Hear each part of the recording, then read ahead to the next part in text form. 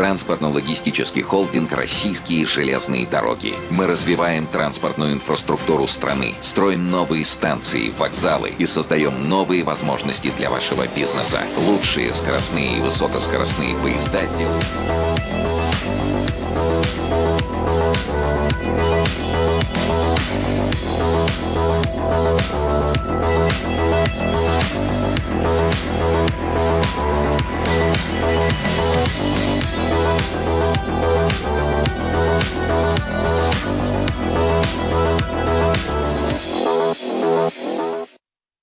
Мы – транспортно-логистический холдинг «Российские железные дороги». Мы развиваем транспортную инфраструктуру страны, строим новые станции, вокзалы и создаем новые возможности для вашего бизнеса. Лучшие скоростные и высокоскоростные поезда сделают ваше путешествие комфортным и безопасным. Мы – локомотив экономики. Сотни миллионов тонн грузов ежегодно. Развитие науки и социальной сферы – это наш вклад в благосостояние страны и ваша уверенность в завтрашнем дне.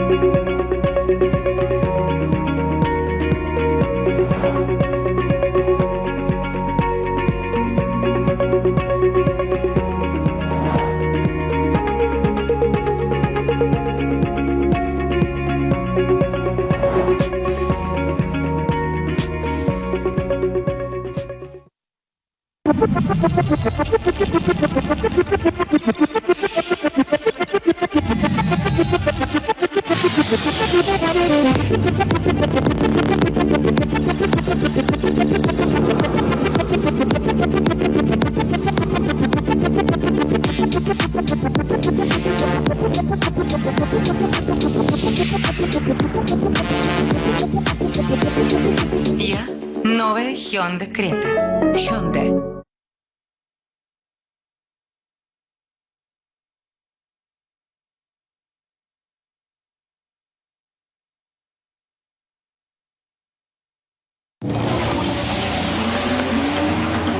Есть история фантастическая. Есть история сказочная. Есть страшная история. А есть история реальная.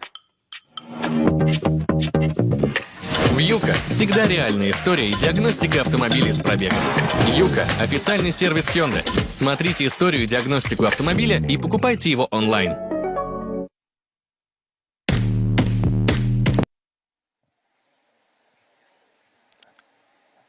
Дорогие участники, меня зовут Михаил Фишер, и я рад приветствовать вас на форуме Nobel Vision Open Innovations 2.0.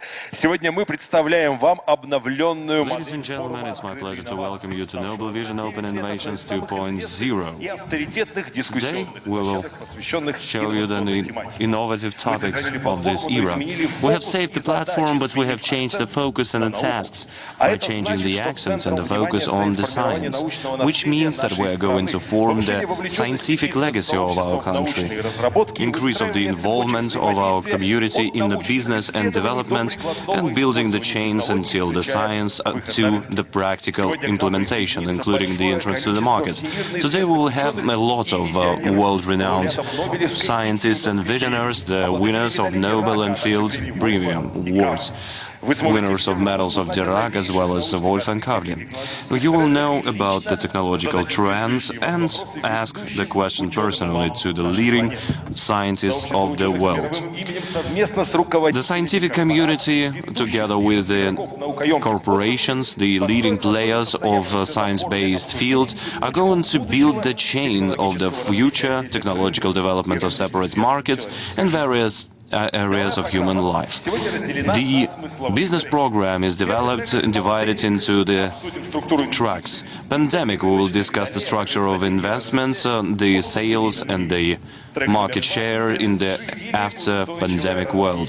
ESG, or Sustainable Development, Ecology and Green Energy, we will develop the strategies of development in the speedy decarbonization world and will launch the global investment cycle of economy using the new rules: quality of life, human centricity, urbanistics, transports, retail, and digital resources. We will rethink the corporate and staff strategies, and we will move from mass standardization to mass uniqueness, making a stake at a human being.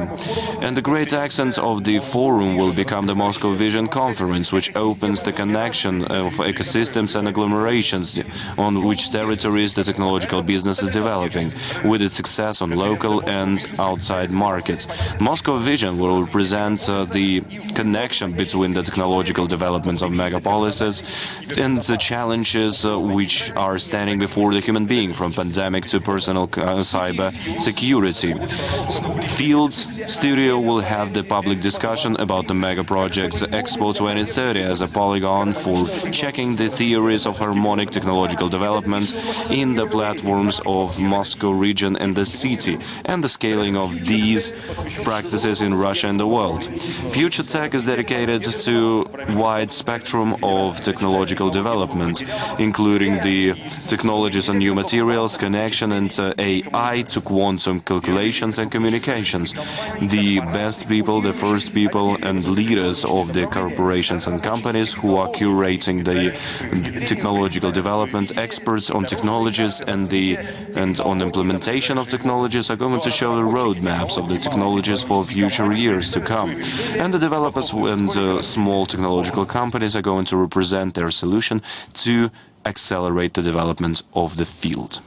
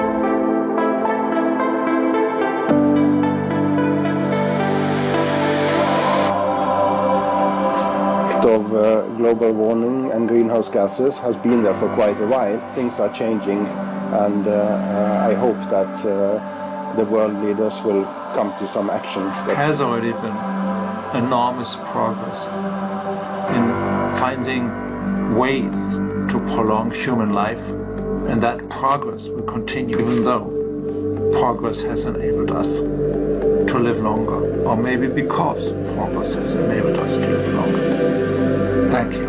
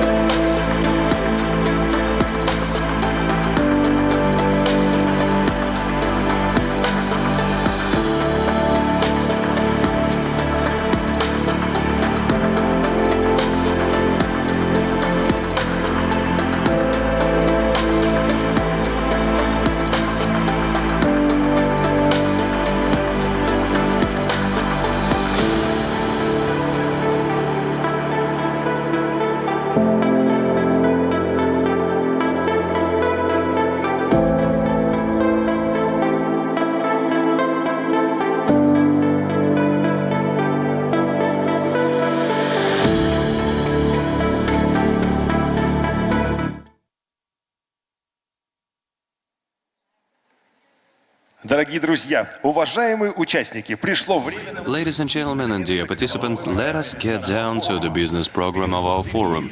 During the pandemic, the healthcare has globally transformed into a rapidly growing field of economy, and now it takes a key role there. The speakers of the first session will discuss whether the new pandemic are going to become triggers to transform the system of healthcare in the world economy, what medical technologies will be necessary to the healthcare system in the nearest 10 years, what levers of investments and staff and the infrastructure are needed in order to develop the medical science.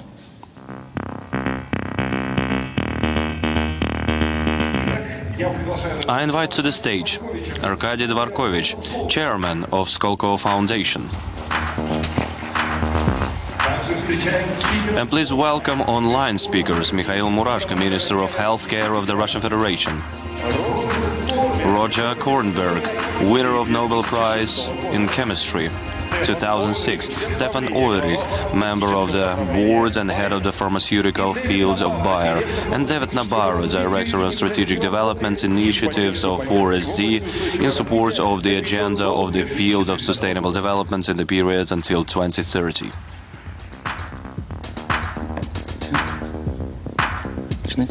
Good morning.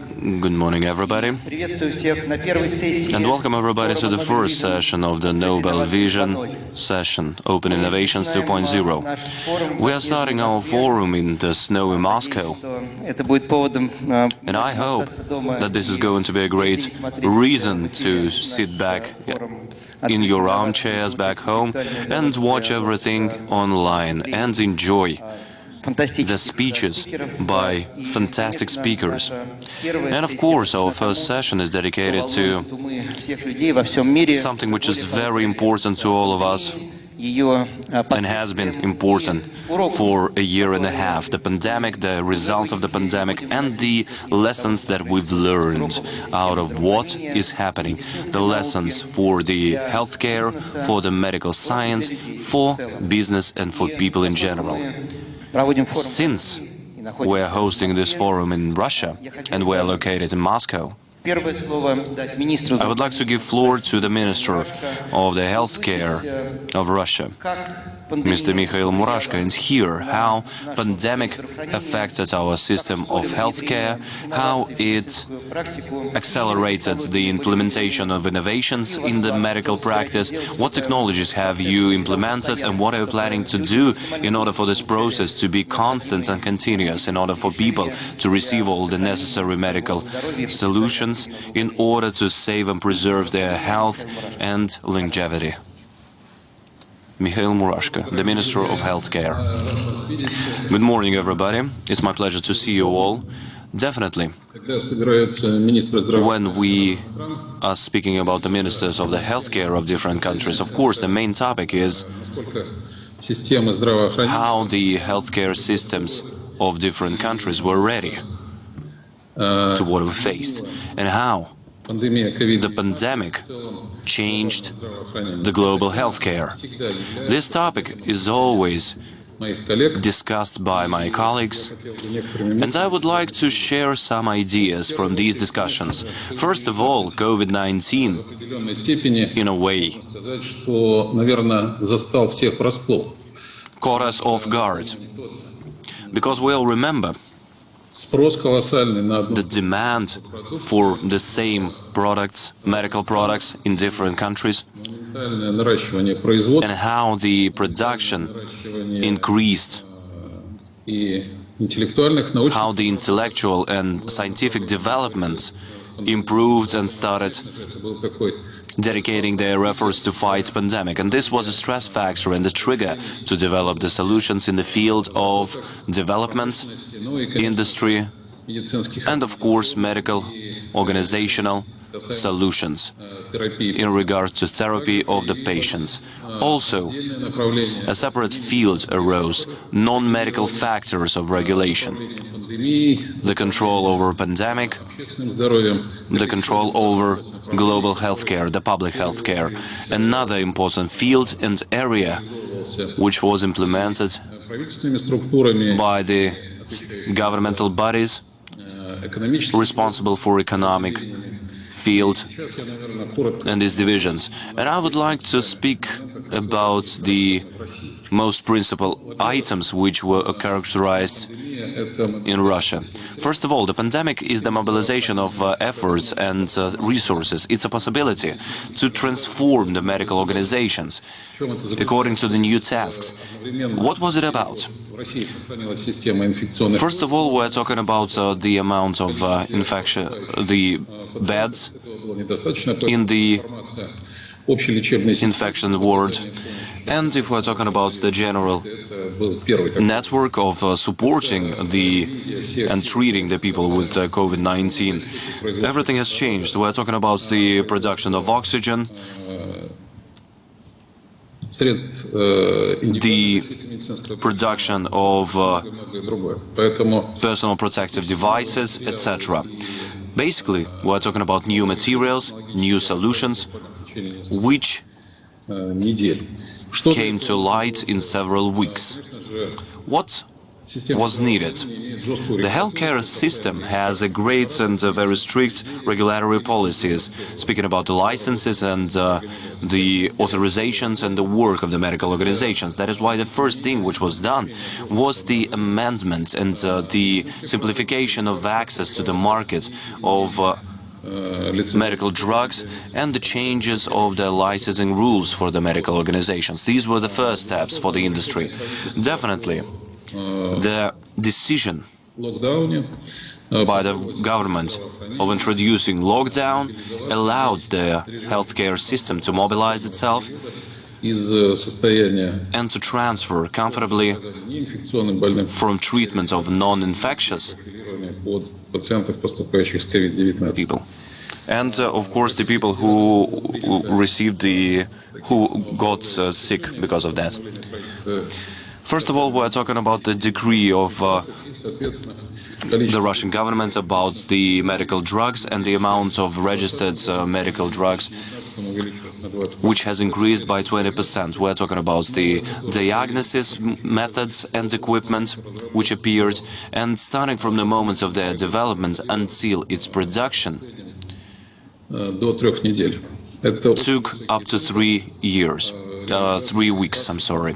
So this is the implementation in the practice of the solutions, which allowed to improve the capacities and resources of the medical organizations and to have enough resources on the various types of tests. And the production of the test has increased rapidly. Speaking about the medical drugs, the main ideas and the efforts were aiming at developing the vaccines. And the countries which had the scientific backgrounds in this field were moving most rapidly in this direction. But the regulations and regulatory solutions and decisions is always taking up a lot of time. That is why new solutions and new decisions that were made in the Russian Federation, for example, here we have created the system for clinical trials, and it was made so that the collection of data was done during the clinical trials until the moment when the personal assistants were created. For example, people who have been using the pulse oximeters and the monitors of their blood pressure, and the capability to gather the data was done in a more rapid way, and it was programmatic. Take and talk is a program style, so basically by receiving the medical drug, a patient was informing about their feelings, so and it allowed to gather the data masses to introduce the medical drugs into the civil turnover. So everything was done by the EUL type for fast access of the medical drugs in the markets, and it has simplified everything very drastically. Lots of medical drugs to treat the acetylene storm were created, and in many countries which had competences, this field started moving very rapidly. And another area which, as I see, got a great impetus, is work with the information systems. Several types of information systems are involved here. The ones which are dedicated to the medical drugs, software as medical device, for example. The software as medical device, the name says it all. Everything is based on using the AI, and in particular, in the Russian Federation, we registered 12 such medical devices as of yesterday, which allowed to analyze the situation and to analyze the pictures from the X-ray machines and other equipment, so which allowed to improve the quality of diagnosis and to standardize the approaches.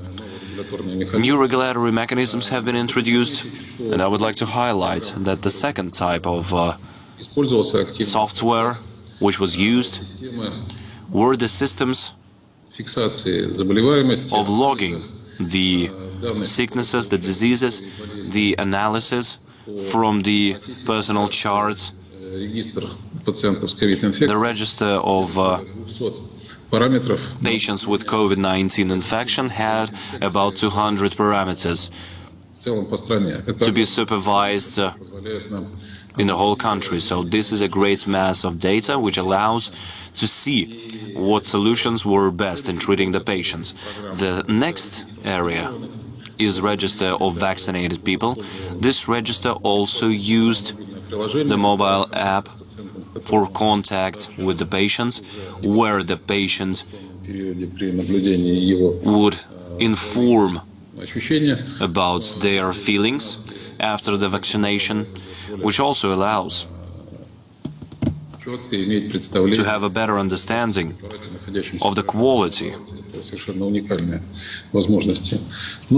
the medical drugs which were used for the patients. And we also can see that the impetus for the development of the companies which were working on development of vaccine have expressed great interest on anti-inflammatory medical drugs, and the development of new vaccines has become very important. Also, we can see that a great impetus was given to the cell technologies.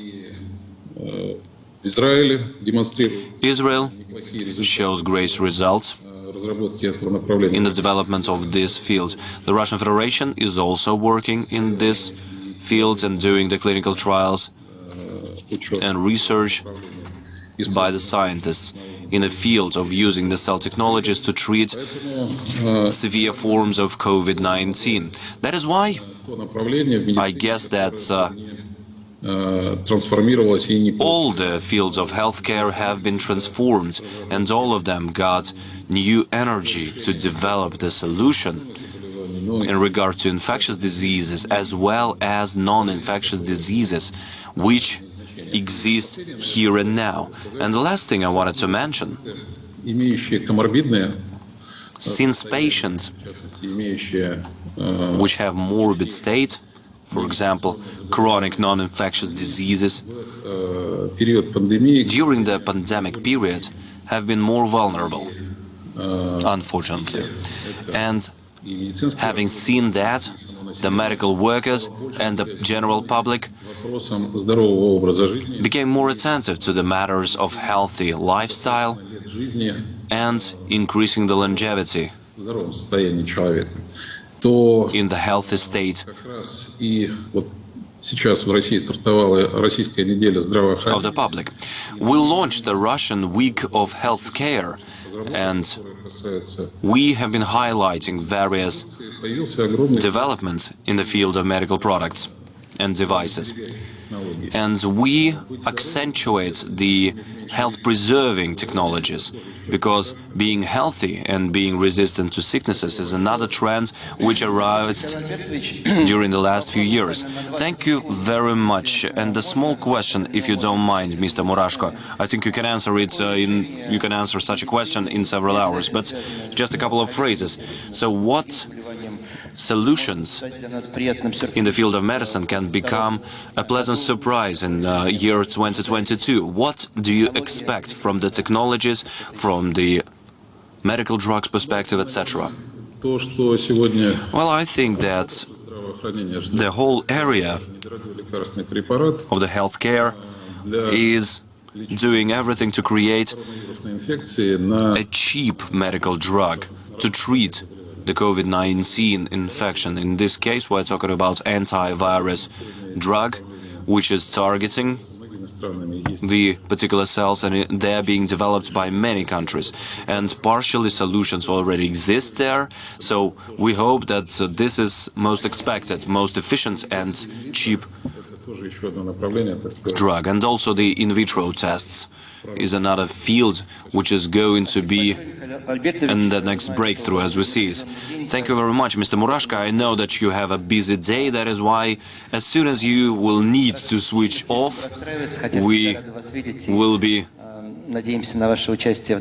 glad to let you go. So, and we're always glad to see you here during these events. And the most important here is that together we can overcome the results of such pandemic crisis as well as other types of crisis in the field of healthcare.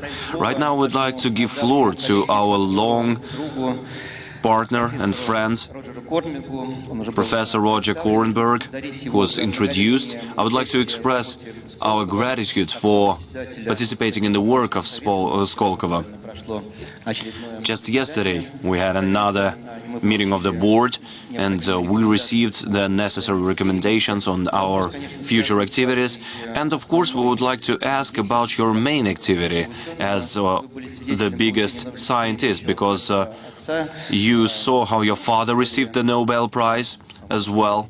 So, and it happened more than 60 years ago. Arthur Kornberg, who synthesized DNA.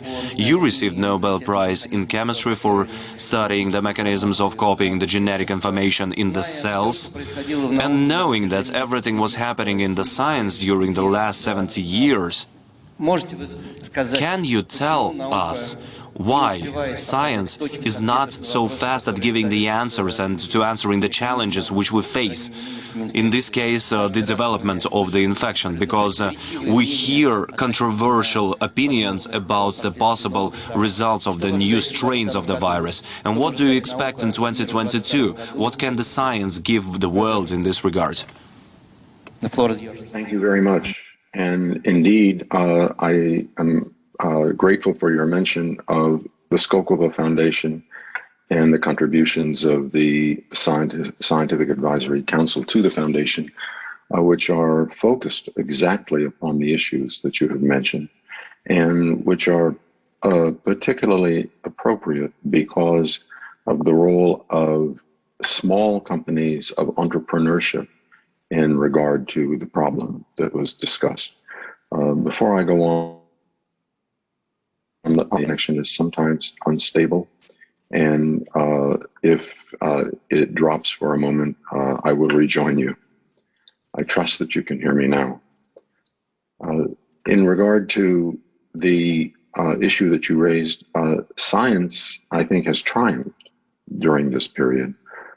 As you're doubtless aware, the development of vaccines has customarily taken very many years, and through innovative methods that relate, in fact, to DNA and RNA that you mentioned in your kind introduction, there are very effective vaccines now against the original SARS-CoV-2 strain, the cause of COVID-19, and there will, in record time, be improved vaccines directed against some of the concerns.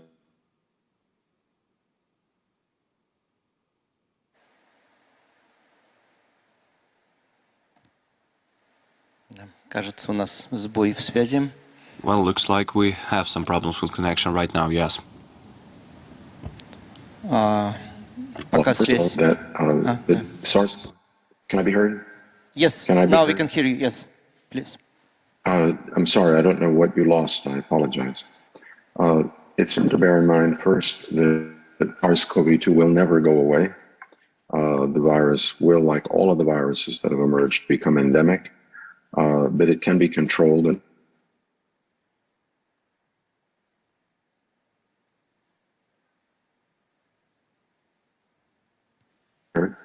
Hello?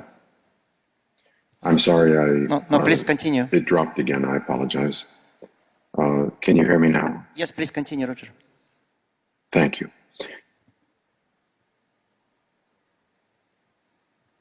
Maybe while we are happy to see your face, maybe it's good to switch off the video and just continue with the voice.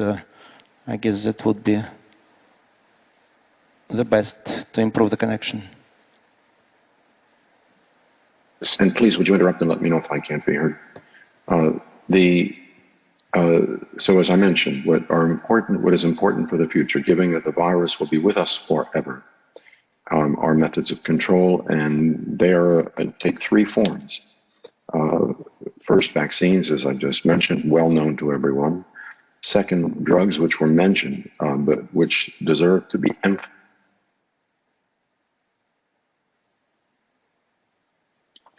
And I'll come back to that in a moment. And finally, of course, personal protection.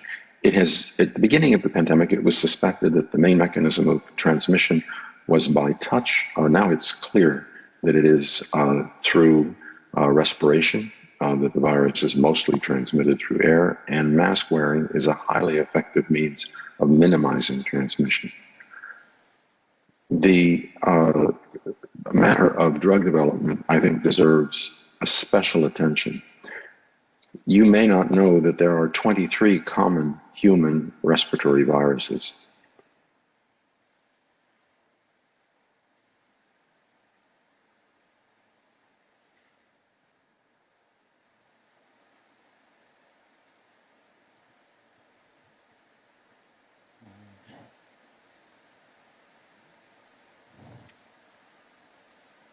Scientific community, especially small companies, the results of scientific entrepreneurship, be several effective drugs, not only against SARS-CoV-2, but also against other respiratory viruses.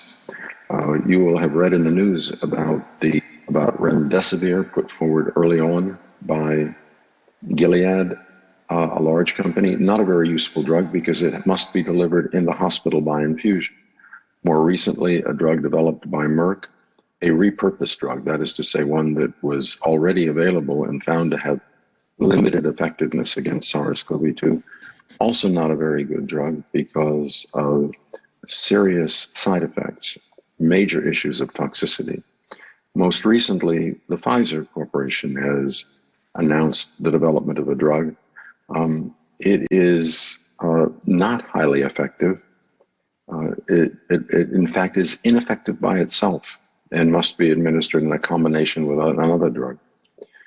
What I can tell you, which is not known because it has not appeared in the press, there are small companies, many of them, a couple in which I myself am involved, that have developed far superior pharmaceutical modalities. These are drugs of different kinds, some highly innovative, like the RNA vaccines, others more conventional.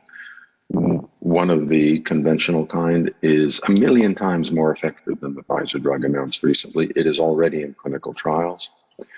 Another, which falls in the innovative category, also much more effective, will confer not only therapeutic benefit, but also prophylaxis, can be used as a preventative measure like a vaccine. It will give medium-term immediate protection. These are all the products of the best modern science. And I would return to what I said at the outset. I think that what the pandemic has highlighted is the rapid advance of science and what we can accomplish what will be done, and the reason why in the not very long time, there will be means for complete control of the pandemic. Again, not to say the virus will go away, but rather there will be a return to a normal situation in a year perhaps, or not, I hope, much longer, for the reason that the vaccines and the drugs will come online. I hope much of that could be heard. I apologize for the interruptions. Thank you, Roger. As a scientist, do you believe that you and your colleagues have enough data from all around the world to do the proper research? Would you call the governments and other institutions to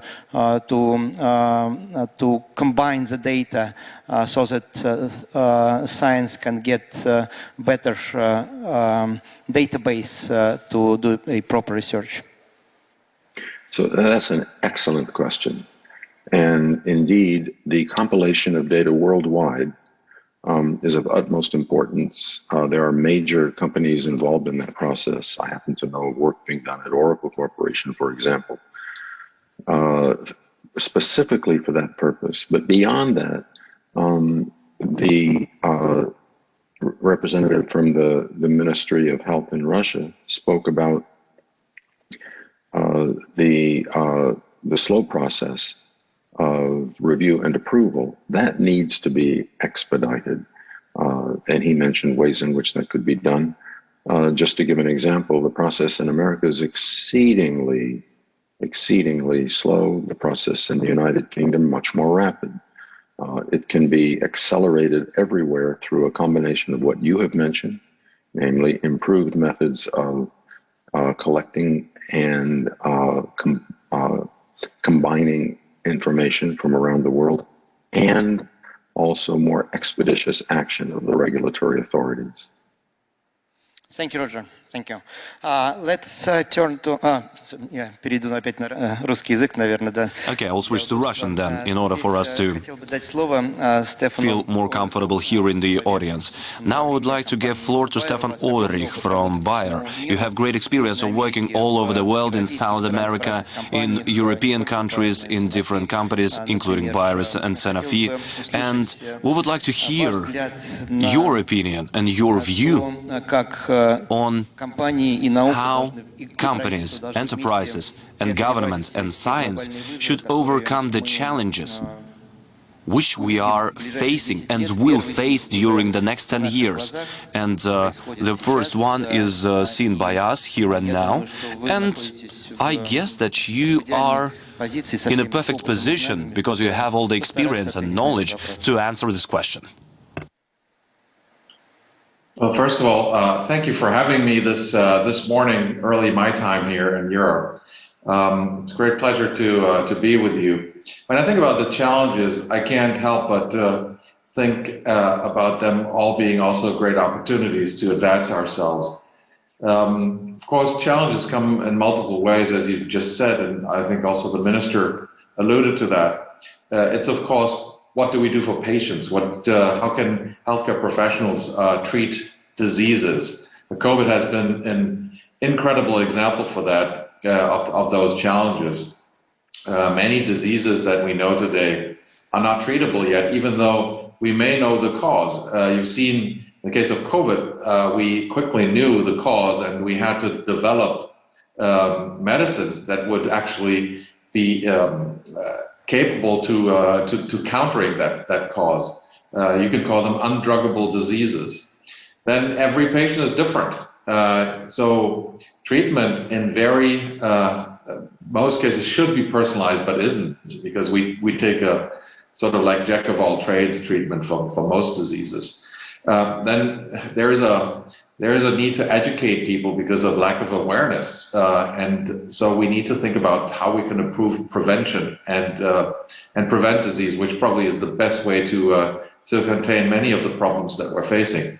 And then let's not forget that even though our healthcare professionals prescribe medicines, very often patients are not adhering to them. So compliance, adherence are a true challenge, especially when you have to take and tackle multiple diseases at the same time in the elderly patient, for example. For the governments, of course, the big challenge to healthcare, and you've seen this very impressively in COVID, is the cost of healthcare, which is increasing right now because of the pandemic. But outside of that, we have an aging population, which leads to increased healthcare costs. And you need to counter that in the way how you reimburse medicines, but also how you make care available through hospitals or your primary care attention system. So for us in the industry, certainly one of the big challenges, but also opportunities with all these diseases that are so far not druggable, if you like, is how can we be most productive with our research and development efforts. Right now, it is estimated that new medicines cost on average now over $1 billion. If you just accumulate all of the cost the private sector is spending on research and development and divide it by the number of approvals, you come even out with a far higher number. So these are challenges, but let's talk about opportunities. And I would like to give you some concrete examples of how we're dealing with that with our company. By the way, Bayer has been in Russia for much over 100 years. I think we started being present in Russia in the 19th century. So we look back at a proud history in your country, and I always love to come and visit your beautiful country. So let's look at what we can do. The easiest one, and we've heard about repurposed drugs, and David was just mentioning this for antivirals to treat the virus. You could think of all kinds of therapies that we're actually investigating to look at them for different use. This is, by the way, the fastest way to tackle a problem. And now with AI, you can actually in a very targeted way look for different use of products. I can give you a concrete example from us. We have this product to treat normally venous thrombotic risk and prevent stroke and atrial fibrillation in patients. So it's a cardiac drug, and we've now seen that it also has good use to treat COVID-19 patients. So to prevent the problems that are also associated from long COVID once you have been infected. So this is an important treatment today in Russia. A product is called Xarelto. It's one of the mostly prescribed products in the world, actually, for these conditions, and is included in clinical guidelines for the treatment of COVID-19 in Russia. With the growing awareness that I wanted to talk to you about, it's really and prevention of medicine. For many years now, Russia has rolled out successfully educational campaigns on cardiovascular disease. And we're really happy to contribute to these campaigns in a very substantial way. I talked to you about personalized medicine, so that patients really have different genetic profiles, each and every one of us. And that can lead to a different expression of certain diseases. Think about gene mutations, gene fusions that can lead to cancer. And there are now advances in technology, especially on cancer, where you can, independent from which organ is actually affected by the cancer, if you have these type of genetic profiles, you can use certain medicines. I'll give you an example of one that we've recently introduced in the world called Vitrakvi, who treats patients who have a so-called TRAC fusion. So here, with that fusion, you will ultimately get to cancer, but you can heal the fusion, and with that you can also put the cancer back into remission, and you can actually heal patients. That's a wonderful example of personalized medicine. But I think one of the things that we all stand in awe before is the new technologies and new technology allowing for new treatments. And I wanted to give you a few examples. David has received his Nobel Prize on transcription of genetic information. Cell and gene therapies very largely make use of some of that research that he has made and bring them into practice. So in cell therapies, we now are capable of programming stem cells and converting them into insight, into becoming regenerative in nature. We're just, since less than 1 year now, in the clinic with what we believe could be a breakthrough therapy to treat Parkinson's patients with regenerative medicines. We have injected functional cells into human brains. We are now, I think, at 5 patients, and we'll be getting to 7, which is the total for our phase 1 study in Parkinson's, to restore functions in the brain to reproduce dopamine, so that these patients can experience relief in symptoms and no longer depend on medicine. So they will constantly be on dopamine, which today is something that can only with medicines work over time and ultimately leads to decline of function and even to death. So a real wonderful breakthrough, hopefully, knock on wood, that we can achieve. Another area is gene therapy. Here is really replacing a defective gene. We have last year acquired a company called AskBio, which specializes in that area. And here also we have a whole host of clinical programs, which include monogenetic diseases like, for example, Pompe disease, but also pathway diseases like heart failure or Parkinson's again, to take a totally different route in treating disease. Another area that I really am fascinated by is using chemicals in a different way. You can use small molecules through a technology called chemoproteomics, in which we can start to make all of those proteins druggable, which so far were closed to actually activating them. And in our body, the proteins up or down regulate certain mechanisms, and very often we know that they cause a disease, but we cannot tackle them because the structure of those proteins makes it impossible to target them with drugs. We have found a way to get around this. Our company Vividion is a pioneer in this area, and we hope to open that space, which is 90% of all proteins known to be undruggable can now become druggable. That means you can treat cancers that so far were untreatable. You can treat diseases in immunodiseases that so far were untreatable. So really, we're in front of a large breakthrough, which we like to call the biorevolution, where we combine new science with the power of digital and bring new cures and therapies to patients.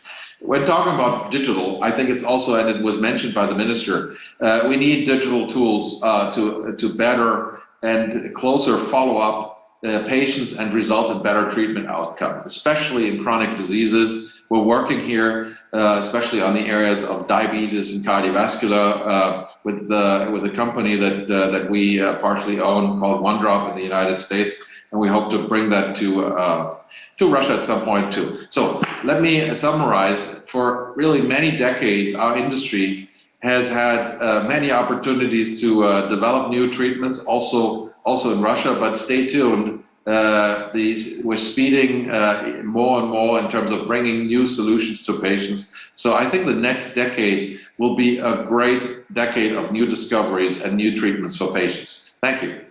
And which one of them will be favored next year? Not in the next decade, but just next year. What's your favorite innovation? I can give you many examples of things that we're introducing in the course of next. Just your favorite for the next year.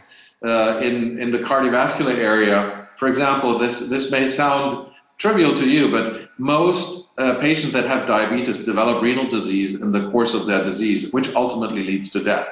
We're just in the middle of introducing a new medicine to treat renal failure in patients with diabetes, from early onset of renal disease until later stage of renal disease. That's a fantastic news and will prolong many lives. There are so many other areas that need to be treated. We're just last week we announced what in my book is always something fascinating, with new cancer medicine that allows to prolong lives for prostate cancer patients. We're seeing so many advances in medicine beyond COVID that help increase our lives and help to make all of us healthier and live a longer and better life. So there are countless examples like the ones I just mentioned. Спасибо, Стефан. Спасибо также за... Thank you, Stefan. Thank you for your cooperation with the Skolkovo Foundation and during our acceleration program over the last few years. And now I would like to give the floor to David Nabarro, envoy on COVID-19 from World Health Organization. All of us were counting that we will have this international cooperation fighting pandemic, and of course, this pandemic is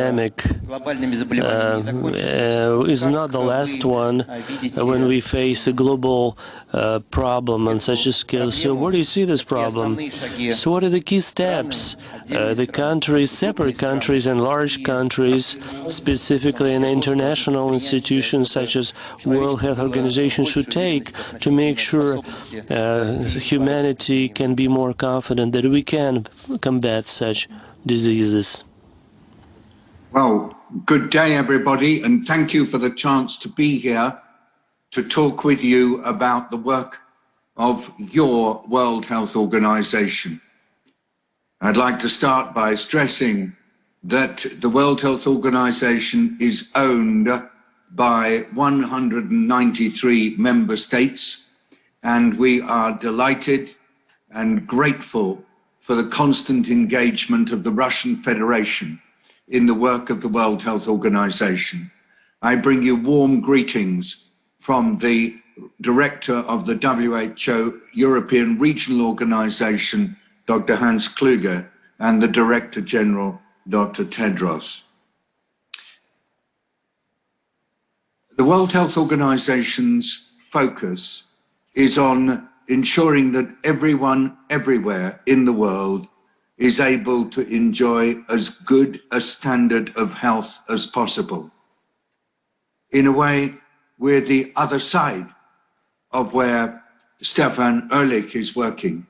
He and his colleagues are driving forward extraordinary discoveries that will revolutionize medical care. We are trying to do what we can to make sure that these discoveries don't just say with a small section of the world population, but that everybody is able to access them. Every year, the World Health Organization receives multiple signals of possible disease threats that are affecting populations. Did you know that each month there are 3,000 reports of possible outbreaks of emerging or re-emerging diseases?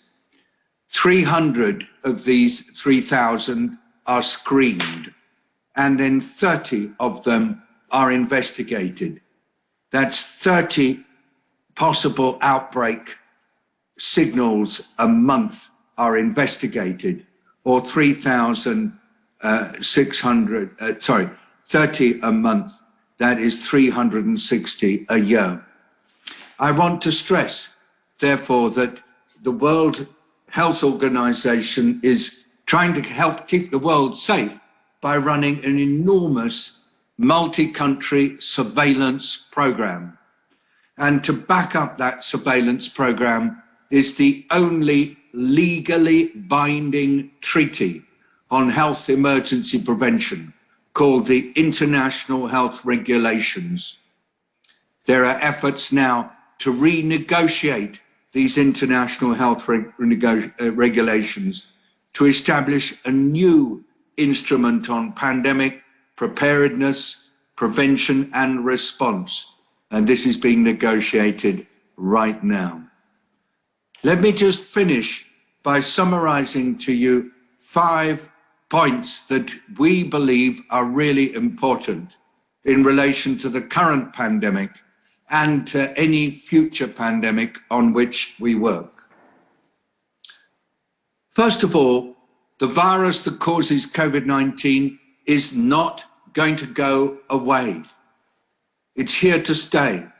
It will come and it will go. It will cause localized spikes of disease. It will mutate and form variants. And these variants will continue to emerge. Some will cause much fear. Others will be dealt with easily. But remember, the virus is not going away. Second, we have amazing vaccines. More vaccines are going to come. But relying on vaccines alone to solve the pandemic, we think is unwise. For a start, it appears that vaccines do not stop transmission of this virus. In addition, if we're relying on vaccines and variants that can escape the vaccine protection arrive, and if these variants are also dangerous, and we don't always know when the variants appear, it really is necessary to combine other activities with vaccination. And I must stress this, vaccine alone will not be enough. Thirdly, we need to continue to practice good infection control. In Russia, you know how to do this, but many countries have forgotten. That means having the ability to detect people with disease through accessible testing, and then to ensure that they are isolated and cannot infect others. We do not favor lockdowns. We do not favor border closures unless absolutely essential. But we do request strong public health services to interrupt transmission. Do not forget that. Fourthly, this is a global pandemic. It is really not appropriate that individual nations are treating it as though it is a national affair. What happens in one part of the world quickly influences what goes on elsewhere. The only way to deal with this is through strong international cooperation. Without that cooperation, the virus gets the upper hand. Please, all of you, do everything you can to request your leaders to put global solidarity before national or local goals. Global responses to this pandemic are essential. It's not going away. And the current access to all the necessary vaccines, therapies and diagnostics is heavily skewed towards the countries that have the largest income per person. Fifth and last point, the virus is the problem. People are the solution. Governments that are doing best in responding to this pandemic are the governments that are encouraging their people to work as partners in the response. Governments that are leveling with their people about what the challenges are. Governments that tell the truth. We encourage all nations to involve their people as partners, even if their people are resisting vaccination, even if their people do not want to wear masks. Do not demonize them. You need them on side. Just as with other communicable diseases, we have seen that engagement and involvement of people as the response is absolutely critical. Thank you very much indeed for the chance to share with you the work of WHO. And once again, I would like to fully acknowledge the strong engagement of the Russian Federation, not only in the work of WHO, but in combating this extraordinary pandemic. Thank you. Спасибо большое, David. Really appreciate. Thank you very much, David.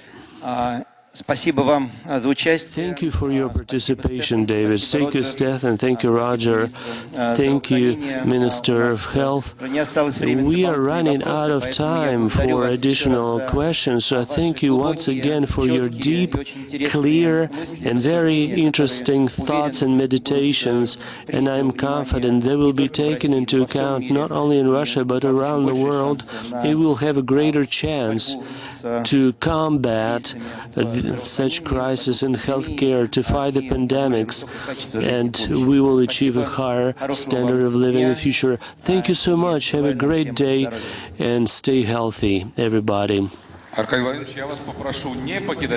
Arkady, please don't go away, because you will be joined by Andrei Komarov, who came through the snow, through the sleet that covered our city. He made it here, and he came on time. And this is what he is here for. We will announce that separately. Traditionally, in these formats that we work, we also some pragmatic things take place. So I'm happy to announce that the fund of Skolkovo in Cyber Steel, represented by Andrei, we will, so we will have this signing ceremony. So before we sign, I would like to say a few words. What is it that's being signed, Arkady? No, it's over to Andrei. Cyber Steel was a company recently established. It's meant to take a step towards the development of metal making. In Russia, we have white metal metallurgy project. So it became reality among many Russian steelmaking companies. Now it's a cyber steel. So we will do some things that nobody else has ever done before in the world. Thank you, Andrei. Thank you. And we are ready to be partners.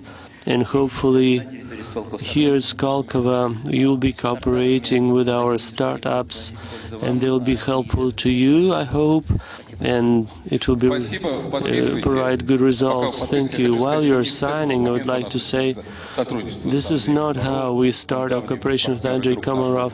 He's a long-standing partner of our foundation. He helped to start educational cluster. So this is, we are friends and colleagues. Congratulations to all of you. Let's give him a round of applause. So thank you so much. Arkady, please stay on the stage, because we will keep working, and we are about to start the official ceremony of the opening. Dmitry Medvedev, Deputy Head of the Security Council, and also Patron Valery Falkov, Minister of Education, Mr. Shuvalov and Arkady Dvorkov. And here's what we open. This forum, Nobel Vision 2.0, it's about innovation development. It's about its traditional format. We've been doing this for 9 years, and it's been a very interesting but a chamber platform, but it eventually became one of the leading conferences on innovations, and undoubtedly one of the largest in Russia and most notable in Russia. I would like to cite some numbers before we move to the official ceremony. Our forum, it's conducted in a hybrid format. It has its drawbacks because of that. So meetings on the sidelines of start-uppers and scientists with global leading scientists and heads of global corporations is impossible these days. But we have some benefits because people are not late and they can just watch it online. They can participate in a forum in that format.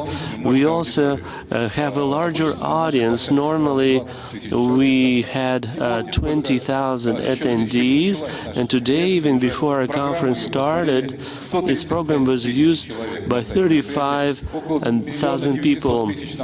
1 million watched it on external resources. So also it draws a lot of journalists, 115 million people in audience. So and 4,000 publications are expected. So today in this hybrid format we'll be discussing discovering a next tech. I'd like to give the floor to Mr. Medvedev, a deputy head of the Security Council and also the head of our Trustees Council. Я сердечно приветствую вас на форуме «Открытые инновации 2.0». Это действительно новый этап развития международного форума, у которого есть уже своя история. За 9 лет он стал представителем площадки history. It's been running for 9 years now. Annually it brings over 20,000 participants from different countries of the world. Politicians, entrepreneurs, researchers, scientists, Nobel Prize winners. And traditionally we start with events like today. So we discuss innovative technologies and also managerial, regulatory and financial issues. Today's forum has a wide scientific agenda. In today's world, the level of development of countries depends on technological progress in science, and success comes to those who actively advance their science and who are able to transform R&D into practical solutions for life. And so this is how they achieve a real interaction between all the participants of this innovative ecosystem. And we take into account interests of the state of science and society. And coronavirus pandemic is one of the major challenges. This is a major threat to humanity, and to combat it, it's very important to joint efforts not only of the politicians but also of entrepreneurs, scientists around the world, and all the public. Unfortunately, the coronavirus pandemic led to some restrictions. We could not get together face-to-face because of health concerns. For that reason, we have used this remote format, but I'm sure that it will not stand in the way. It will be still fruitful and interesting, and some recommendations for accelerated engagement in dealing with those pressing issues. Thank you all. The best and have a great day. Thank you so much, Dmitry Anatolyevich. Now I would like to ask Mr. Falkov to share a few words, Minister of Science and Higher Education of the Russian Federation. In our forum, in Skolkovo in particular, the educational component is limitless. We have things to learn, we have desire to learn, to get knowledge, and I would like to hear words of welcome from Valery Nikolaevich. Dear friends, I hope you hear me well. Yes, we do, thank you. Well, dear friends, it's my pleasure to welcome you to the Moscow International Forum of Innovational Development. This year is special, because this is the year of science and technology. And speaking about the innovational development, this is one of the priority and most complicated tasks which lies ahead of us as ministry, as a regulator, and equally before the universities and the scientific institutes. This year we launched big projects which I wanted to mention in more details, since we are discussing the innovative development. The first big project is about the universities. It is called Program of Strategic Academic Development and Leadership 2030. One of the goals of this program is to create conditions to convert the ideas to technologies in order for the university to make a bigger contribution into the innovative development of the country. And recently, during the fall, together with the participants of Skolkovo Foundation and the Expert Society, a selection of more than 200 applications has been done from best universities of the world, of the country, and the most of them received the grants, and they are working in the field of innovations and research, and which is also innovative in most of the cases. What is good about this program? It's going to be implemented during 10 years. It's a long cycle of planning and of building a new ways and approaches to work. Second incentive, it's a federal project within the framework of 42 incentives of social economic development, which have been confirmed and authorized by the chairman of the government of the Russian Federation. This is an incentive directly relating to the topic of today's discussions, the name of the forum and the idea of the forum, the incentive of creating a platform of university technological entrepreneurship. Despite discussing the technological entrepreneurship, we are talking about a special way of entrepreneurship, which means innovational development, because we all understand that technological entrepreneurship is working in order to achieve this particular goal. And although this entrepreneurship is connected to university, first of all, I would like to highlight that during the implementation of this program and this incentive, we won't be limited by universities only, because I have a deepest belief that our academic institutes, the scientific R&D institutes, which can be called differently, well, anyhow their essence is remaining the same, however you call them, they have great potential to participate in such incentive, including the fact that a range of leading institutes have master's degrees and postgraduate degrees, and they also already have the students who will participate in the transfer of the technologies and knowledge into the real sector of economy. Dear friends, I express my deepest gratitude for this chance to speak during this wonderful event. Especially this is the end of the year of science and technology, and this is an event which was included in our program and agenda for the year.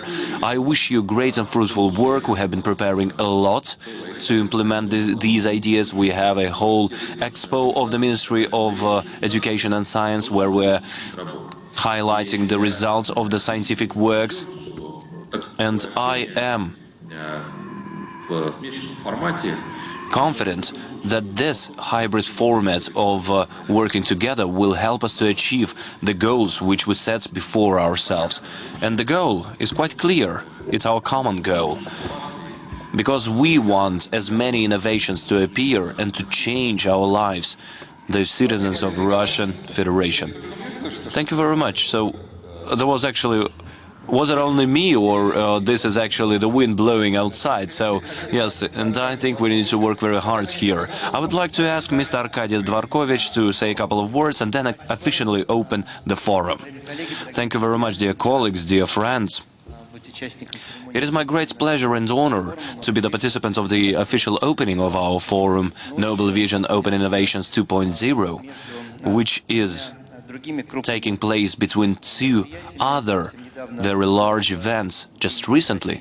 During the expo in Dubai, there was the Day of Russia, and the chairman of the government was speaking about the role of innovations in our lives. And we hope that in several years, in 2030, Expo will take place in Moscow, where we are holding this forum. Another great event, I don't know, thankfully or regretfully, is the end of the year of science and technology, which will commence in 3 days in Sochi within the Congress of Young Scientists. And I hope that many of you will participate there as well. We would like to wish success to all of our colleagues, young scientists, the traditional scientific teams and collectives, and the universities, which have been mentioned by our Minister of Education and Science. And once again, I would like to highlight that this forum is taking place between these two great events, and we can see the gathering of a great amount of prize winners and the award winners in the field of science, Nobel Prize, Fields Prize, and we are hoping that the scientific view on the world on behalf of the people who shaped the science during the last decades is going to help us to understand what is happening here and now and prepare ourselves for the future in particular. Just to take some time to think and not to act all the time. Digital world is urging us to act all the time, second by second, and sometimes we are making decisions too fast, faster than it is really needed, without the needed thinking, contemplating, without the dialogue with all the shareholders and stakeholders and those who have the greater knowledge. And sometimes we need just to stop and to weigh our ideas and decisions.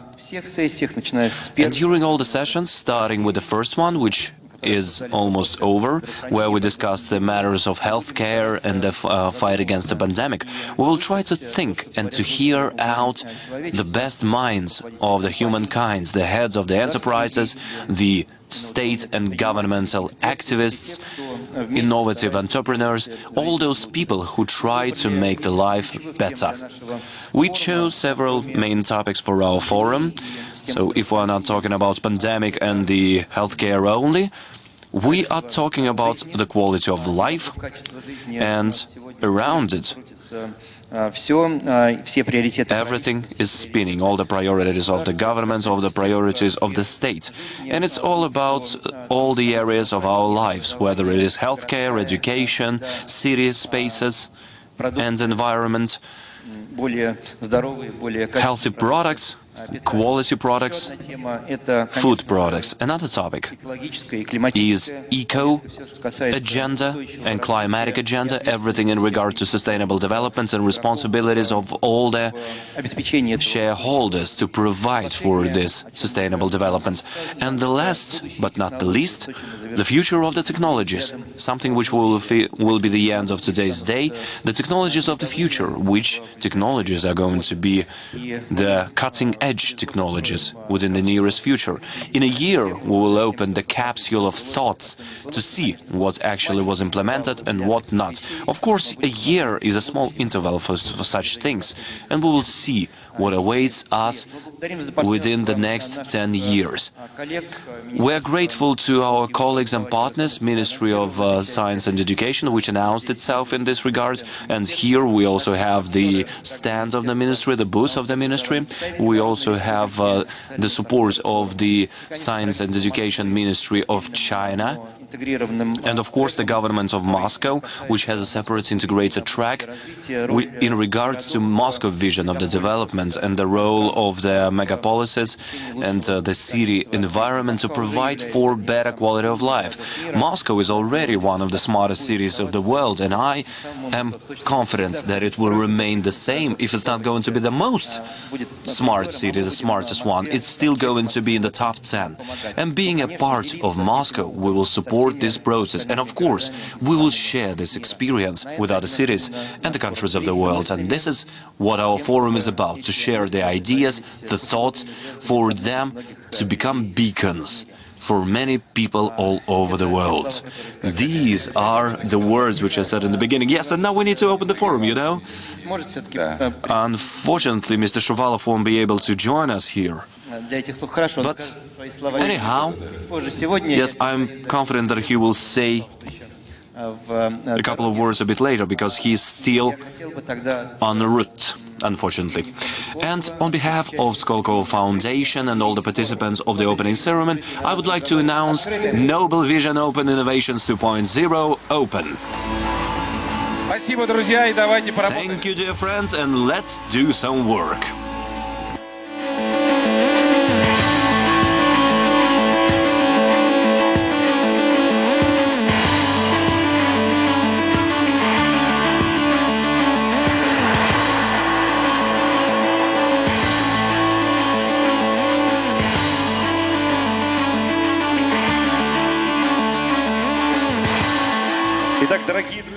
Dear friends and dear participants, our forum is officially open. A lot of interesting things await for you, and unique speakers will be ahead of us, and wonderful tracks, of course. Don't miss anything. Everything is packed within the framework of one day full of events. That is why please stay with us. The weather is terrible, and I hope if you are online, you have wonderful weather there. So, and I would like to remind you that you can talk to the participants of the conference. Please write to the partner and potential partner and investor. To do that, open the participants tab on the website and filter out the interesting categories. Choose somebody from the list and you can start your dialogue. But first of all, check whether you have the tick in the chat that you want to talk to the participants, or remove the tick if you want to just watch the sessions and you do not want to speak to anybody. So send the messages to the speakers using the button Ask a Question and share your comments and evaluate the speeches.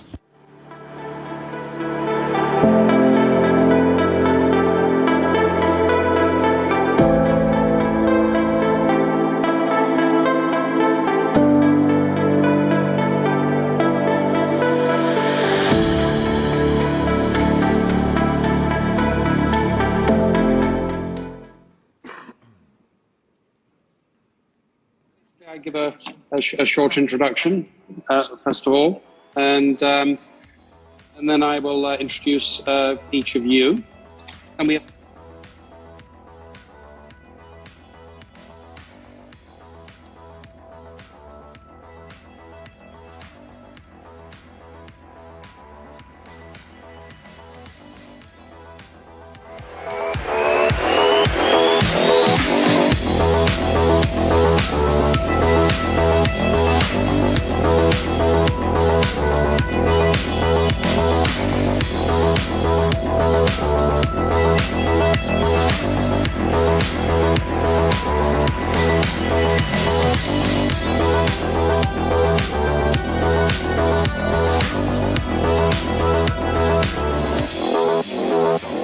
ежегодно. Мы – транспортно-логистический холдинг «Российские железные дороги». Мы развиваем транспортную инфраструктуру страны, строим новые станции, вокзалы и создаем новые возможности для вашего бизнеса. Лучшие скоростные и высокоскоростные поезда сделают ваше путешествие комфортным и безопасным. Мы – локомотив экономики. Сотни миллионов тонн грузов ежегодно. Развитие науки и социальной сферы – это наш вклад в благосостояние страны и ваша уверенность в завтрашнем дне.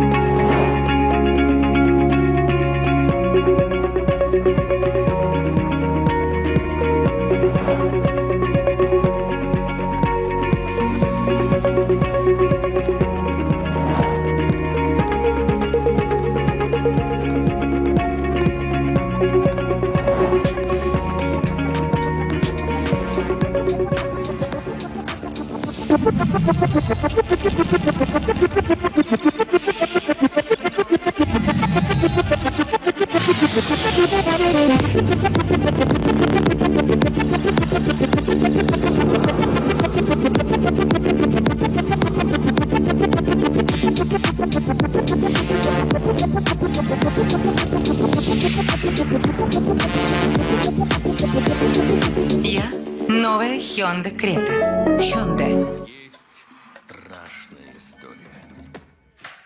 А есть история реальная. Всегда реальная. Диагностика автомобиля. Есть история фантастическая. Есть история сказочная. Есть страшная история. А есть история реальная. Юка всегда реальная история и диагностика автомобилей с пробегом.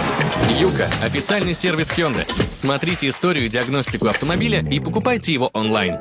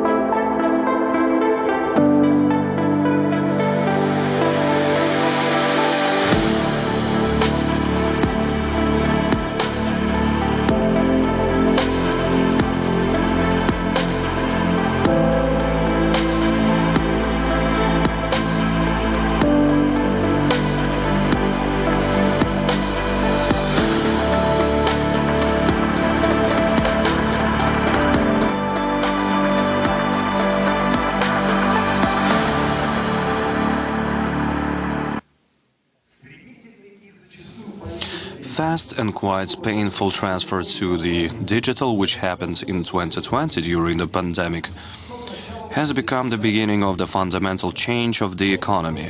However, pandemic created the limiting factors as well. The more powerful the digital is affecting the human lives, the more careful people are about accepting new technologies. Of course, the changes have to be there, but how serious should they be? How fast? How sustainable? And in general, what should they be? How to develop the capability to change in the company?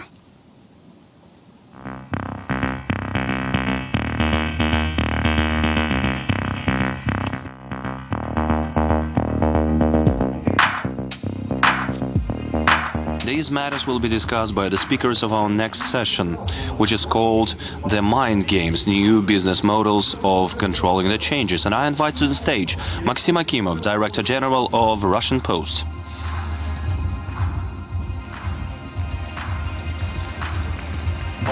Martin Reeves, Executive Director and Senior Partner, the Chairman of Institute of Henderson, BCG. Also, please welcome our online speakers, Igor Shuvalov, the Chairman of WebRF. Yves Pinye, Professor, University of Lausanne, rating Thinkers 50. Thomas Jorn Sargent, American economist, winner of the Nobel Prize in Economy, Asper 2011. Olivier Ribet, Executive Vice President of Dassault Systems. Sean Brown, Senior Vice President on Digital Transformation, 3M. And His Excellency Ayman Tawfiq Al-Muayyad, Minister on Youth Affairs and Sports of Bahrain. And I give floor to Martin. Martin, you're welcome.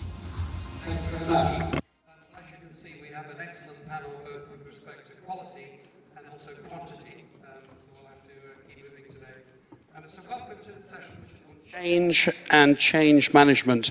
Any change problem has really two components, two very difficult components. One of them is what to change, and the other one is how to change.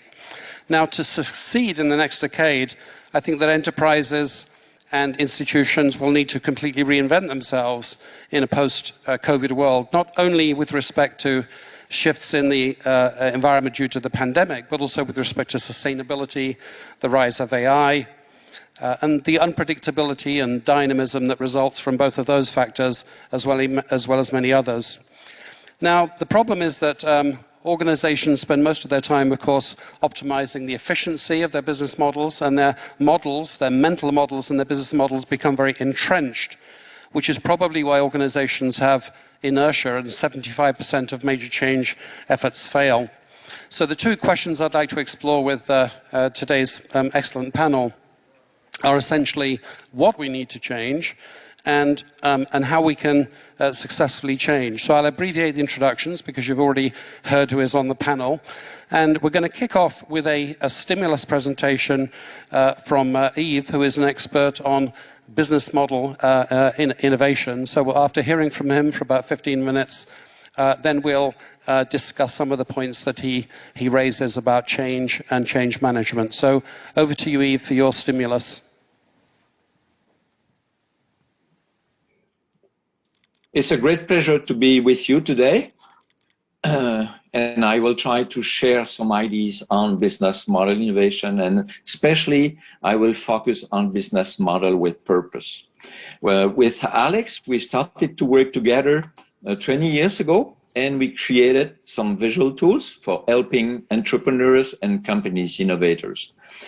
Let me briefly show you what's the startup journey. You have an idea. You search for the right business model, then you launch and you try to grow just to survive. It's a messy process at the beginning, especially where you first invent business model, and then in a second stage, you try to improve it or maybe to reinvent business model. So we defined some tools for helping entrepreneurs to invent business model, and then entrepreneurs or innovators to shift from an existing one to a better one.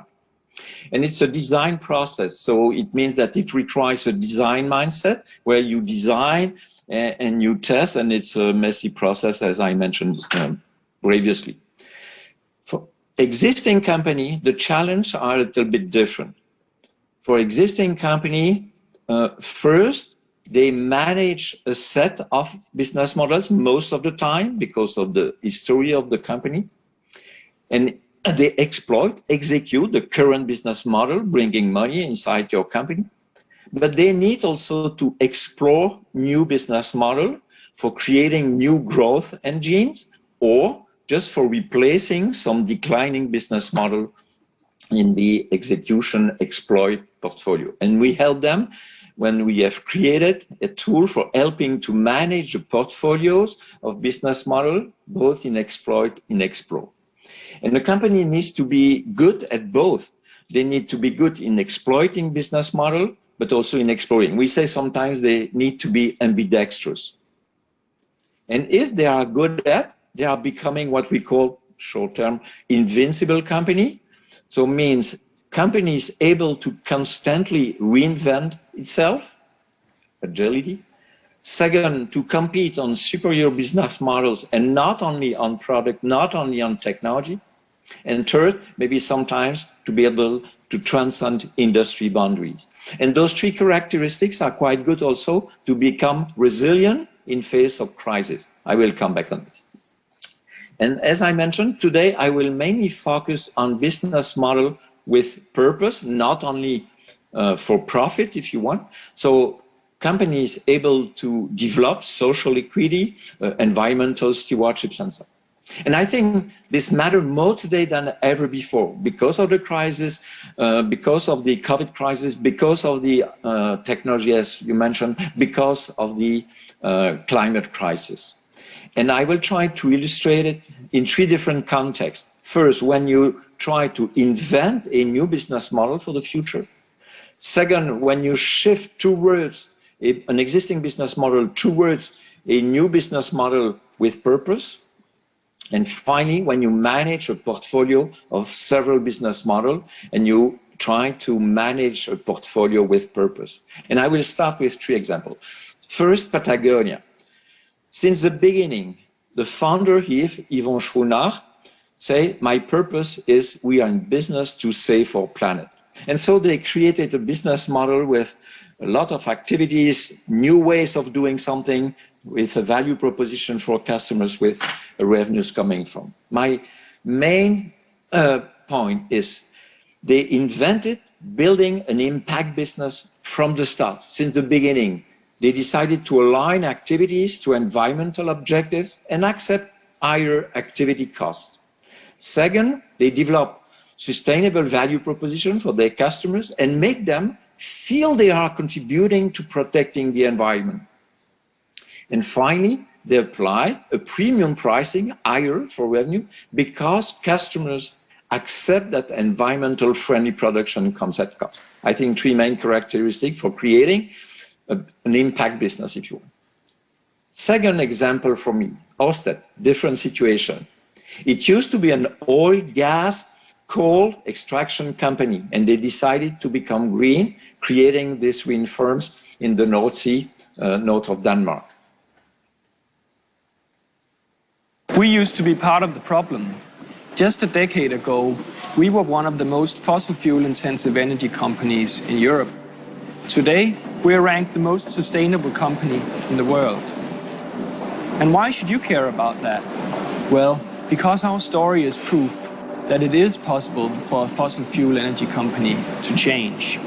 The vast majority of the world's energy still comes from fossil fuels. If we want to fight climate change, we need to transform the world's energy system and build a global energy system. Okay, so it means that they used to be a fossil fuel energy company and they became a green energy provider. Three main characteristics, or shift if you want. First, they decided to shift or to apply the offshore know-how and resources of drilling operations to building these offshore wind farms. Second, they shift from its drilling, low-tech value proposition to new high-tech green power plants with new technology. And finally, they also decided to shift from volatile transactional revenues to predictable fixed price recurring revenues based on subscription to provide green energy. Second example, a shift from an existing business model towards a new business model with purpose. And finally, another company, much more complicated because it's a huge company, Unilever. And so under the leadership of Paul Polman, they decided to adopt a new purpose for this company, make sustainable living commonplace. So we believe that an equitable and sustainable growth model does not have to come at the expense of either top or bottom line growth. In fact, if that is your strategy, I would submit it actually accelerates your top and bottom line growth, and that is what we're trying to show. And so far, also with our shareholders, which is one of our stakeholder groups, we've translated that into a reasonable return. I personally believe that more so in this world than in any other world that we live in, companies that are in tune with society, closer to the needs of the population at large, after all we're a consumer goods company, are better placed to be successful, and that is the essence of this model. It's a growth model. Okay, so they manage a portfolio with different business models, and they decided to take some action to change this portfolio business model. So they decided to incorporate sustainability into an existing portfolio. 3 actions for them. They try to improve current businesses with biodegradable, less water, educational tools. Second, they decided to acquire companies, external companies, they put inside their portfolio for reinforcing their own business model with natural, organic food, eco-friendly products. And they also decided to divest and drop not aligned brands quite successfully since that time. So what we have very quickly seen is business models with purpose, where they try first or to invent with Patagonia, shift with Orsted, and manage with Unilever. Example. Leadership matters, and clearly we have seen the CEOs of those companies or the founder was a key assets, if you want, in this transformation or this invention or reinvention or portfolio evolution. But leadership matters, clear, but culture is everything. Let me visit again Patagonia, because they had a second purpose, a company where employees treat work as play. We wanted to have a job where we would be allowed to do that. And then we wanted to work with friends. We didn't want to work with MBAs and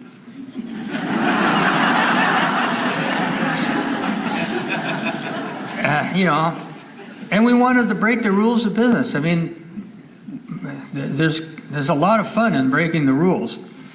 And we didn't want to do it the way everybody did. And we wanted to blur the distinction between work and play and family. So we wanted to have our kids with us at work. We didn't want to just leave them at home. I got 70-something% kids. And so, you know, we were bringing our kids in and putting them on our desk in a cardboard box. That was just part of the deal. I had a lot of employees that are barefooted at work all the time. Who cares? All I care is that the work is done. And so to do that, you have to hire self-motivated, very intelligent people who know their job, and then you leave them alone. Okay, so this is one example. Culture is key. Let me give you also what we call innovation myth with Alex. Most of the time, managers believe that the challenge is business innovation, business model creation, invention, reinvention, is to find the right idea, execute the plan, check the results, avoid failure, predict the future based on the past, because they think that it's project management. And this one is good for managing the exploit portfolio. It's clear that you need to cherish management, systematic improvement, growth of existing businesses, processes, and so on. But for explore, it's not good, because in exploring new business model, reinventing business model, changing a portfolio, the exploration culture cultivates creation, discovery, validation. So you need to come with a new culture. And here I will finish with, how is it possible to assess if your own organization is able to innovate, to create new business model, or to renovate existing business model? And here you will see Alex, my co-author, my friends, giving you 3 questions. You only need to look at 3 things: leadership support, organizational design, and your innovation practice. And there are 3 simple metrics to look at. First one, how much time does your CEO spend on innovation? If it's not 20 to 40% of his or her time every week, you won't get innovation. Second one is where innovation lives in the org chart. If it doesn't live at the very top, growth and innovation, and that's not R&D or the CTO, no, a full-time job, growth and innovation that reports to the CEO, that doesn't exist, you won't get innovation. And the third one is innovation practice, which means your ability to constantly explore new ideas, make small investments, let teams start testing ideas, but then rapidly kill those ideas that don't produce evidence, so you can constantly, reallocate capital in those ideas that are really working. So that's how you let winners emerge. Okay, so 3 things. First, you need to have a strong leadership support. It's not only money, but it's also the time spent by leadership on innovation. Second, innovation need to be at top of the org chart, somewhere very key. Why? Because you need to give them legitimacy and power to come with this, or helping them to create this growth engine inside the company. And finally, you need to develop some innovation practices, which is not the same as managing the existing portfolio, with the ability to kill project, to kill innovation project, just to be sure that you manage a funnel of projects where some are successful and some maybe less. And here's the end. So for me and for us with Alex, make sure you don't forget to reinvent your business model when you bet on technology to innovate, to invent the future or reinvent the future. Thank you. And Martin, you can Thanks, Steve, for that very excellent stimulus. If I may be a little bit devil's advocate, I think every business book which has been written in the last 50 years, the first chapter says, change is more than ever, faster than ever, deeper than ever. What you say seems to imply that it's really true this time. Is the need for change in enterprises, the need for innovation greater than ever? And if so, what makes it so? Yeah, I don't know if we more need it or not. I could say it's a little bit more complicated, a little bit more difficult. Why? Because if you see some past crises when we came with this idea of change management, I think the problem was identified, the impact of this problem was short-term, and the solution or the toolbox of solution to solve those problems were quite well known. Today, it seems that first the problem is not so clearly defined because it's so complicated to anticipate the impact, which are quite long-term, if you think, for example, the environmental issues. And so the solution to solve those problems that you don't know exactly is much more complicated.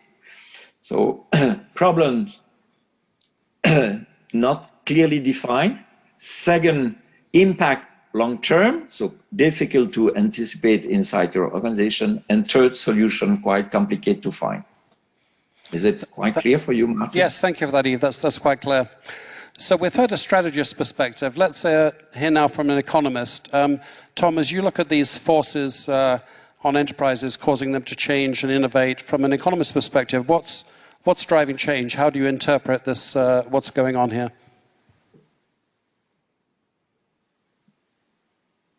Yeah, so I'm a macroeconomist, and let me mention one force that is present right now, that hasn't been present for a number of decades, and it's because of the pandemic.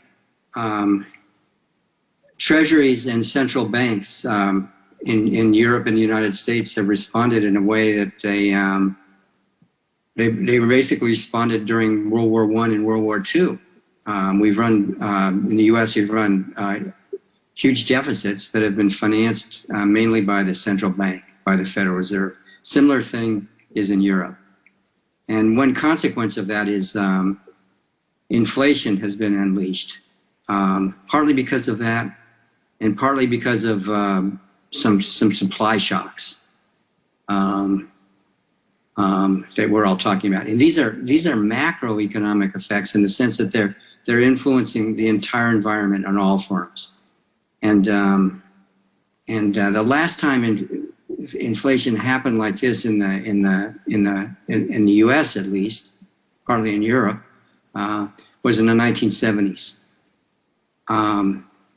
in which the model that the quote-unquote model or way of doing business of the Federal Reserve and counterparts in Europe got out of whack, and it took a long time to fix that. Substantial inflation followed by in the U.S. a big recession that the Fed engineered to break it. So we all know that central banks now are talking about, well, is the inflation now transitory or temporary? How long is it going to go? And the reason inflation causes trouble is for firms. It makes price for firms and unions, workers. It makes it hard to figure out how much of a price change is a relative price change relative to other firms and other commodities, and how much is general. And it makes price setting for firms much harder. So there's a danger that firms are going to be put back in the environment that they were in the 1970s. And while this is all going on, additional social mandates are being put on central banks that they're probably not very good at. Solving equity problems and problems with racism and diversity. Those are important problems, but the central bank's problem is inflation. So you kind of have mission creep. So I would watch for that. That's going to affect all businesses. Thank you very much, Tom. So in addition to the forces of technology and health and sustainability, we probably need to navigate turbulent economic times too, I hear you saying. So let's move on to an operational perspective from two executives that are very familiar with major change programs. Maybe I can start with you, Sean. So change programs are hard. As I said earlier, many of them fail to meet their goals. And I know you're engaged in a major digital change program now. What do you believe is critical to success in changing the fabric of a company? I think the percentage you listed, I think culture sometimes can impact the change. I've seen upwards of 78, 83% that you can have a change journey mapped out, a digital transformation mapped out, but if you don't have the culture behind it, it'll stay on the PowerPoint and it will not translate into execution. I think the important part for any sort of change, specifically with digital, because it does change the underlying makeup oftentimes of how the organization and the business models are laid out, is you have to drive some level of speed, some pathfinder projects where you can test out these new muscles and capabilities and prove them out to the organization, where you can start to get evangelists inside the organization and show impact, and show it not in years, but in increments, 90-day sprints, and then to have the fortitude to be able to stop if your hypothesis around a certain activity was misfounded, or the actual customer reacts in a way that you didn't expect, and to turn your prioritization and funding into other directions. So that's one half of the equation. You have to move with speed, and you have to start to build that belief inside the organization that you can operate differently. The other half is you do have to create a sustaining structure, a scaffolding that, one, defines what digital will be for your organization or any sort of change, any sort of transformation, and make that definition very clear, and be able to drive prioritization and funding and resource allocation into that.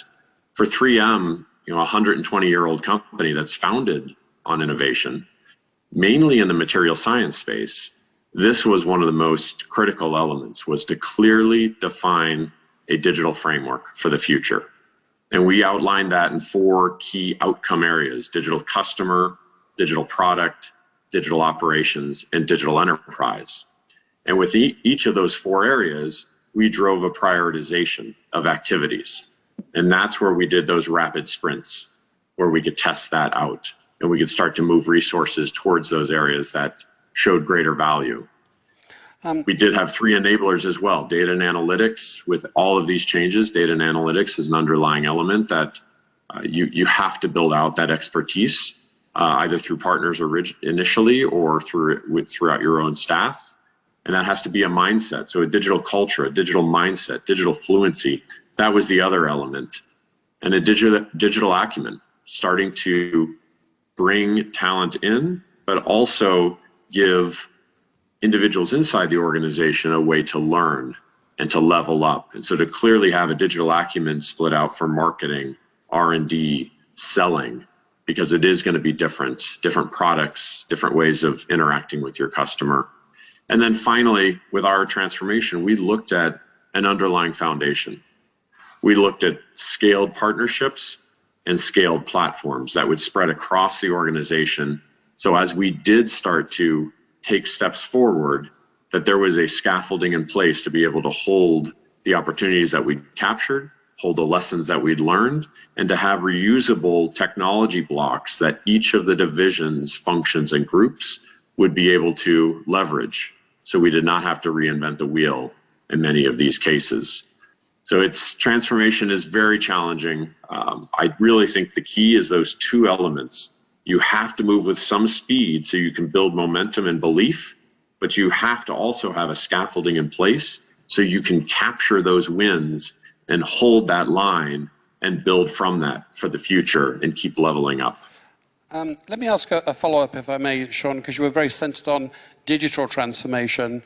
I'm wondering, is digital transformation, obviously the things that you change, the software and so on, the processes, it's different, but is it essentially different as a change process? Is it fundamentally different from, say, cost reductions or, market-oriented transformations that you may have carried out before? And if so, what is that essential difference?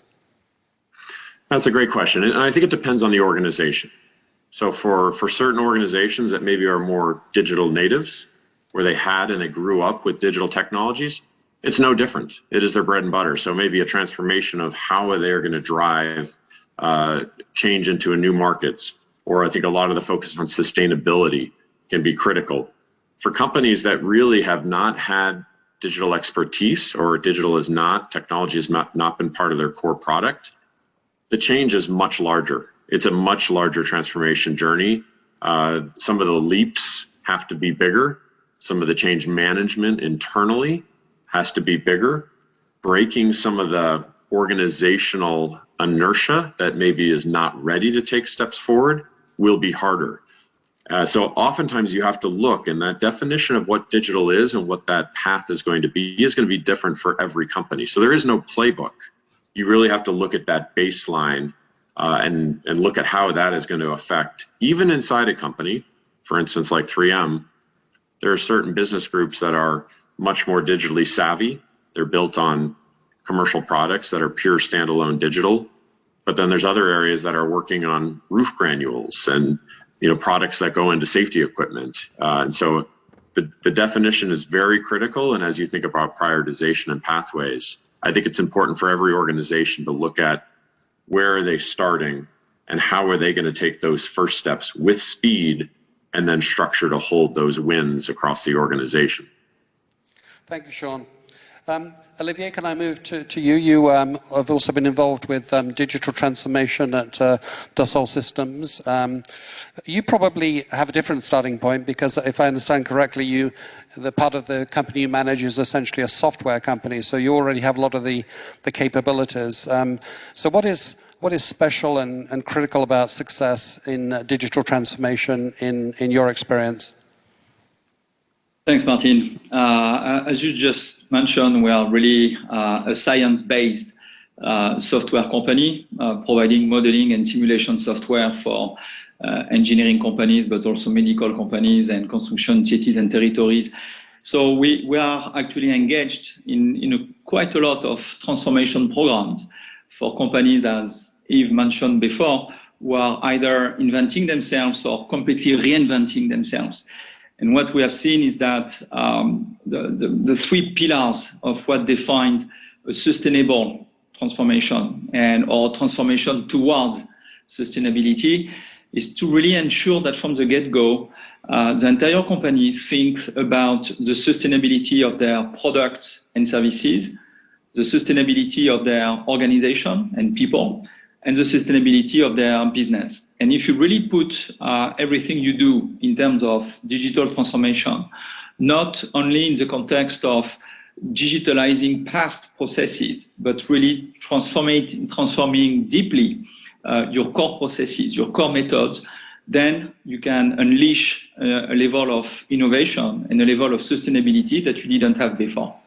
So when we think about product and services sustainability, it's obviously about reducing carbon footprint, cost of material, cost of transportation, and be as efficient and lean as possible. And we believe that the technologies of modeling and simulation help run plenty of what-if scenarios that you can practice in the virtual world, including business decisions virtually, and then test them. And once you are sure that they will work, implement them. So it's moving from a document-based way of working, a PowerPoint-based way of working, to something that is a true virtual twin of your business model, of your enterprise, and your products and solutions. But it doesn't fly if your organization is not ready for change, is not ready for transformation, is not ready to truly be itself sustainable. Many of us across Europe have a big challenge, and also in the US and to some extent in Russia, have a big challenge. Many of the engineering teams who have been creating the products and services we have today are going to retire pretty soon.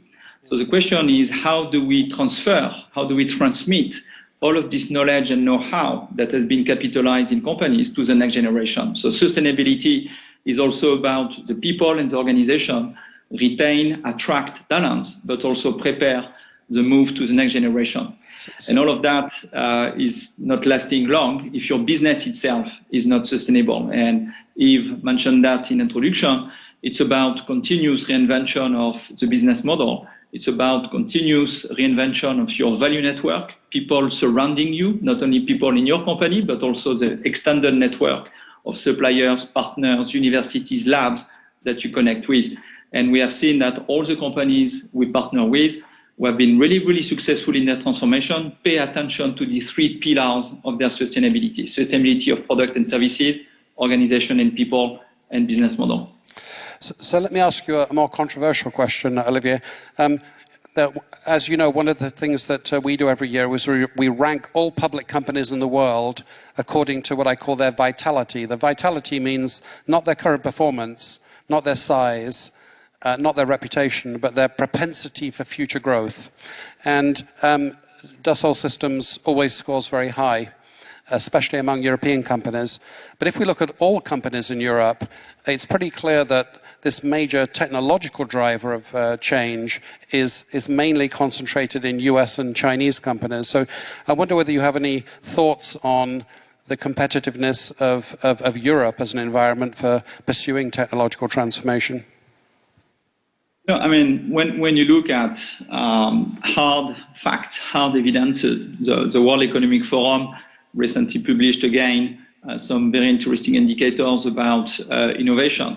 Yves lives in a country that is continuously and constantly ranked as the #1 country in the world in terms of innovation. So you can argue on how it has been calculated, but when you really look at that from an objective standpoint, looking at the number of universities, patents, penetration of internet and 5G, number of startups, volume of venture capital, you will see that Europe is actually scoring quite well and is remaining an epicenter of innovation.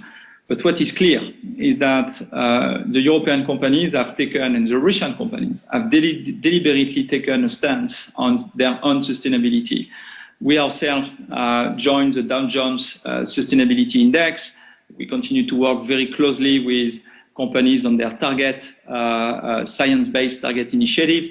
So I'm very optimistic about the fact that Europe, Middle East, Africa, Russia, which is a part of the world I'm looking at for the ecosystem, is and will remain extremely competitive.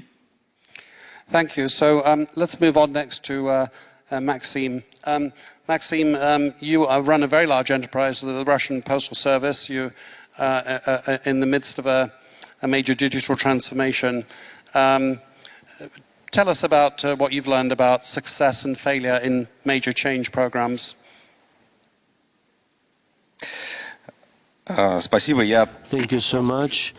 I would like to say that I carefully was taking note because some of the answers I was not talking to them ahead of time. I wanted to comment in terms of practices because I do work with challenges. In our business model is very unstable. We are a post operator, and like others, UPS, Deutsche Post, DHL or Singapore Post, which are benchmarks in our industry, all of them are living through difficult times because logistics of marketplaces, e-commerce, it's an opportunity and challenge for us at the same time. So the questions are very simple. How do you make this model more sustainable? How do you quickly respond to client demands? How do you develop products quickly and introduce innovations? Not all the changes I'm going to mention have been implemented, but this is the way we're following, and this is my program of changes at Russian Post. First of all, a product should be at the center of company's life. It's a practical thing because the business processes in the company should rotate around products and product teams. If you don't give them freedom, if they don't follow this product logic, if they're not incentivized to do it, if resources are not there for product management. So unlike old practices, so when parking lots were given to corporate bosses, so that was done because those people generate income for the company. Another thing is a little bit different. Digital solutions are not in our digital unit. We don't have such a digital unit. I don't think if... So here's the person responsible for digital transformation.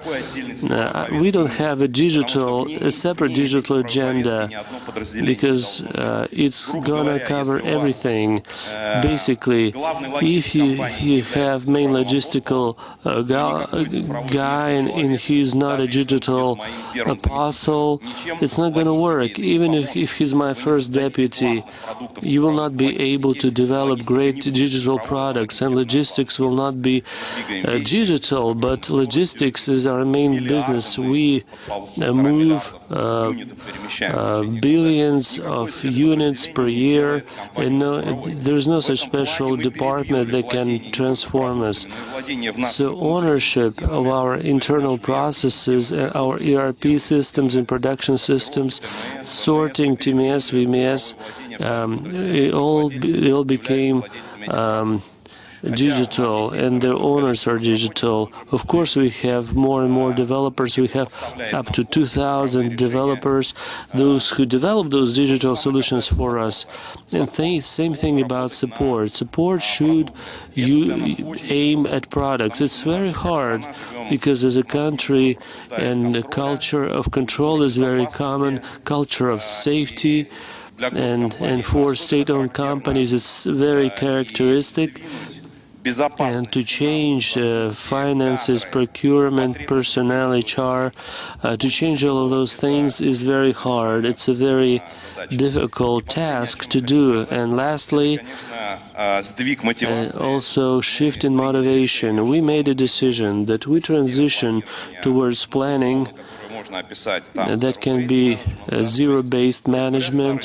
So that means your old merits do not count anymore, because because it's new owners of new ideas, of new products, they face most difficulties. If you may be at the top of the corporate pyramid, you have the largest services and support, but still in reality you generate very little for the company. Because if you, let's say, generate 1/3 of revenues, but you need to give some breathing room for those who have new ideas, and they should get the best resources. But for this to be true, we need to change things. So most vulnerable people should be moved. Even those who own old products, they either go up or they just exit, and your old achievements do not count anymore. So these are practical things somewhat, but this is what we are trying to do. This is what we are trying to change, and we center on culture. Culture is key, and I should tell you, it's painful, it's difficult, and it's difficult to learn this new culture. Culture is vertical, and culture in a business unit, because they prefer not to talk to their neighbors, to another business unit. They just want to go straight to the CEO and get the best from them. So that's the culture we find not only in our company, but it's very common in many. It's present in multiple state-owned companies, and not only. So, and that culture needs to be changed. Thank you so much. Thank you very much, Maxime. So let's change gear again and come to Eamon, because, of course, change is also required in government with respect to these major social currents we're talking about. And Eamon, you sit on many committees and hold many positions in the Bahrain government. So what can you tell us about changing government institutions for these major forces of innovation in society? Thank you very much. Well, in governments particularly, I think change management is slightly different.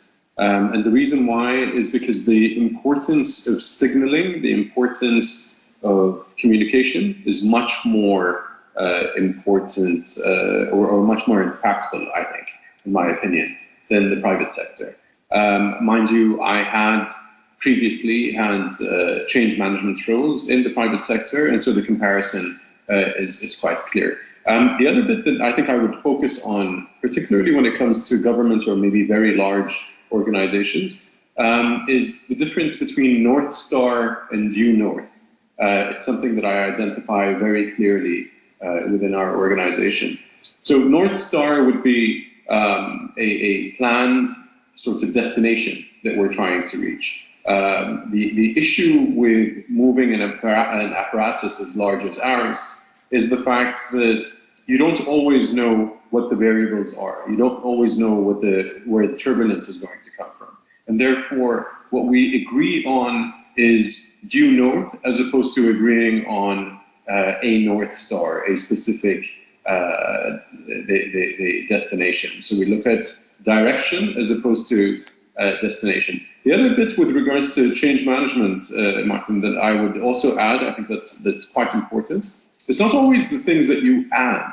I think that very similar to what Maxime had said, it's also what you remove.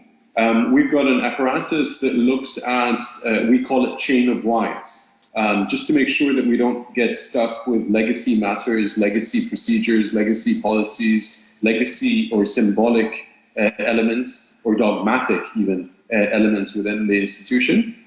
We go through these exercises of chain of whys to make sure that we remove anything that no longer takes us in the right direction.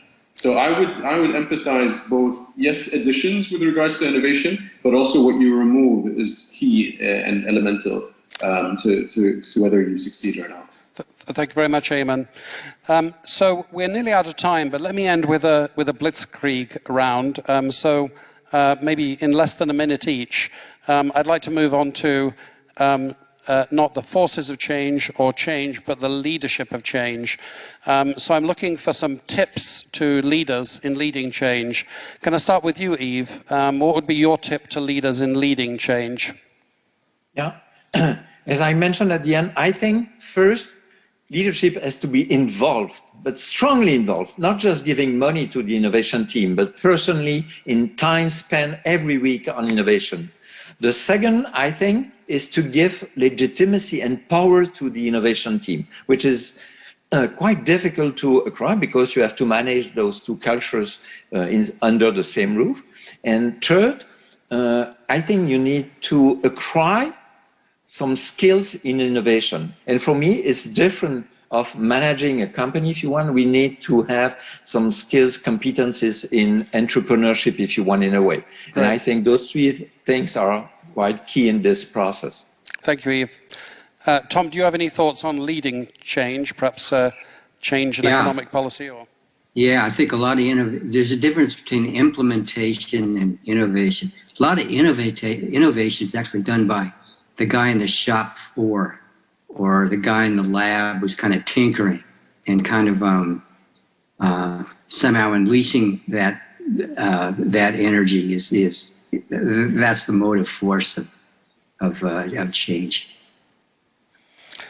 Sean, any tips to leaders on leading major change, given all the complexities and risks we've talked about? Yeah, maybe just a simple one. No matter what size organization you're at, get off the podium and get down out into the plant floor, get out with the sellers, get out with the R&D folks that are creating.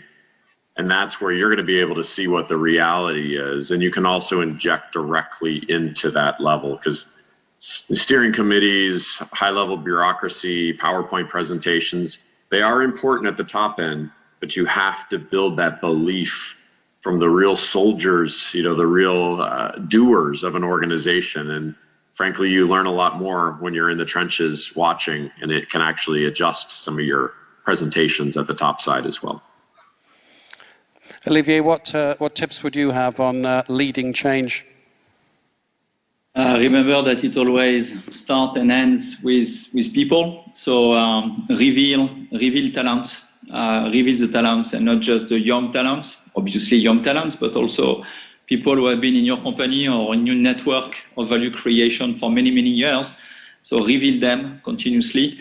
Drive everything with a clear purpose. As long as people remember why they do things, they will orient themselves always in the right direction, as long as the purpose is clear.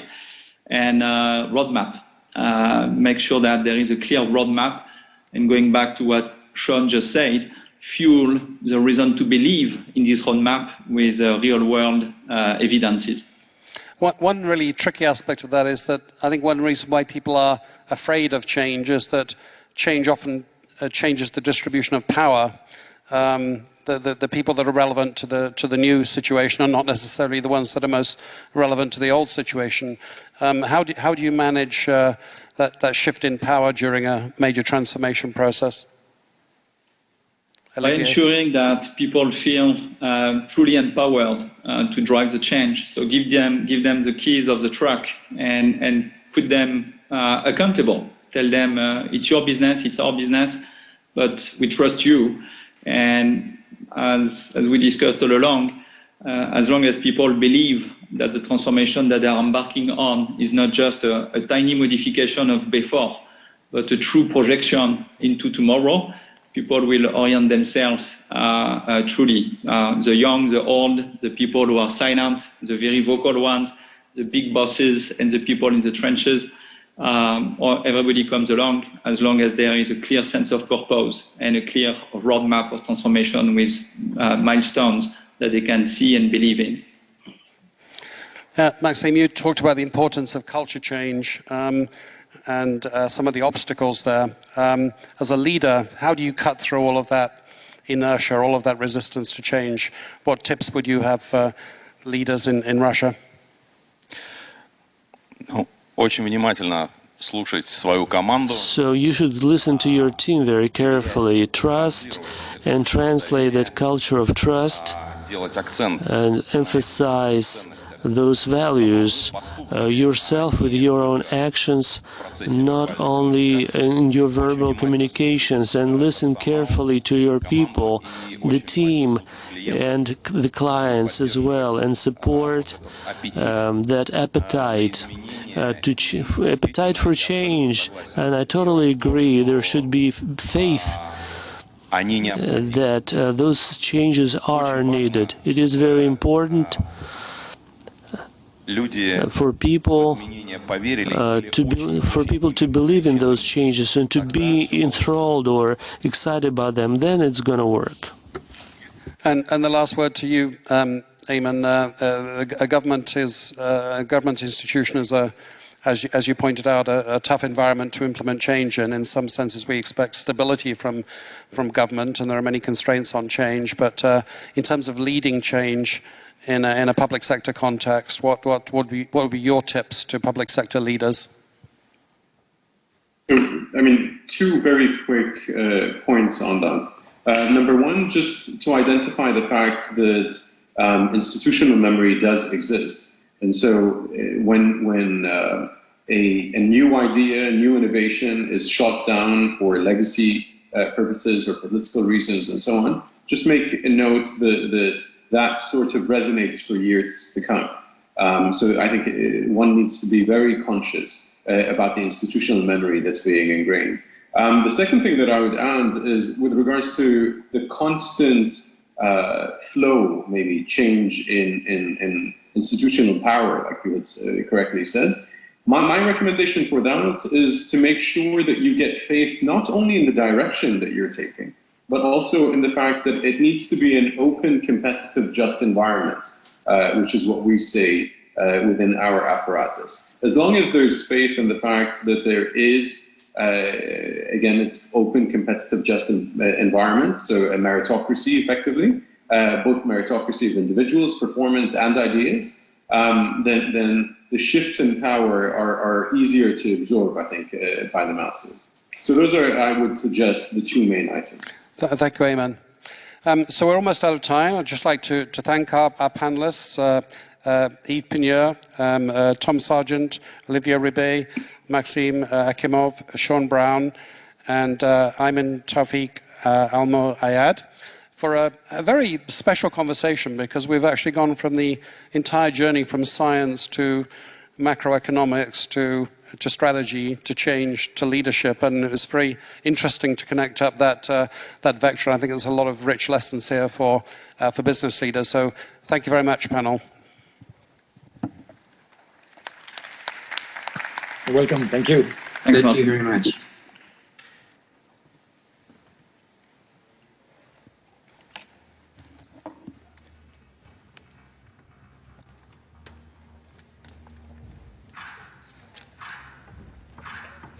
It was nice to meet all of you.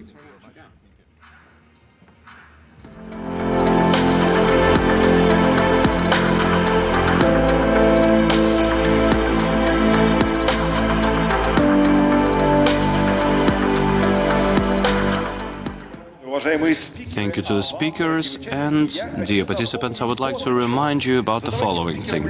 Please ask any questions which are interesting to you and comment all the sessions. На нашем сайте. За каждый заданный вопрос и оставленный в чате комментарий вы будете получать баллы. Самые активные, накопившие больше всего баллов участники, получат ценные подарки. Сделайте ваше участие в конференции максимально продуктивным и запланируйте прямо сейчас живые встречи. Выбрать эксперта и занять свободный временной слот можно в разделе «Участники». Здесь же вам доступна опция отправки персональных сообщений.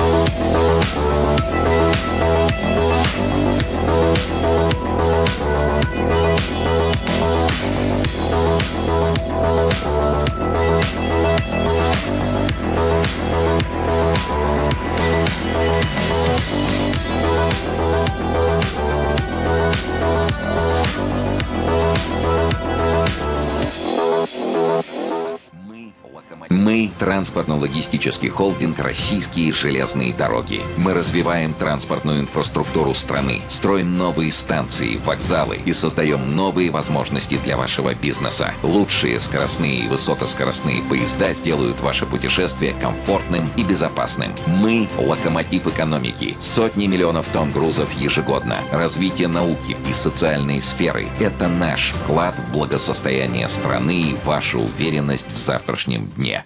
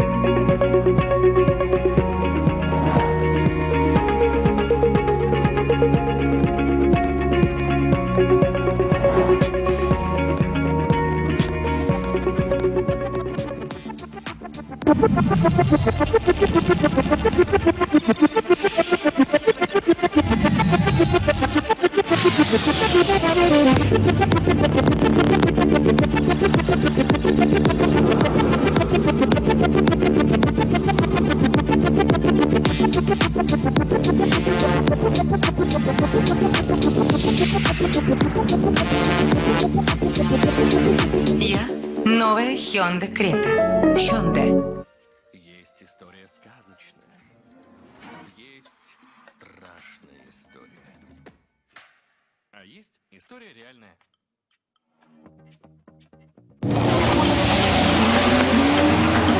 Есть история фантастическая. Есть история сказочная. Есть страшная история.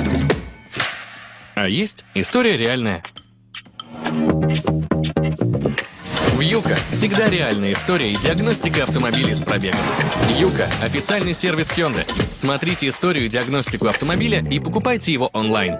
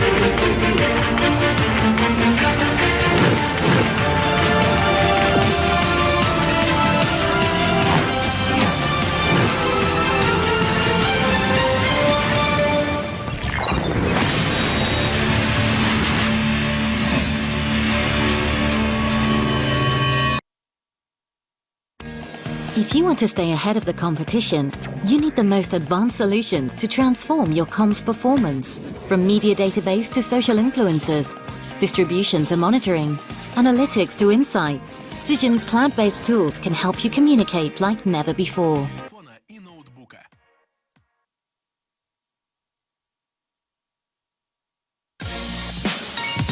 Звонки ВКонтакте для работы.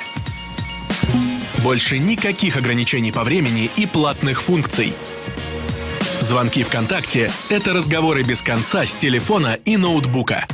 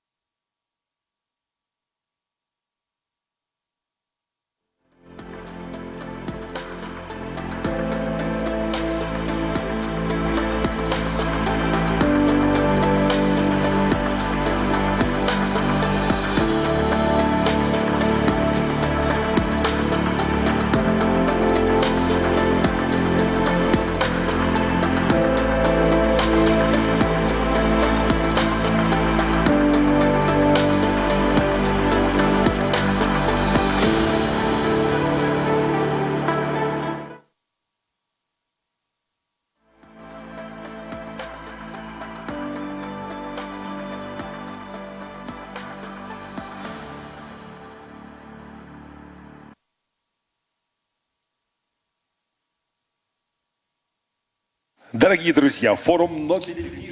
and gentlemen, Nobel Vision Open Innovations 2.0 is going on, and we are moving on to ESG track. Strict international and national legislation in the field of usage of the natural resources, as well as trans-border carbon law, is making people to move towards the green transformation. What is needed to launch the green economy on a national level? How can science help the industry to improve the movement of the reduction of the greenhouse gases emission? Please welcome to the stage. I would like to invite the moderator, Alexander Ivlev, Executive Partner in CIS countries of Ernst & Young, and our speakers, Viktor Vikserberg, the Chairman of the Supervisory Board of Skolkovo Institute of Sciences and Technology, Anatoly Chubayev, Special Representative of the President of the Russian Federation on their communication with international organizations to achieve sustainable development. Online speakers, Raik Mung-chung, the Nobel Prize winners of the world of 2007, and Robert Metzke, the Global Head on Sustainable Development of Royal Philips. I give floor to Alexander. Good day, dear ladies and gentlemen, and let us begin this session. The topic was very concise, and that is exactly how we're going to move from the point of view of preserving our planet. And I would like to highlight that this concern for the eco situation has been risen to become the hot topic. ESG is a very relevant topic, and these are environment, social governance. They are not new in the agenda, and this topic has been discussed by the community for many years. However, the topic of environment has become the top priority here and now, and it is very important from the point of view of governments. It has become clear that business is involved in this agenda as well. If we take a look at the research done by Institute of Edelman, the barometer in 2021, the community believes that the business is the most reliable institute which can help to solve the ecological problems, because the business is transborder and transnational. They have the resources, expertise and knowledge and technologies in order to promote the agenda of ESG and to solve matters which are very difficult to solve on a separate national level, especially for the nations which are fighting pandemic right now, geopolitical risks, etc.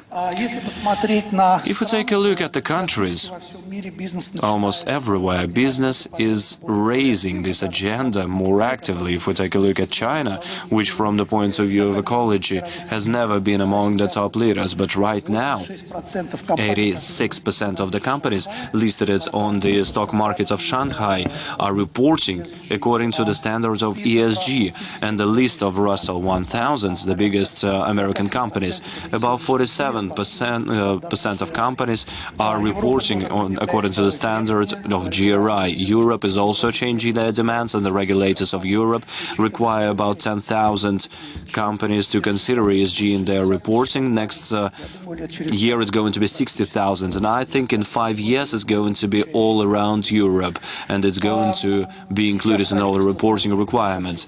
The government is participating very actively in the work in this regard. On the 18th of October, the Consultative Council met on the foreign investments, and according to the results, Mr. Mishustin, when he met the heads of the international companies, they have created decrees and orders according to ESG, at least in regard to 4 or 5 questions, which is highlighting the importance of this problem. Several days ago, it was announced that a consortium of Russian biggest companies is created, and they will also promote ESG in the Russian business. About 30 participants have been included there. I'm sorry, 10 participants, as far as I remember. And there will be about 10% of GDP covered by these companies, which are going to participate in this project. I guess we should start our discussion with the first question to Mr.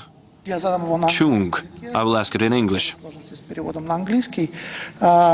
Dr. Chung, we obviously see that the majority of the population is deeply concerned with the climate change. We can see that there are a lot of fires in the forest. We can see typhoons and a lot of things which witness significant drastic changes in the environment. And we can see that CO2, basically carbon footprint in Europe, in the world, everywhere, is increasing.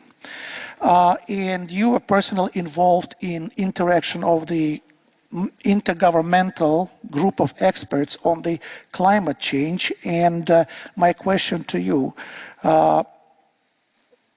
do you see any changes in the carbon footprint worldwide in the environment where we face pandemic situation with COVID-19, and what has to be done to reduce the carbon footprint and to move to the next stage of the, environment protection? Thank you. That's the question for you. Yeah. Thank you very much for the opportunity to join you, and it is my great pleasure. Unfortunately, because of the COVID-19 Omicron new variant virus, I could not join you personally. It is my great regret. Unfortunately, we cannot hear the speech. Regarding your question, yes, it is true that during the year of 2020, when the COVID-19 struck the whole world, the CO2 emission reduced a little bit, like 5.4%, something like that. But it has rebounded immediately in 2021, which is this year. It is already returning back to the level of 2019, which is pre the pandemic emission footprint. So the slump or reduction of carbon footprint was very temporary and short-lived, and our carbon footprint is rebounding quickly, and even we have to worry about it might even go further increase in the years to come, in spite of the commitment and agreement at the Glasgow Climate Conference. There has been, encouragingly, it's good to note that many governments made very strong commitments there. But until these commitments are translated into real action, I think we still have a lot of time to see whether we can really make the big change needed to limit the global warming to 1.5 or 2 degrees. UN report saying that if we continue as we are doing now, we will end up at best 2.5 degree warming, and we are very much off the course and off the schedule of meeting the target for 1.5 degree. In order to meet the target of 1.5 degree Celsius, we have to reduce 7.6% of carbon footprint every year. But even the pandemic just gave us a little bit of a slump, or only 5%, which means that we have to reduce our carbon footprint even much more than even the coronavirus pandemic has impacted upon us, which means that we have to reduce even further than the pandemic has imposed upon us. So this is a huge pressure and task. And if I continue to the second question about how best we can reduce the carbon footprint, then I think one of the most important issue is the governments, including Russia and the major economies around the world, should take up reducing carbon footprint as a policy for industrial competitiveness rather than just a climate and environmental policy. We have to look at this carbon footprint reduction, which is reducing CO2 emission, should be regarded as a very important component of future industrial strategy and also economic growth strategy and job creation strategy. We should not look at it only as an extra burden and cost on the economy. Rather, we have to look at it as a new opportunity for economic growth, industrial competitiveness, and job creation. So unless we take up climate change issue in such a positive perspective, it might be very difficult for any government or society and business to take a very strong action, because it's very difficult for any government or business to take a strong action only for the sake of a climate action. But if you look at it as a very important strategy for industrial competitiveness and job creation, then I think it will be a very different story. So I'm strongly promoting the new approach and new idea that green growth, which means that economic growth can be stimulated by the actions for CO2 emission reduction. This new paradigm of green growth I've been proposing this idea since 2005, already 16 years ago. I was pushing this idea from the UN and for a long time. This idea has been a little bit introduced to some of the governments. Some years ago, in 2019, I believe, I remember that even President Putin mentioned the green growth at the St. Petersburg International Economic Forum. So it is very important for the government and business and people to look at this climate change issue from a new economic growth strategy from the perspective of green growth. I will stop here.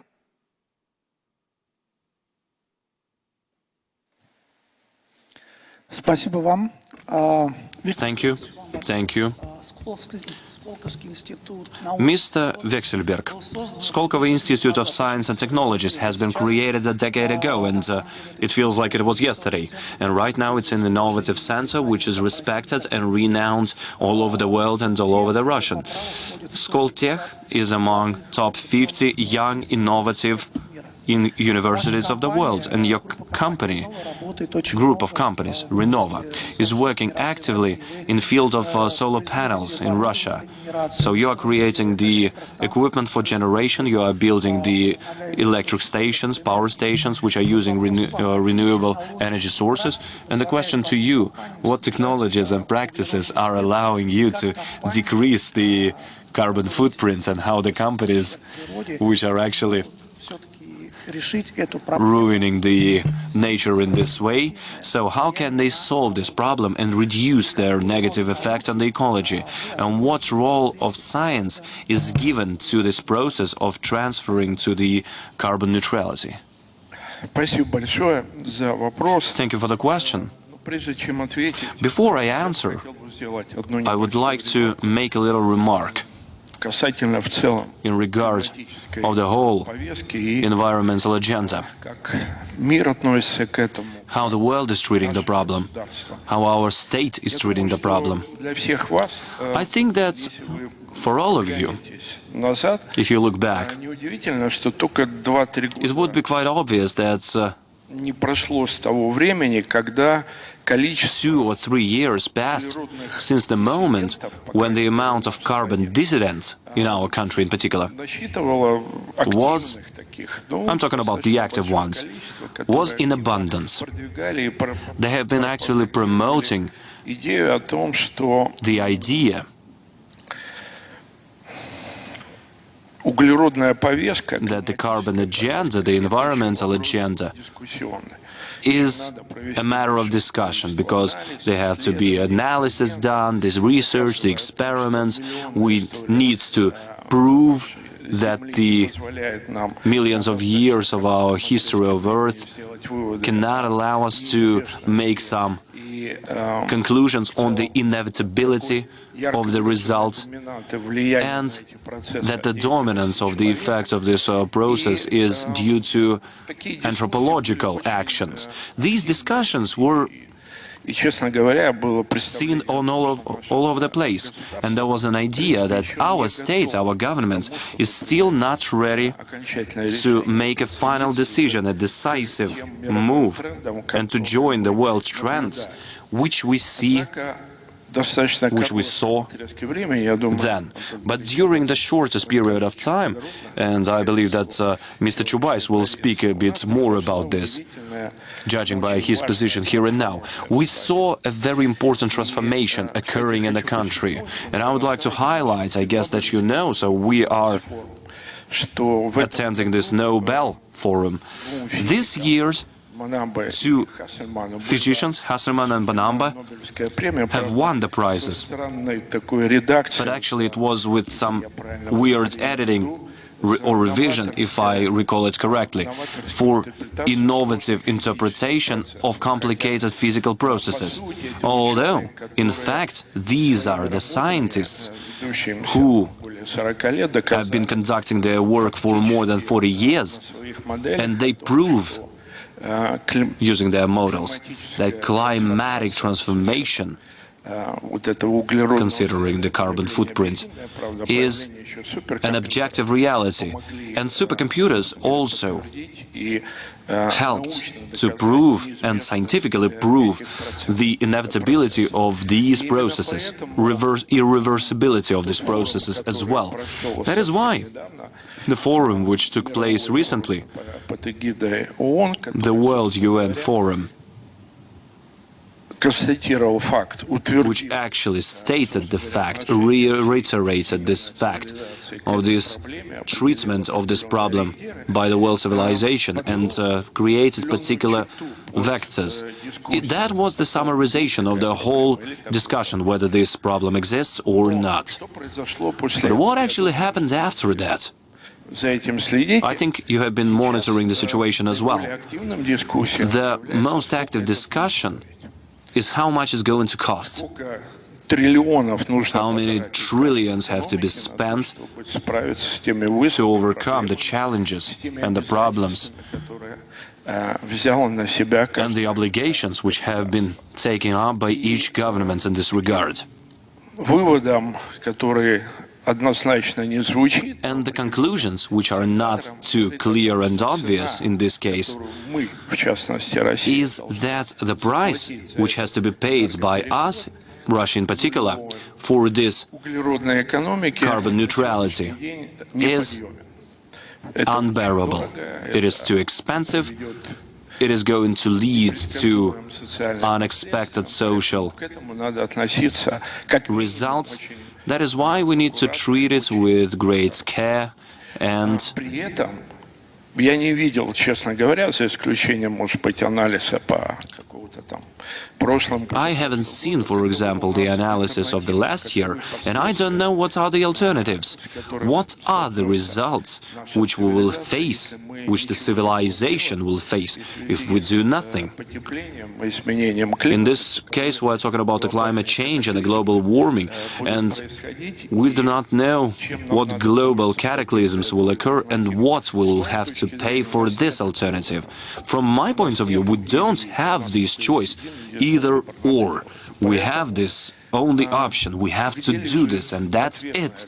No discussion anywhere else. So, but where is the answer lying? So, and in our group of companies, in our perimeter, the answer is rather simple. It's the efficiency of using the technologies of reducing the carbon footprint. It's the investment into the technological solutions which help to solve this problem.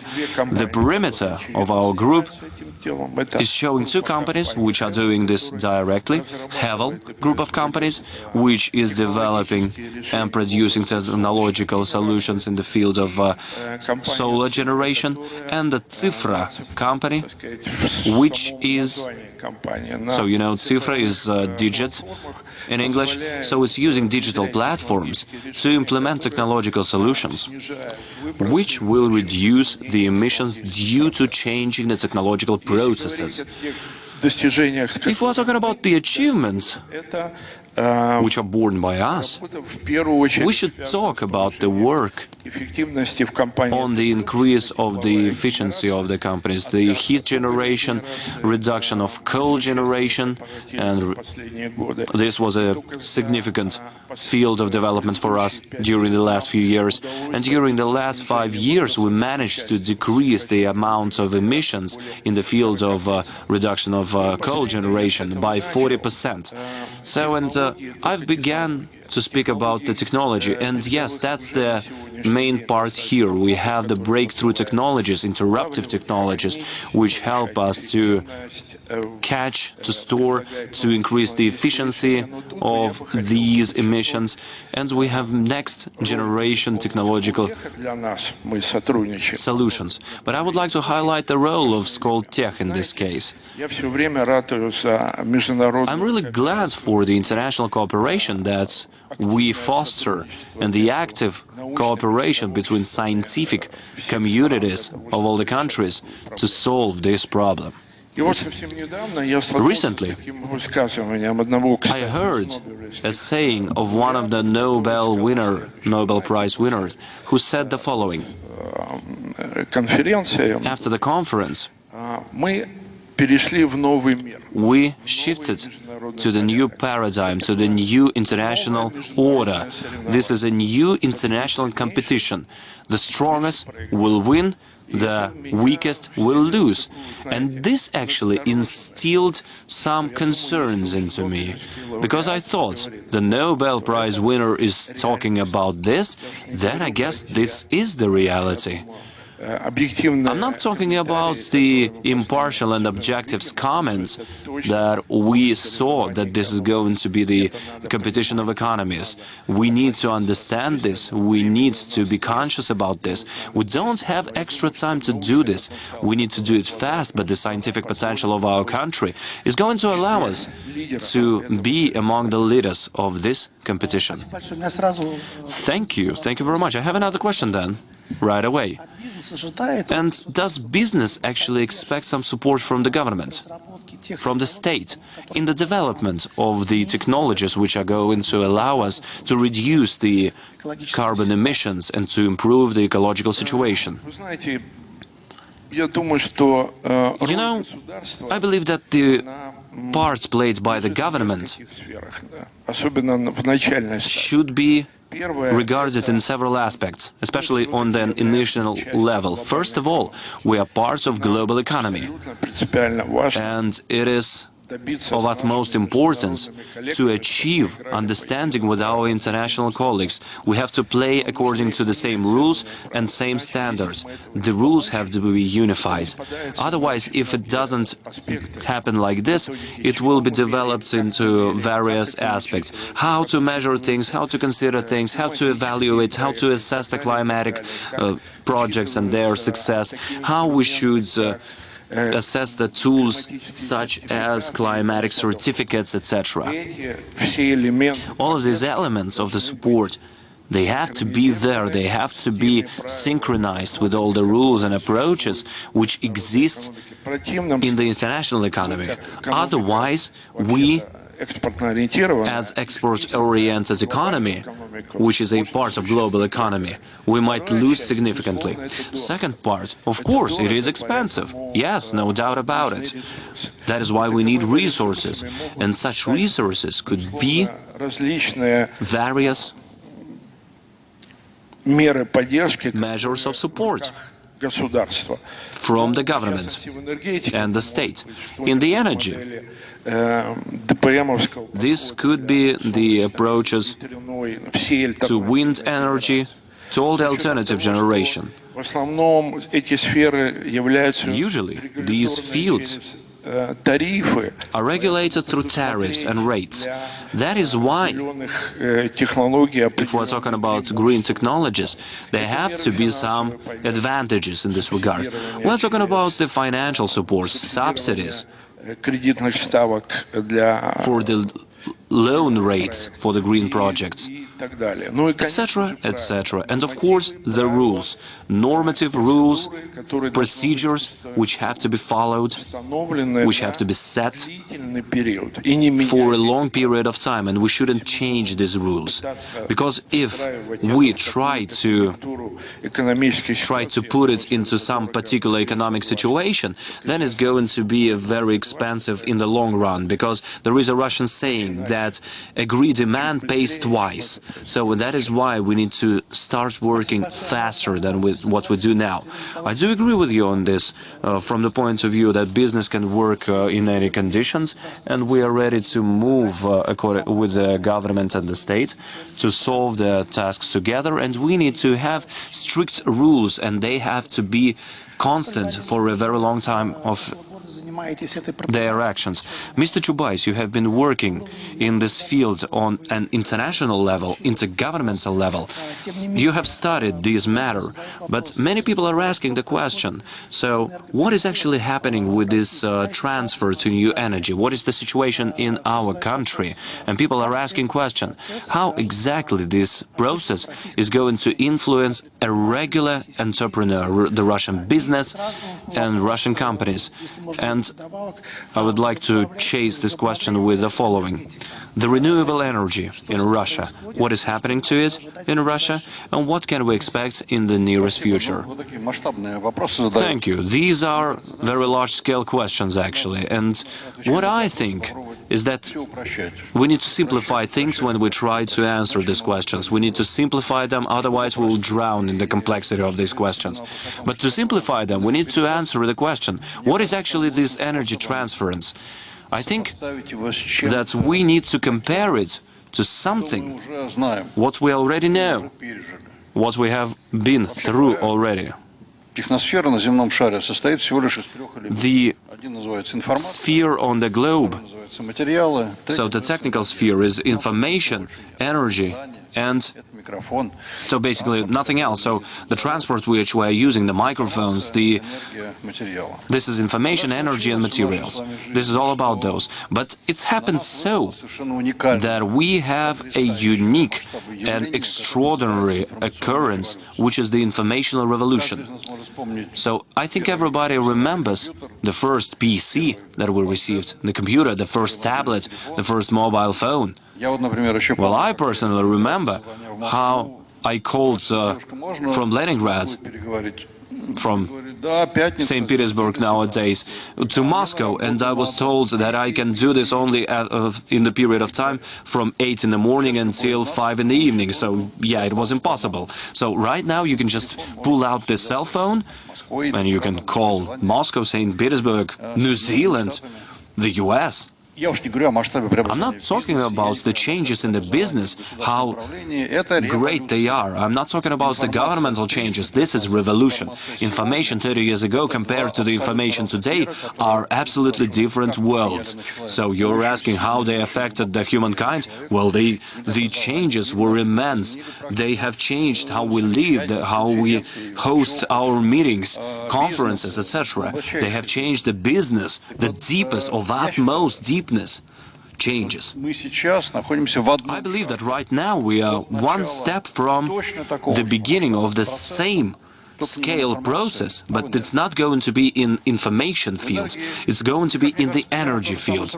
I think that within the next cycle, about 30 years, we are going to review all the basic principles.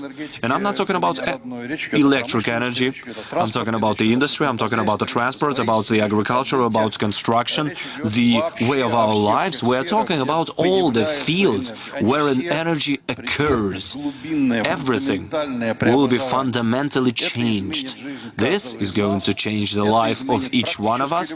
This is going to change almost every business.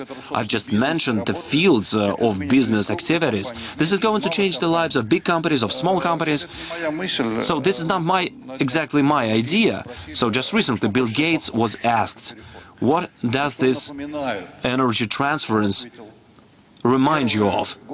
And he said, this actually reminds the first years of the computer era.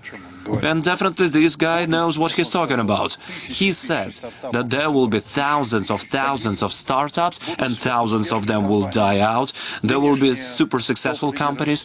The current top leaders with capitalization of trillions and more, Amazon and Google, will be replaced by other companies. And that is going to occur in less than 50 years. I actually think that is going to occur in the next 30 years. And in order for it to happen like that, the 10 years are going to be the key ones. If we're talking about the Russian Federation, how it looks here, so of course we are much more vulnerable to this process compared to anybody else. All countries have energy production, but for Russia, it's a backbone industry. It's a part of it's a backbone of national economy, 20% of GDP, 40% of federal revenues, and 60% of exports. So it is very important.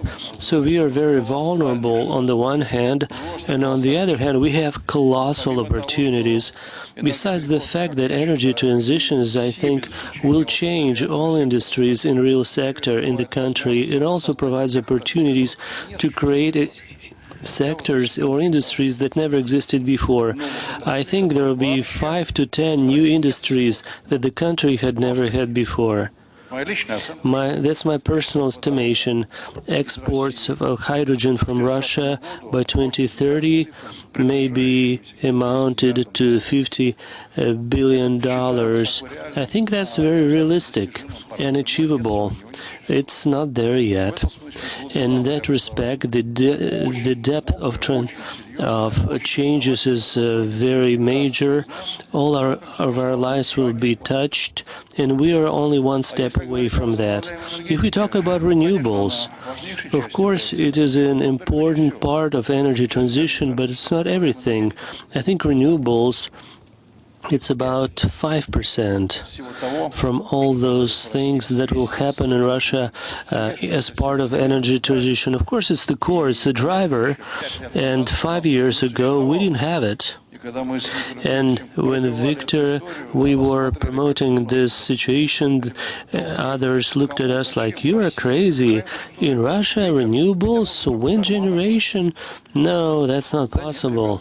And that's not true. Well, Russia has renewable energy sources. We have generation, we have industry, we have science, and we have education. All the 4 elements of that cluster are in place, and at key stages it was quite difficult while it was all being created.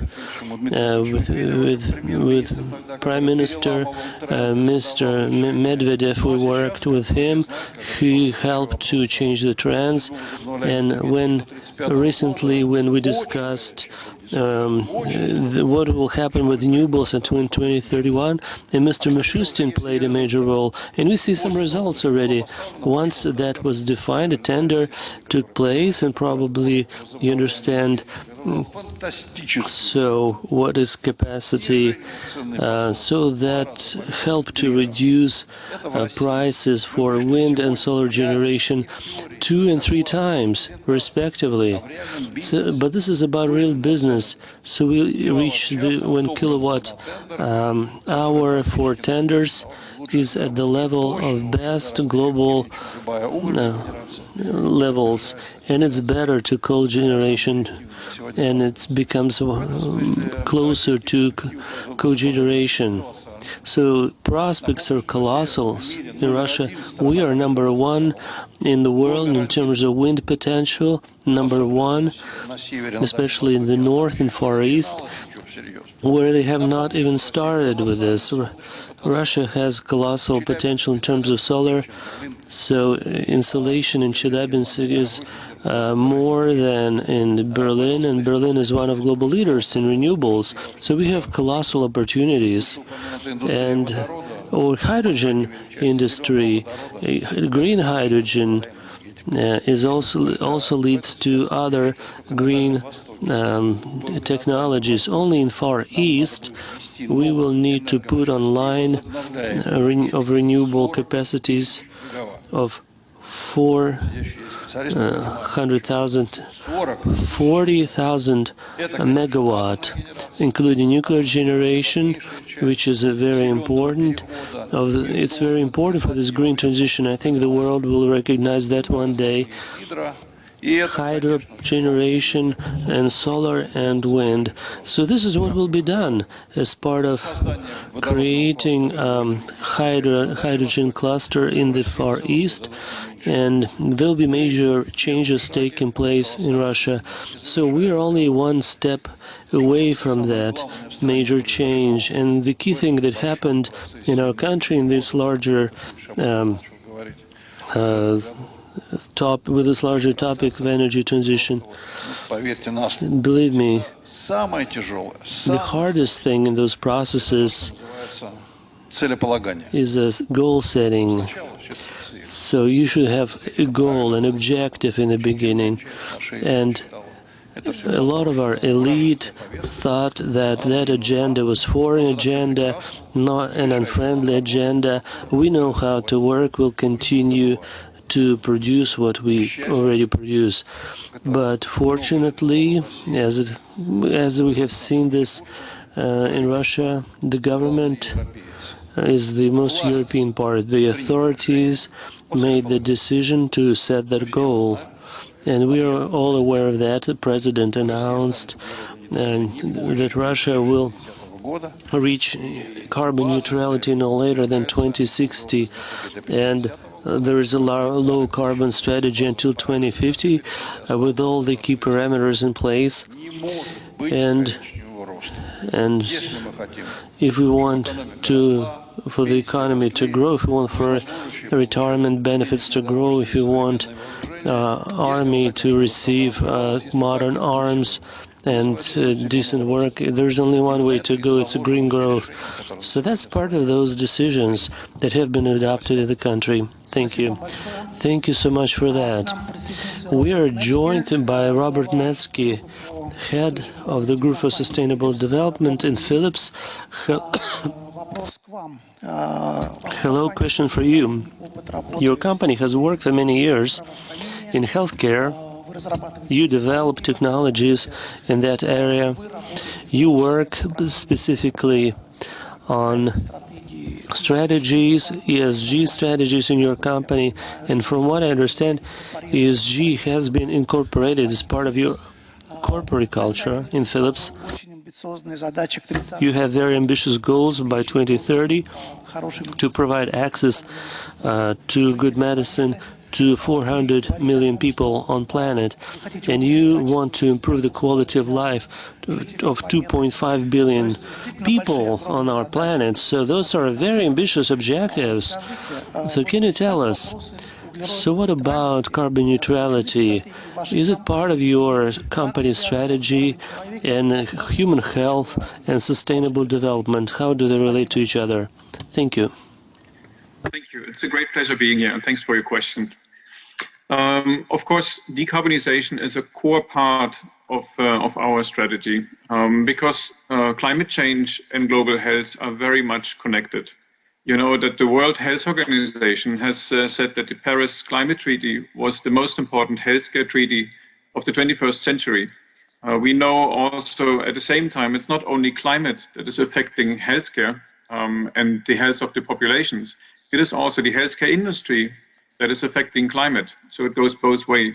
We know that the healthcare systems in the world are emitting more carbon dioxide than all airlines or all shipping lines together. So something needs to change, and that's why decarbonization is also a core part of our strategy. Since last year, we are already operating carbon neutral in all countries around the world, including Russia. We use 100% renewable electricity for our operations. We have signed up to science-based targets, 1.5 degrees, and we have just issued a pledge and a commitment to also invite our suppliers. In the next 4 years, we want to have at least 50% of our global suppliers also sign up to science-based targets to really help them reduce emissions in the entire supply chain. Of course, we are really trying to work with hospitals and leading care providers to get the emissions per treatment to levels that are compatible with the Paris Treaty. Let me stop here as a first opening. Thank you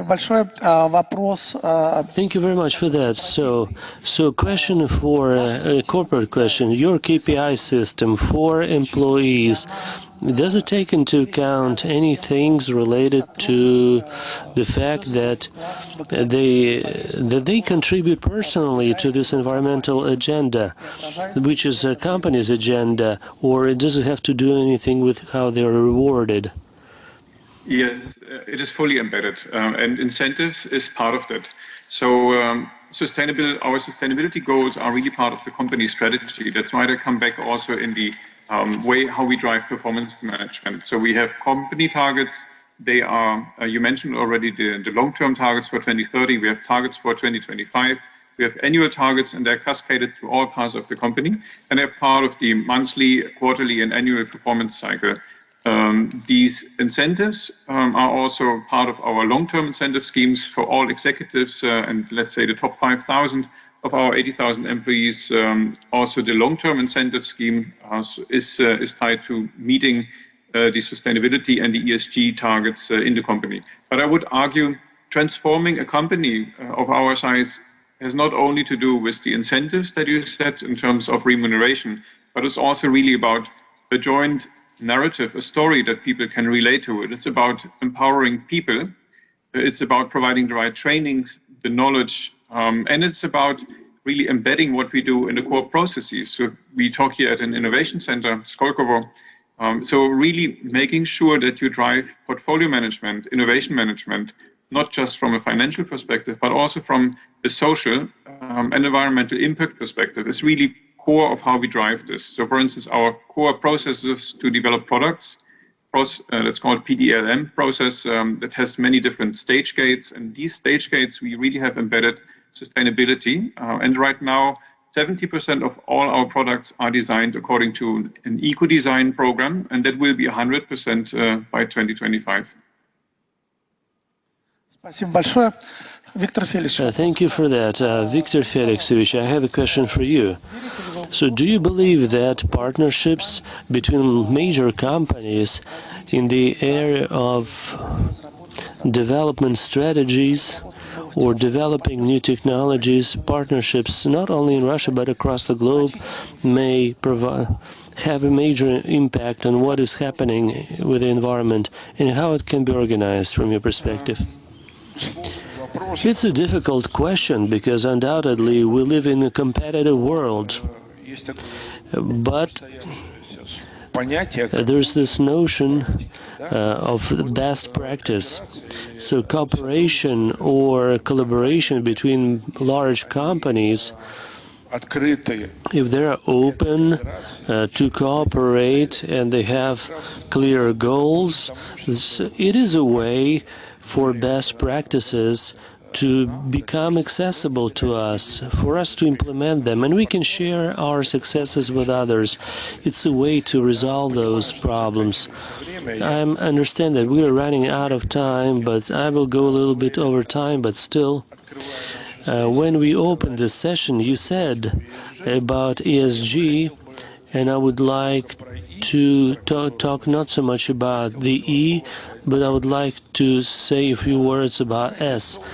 Social responsibility is about principles in the company that ensure a set of social support measures for our employees primarily that regulate processes of interaction with clients, with suppliers, when we follow specific guidelines. But I would like to go one step further when we talk about social responsibility. We talk about people of a different generation. We talk about 50s and 60s, about those years. But those problems will be resolved by those who are 10 or 20 years. And these people have different worldview, they have different approaches, and Greta is not an abstraction for them. It's not just a symbol, but it's a living person with this ideology. So even today we face this. When people want to join our company, young candidates ask us what principles our company follows, and it's if they don't fit with their perspectives, with what is being declared as part of ESG, then those people will not join us. They will not be buying products from us if they're not confident that the company follows those values. And we would like to do it in our university, and this is what we already do. The people who deal with those research problems or who work in education, they keep in their mind this main thought: they will live in a different world and they need to preach other values. So this human capital issue, and how do you improve human capital, it's a very important question. It's just as important or even more important than those decisions made by the state or the companies. Thank you so much for that. We have very little time left, but I have a question for all the participants of this session. In fact, it's a very interesting experiment, and your answers to this question will put in a time capsule that will be put aside and opened in a year, in 2022, and we will see how much your answers are in line with future events over the course of the next year. And we will be able to take a look how the world will have changed in 12 months. So here's the question for all the participants of this discussion. We all see that the world of technologies transforms our lives quickly. What innovation or which new technology can drastically change human life? It can be implemented in 2022. I would like to ask to repeat that in English, just in case. The question is for the same question for everyone. Basically, we will open up a special, box in 1 year time to see which answers were closest to the reality. The question is, which scientific invention or new technology will radically change life of the humanity during 2022? So in that case, let's, Dr. Tum, over to you, please. Okay. I could not listen to, because of the technical problem, I could not listen to the translation, but regarding your question, I think the carbon capture and storage and the hydrogen production technology will be very critical, and I think there will be a big improvement next year. And it will have, I believe, it might have a big impact on carbon neutrality next year. Спасибо большое. Thank you very much. Victor Felixovich. So you asked, you gave us a little time, how much life will change in 2022. I think that those problems that we are facing today as a civilization with the pandemic, etc., I think this discovery will have to do with something with medicine and healthcare. I cannot tell you what it is exactly, but something will happen that will drastically change the lives of all of us. Thank you so much for that, Anatoly. So that was very treacherous on your part, because forecasting is always difficult, but you'll be checking our answers in a year. You'll do that. That's kind of nightmarish. Okay. It seems to me that current focus is on energy efficiency. But I think the next step, the next stage will be the so-called material efficiency, because we can build this, make this building twice as light, and it will require twice as little energy to deliver building blocks here. So I think potential of energy transition in materials is just as large. when we talk about just pure energy. So to respond to your question, so if you talk about niche or if you talk about platform technology, I have this answer I can provide with confidence.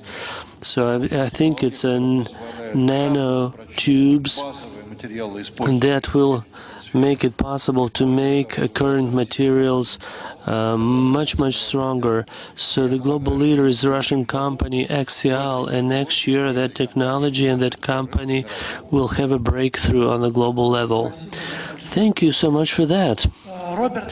Robert, now over to you. Same question. So what will be invented in the world in 2022? Something that will radically change the life of all of us. Your guess. Yes, thank you.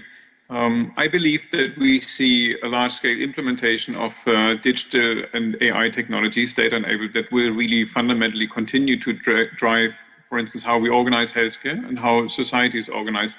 That will have also drastic impact on carbon emissions. Think of efficiencies, the way how we organize patient streams, logistical streams around the world, and so forth. But I also wanted to refer to what Mr. Chubai said. I think half of the emission reductions need to come from circular models. So we need to move away from a linear economy where we make stuff and then throw it away. We need to find ways where we can reuse materials, components, and that is innovation not in a technological sense, but it is also an evolution of how we drive business models. So from transaction and from selling products to moving to services. And I believe next year we will see a huge step up of companies and governments embracing circular economy principles towards the COP27. It seems to me we had a very interesting discussion today. The topic has many facets to it because ESG is three components, like we say, environment, social, and governance. And as I stated before, 20 years ago, when I visited World Economic Forum at Davos, so we had used to be governance number one. So operational activities and governance were number one. How to manage your business. Social was number two, and environment at that time it was number three solidly. Of course, it was discussed by global leaders, politicians, historians, and all the others. So we have a different order of these letters, but it's the same topic. This is part of the agenda for the corporations and for the governments. Hopefully we'll be able to protect our planet and ensure a good future for our children. Thank you for participation, and I'll hope to see you again.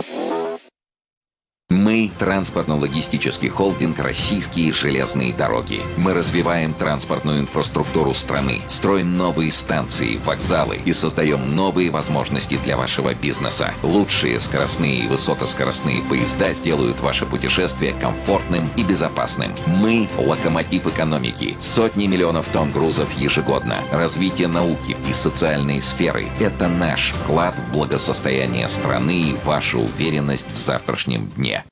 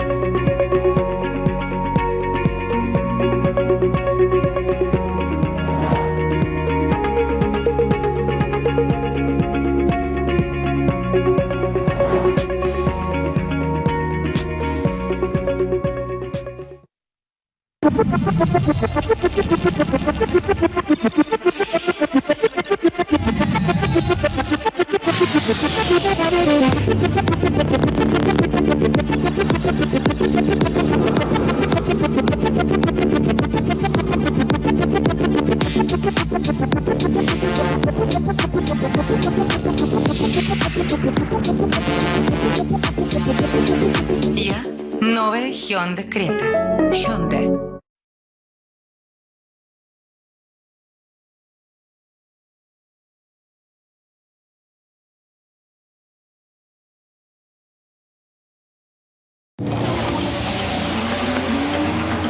Есть история фантастическая. Есть история сказочная. Есть страшная история. А есть история реальная. Вьюка – всегда реальная история и диагностика автомобилей с пробегом. Юка – официальный сервис Hyundai. Смотрите историю и диагностику автомобиля и покупайте его онлайн.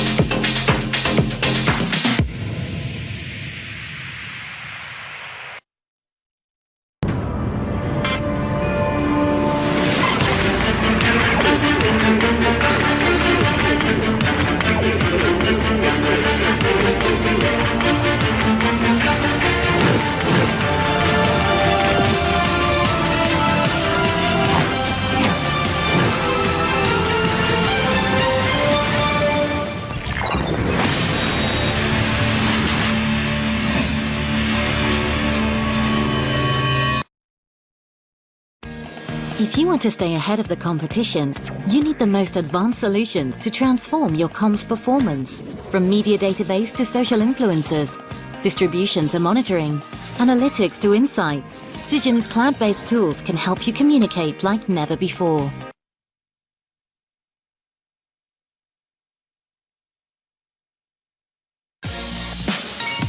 Звонки ВКонтакте для работы. Больше никаких ограничений по времени и платных функций. Звонки ВКонтакте – это разговоры без конца с телефона и ноутбука.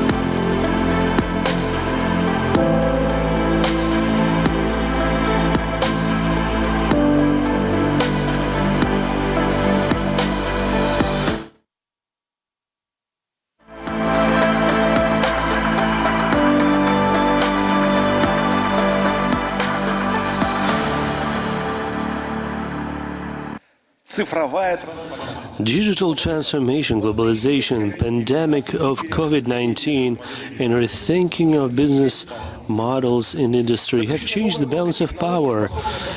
A new technology race has been launched that can give a chance to the most agile players who will be able first to make a breakthrough and occupy new niches as yet defunct markets, from a genetic technology to quantum computing. So we will discuss how government and businesses can develop their interactions for technological leadership and where we can find a place for Russia in that context. It is with great pleasure that I introduce our participants, moderator Alexander Fedman from the Skolkovo Foundation. So, dear speakers, Igor Drozdov from Skolkovo Foundation, Gennady Krasnikov, Director General of Institute for Molecular Engineering, Mikhail Lebedev, Skolkovo Institute for Science and Technology, and also our online speakers, Auron Chekanover, Nobel Prize winner for chemistry in 2004, Mikhail Yegorov, academician of the Russian Academy of Sciences, and Andrei Klepach, chief economist of Web.rf.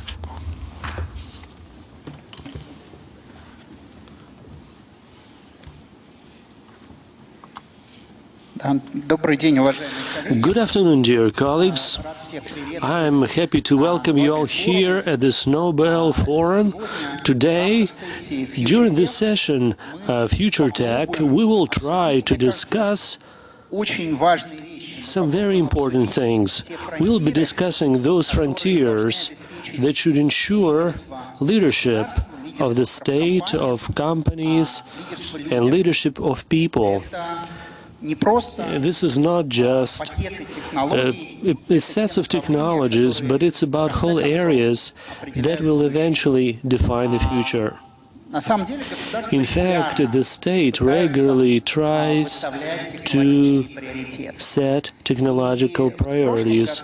Last year, the Russian Federation made a step in this direction, and a series of agreements was signed between the government and corporations to develop high-tech areas in industry. It should be noted that this time around corporations perceived that instruction or that agreement, they took it very seriously, and they not only develop high-tech areas in-house, but also as much as they can, and they develop ecosystems for technologies in the country and also internationally. And the largest set of technologies is related to digital technologies, AI, IoT, quantum technologies, 3 roadmaps on that one. So the first question is for Gennady Krasnikov. How do you see in this package what technologies will be in greatest demand, which will be leading and will define the competitiveness of the country? Thank you so much for that.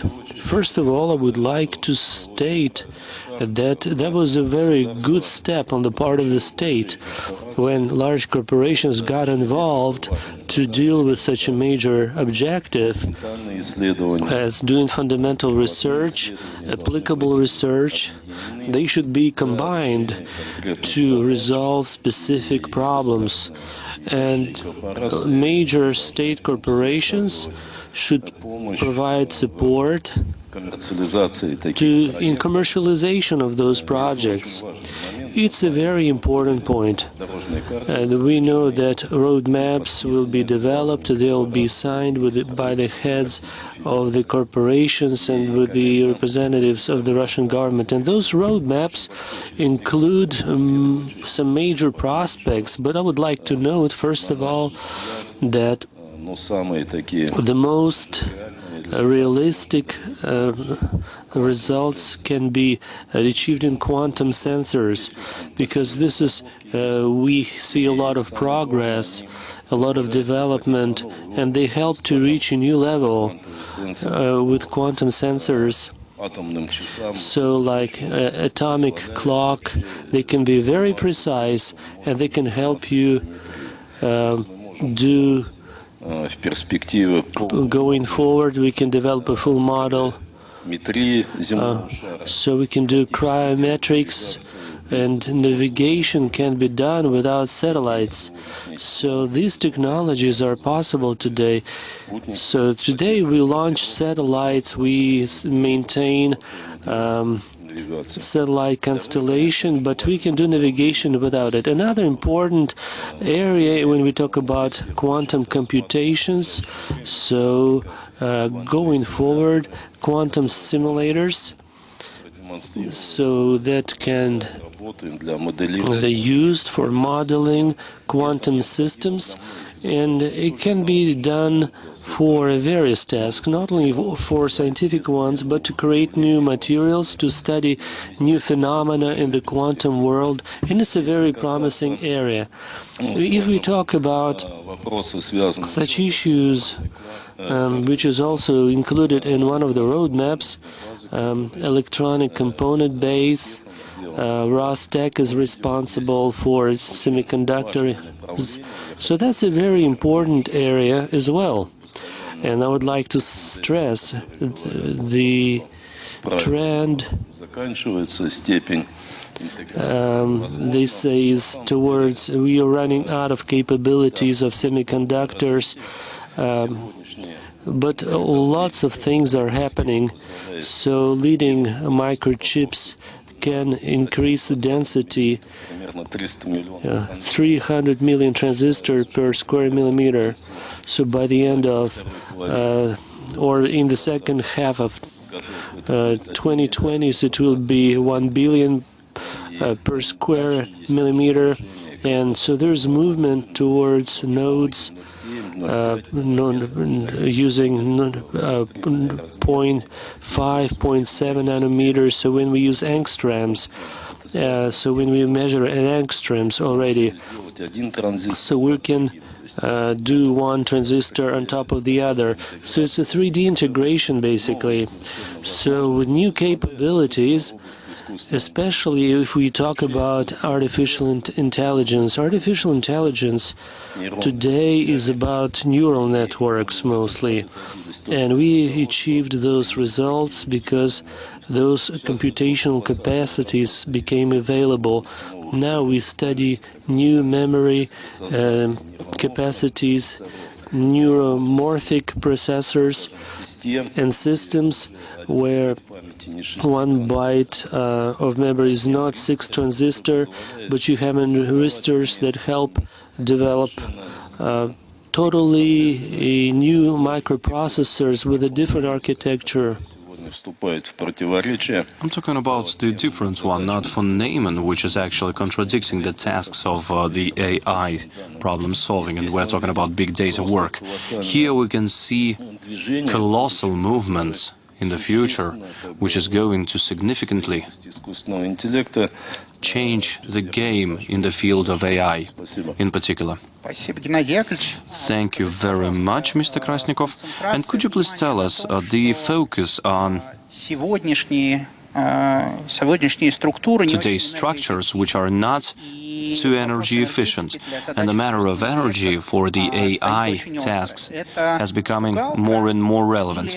Is it something to scare people, or is it the reality of today's world, this fight for energy efficiency of the new processes? So this is very important. Well, it's not something to scare people. Actually, this is the main problem for microelectronics, and we also know that well, I'm not going to dwell too deep on the technicalities, but each step forward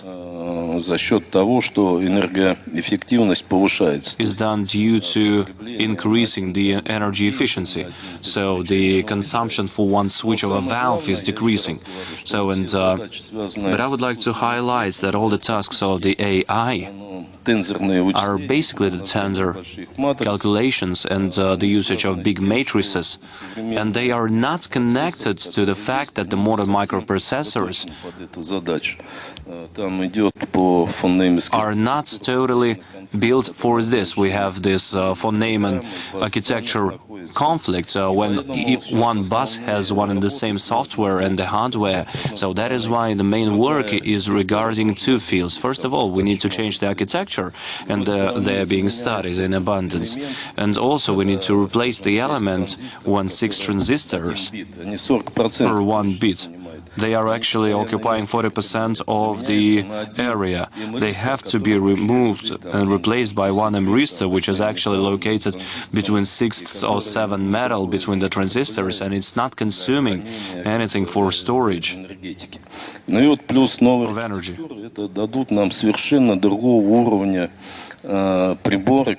And it's going to give us the equipment of new level. So you wouldn't need actually internet for that. They can work offline and do great things. Thank you very much. And руководителем экспертного совета по материалам. Mr. Klipach, so you are working with materials. What frontiers, what technological solutions can we find in the field of new materials, in the field of energy and capacitors, which have been basically involved in these agreements between the companies and the government? Thank you, Alexander. So, but let me make a little remark. It's not all about the roadmaps. In reality, Mr. Krasnikov was saying a very important thing, because we're talking about the microelectronics. We don't have roadmaps there. We have program, we have different tools, we have different systems of control. And maybe one of the problems is that sometimes we are pushing the tool too hard. Some agreements which we signed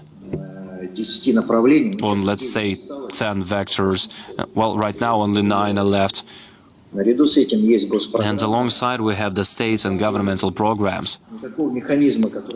Although, in fact, there is no mechanism which would actually establish the priorities for the scientific development. So before that, there were key priorities decreed by the president of the federation, but it doesn't mean that we don't have these priorities at all. These roadmaps are establishing these approaches, and what is actually closer to me personally is the roadmap on the technologies of new materials, and from the point of view of the systematic approach, Rosatom is the head of this process, and Roscosmos is participating in this, and also private companies are very active in this regard. And this particular field is developing further, and it is divided into 3 parts. First, additive technologies, composite materials, and the fuel elements. We don't have the roadmap on the 3rd, we're still preparing it. And moreover, roadmaps are not the final point, because Rosatom, for example, announced that they are going to build a factory on production of fuel elements in Kaliningrad region, the next generation fuel elements, and the energy companies are going to highlight the plan of how it's going to happen in the future. It is hard for me to evaluate such technological matters, because as far as I understand, the work in the field of composite materials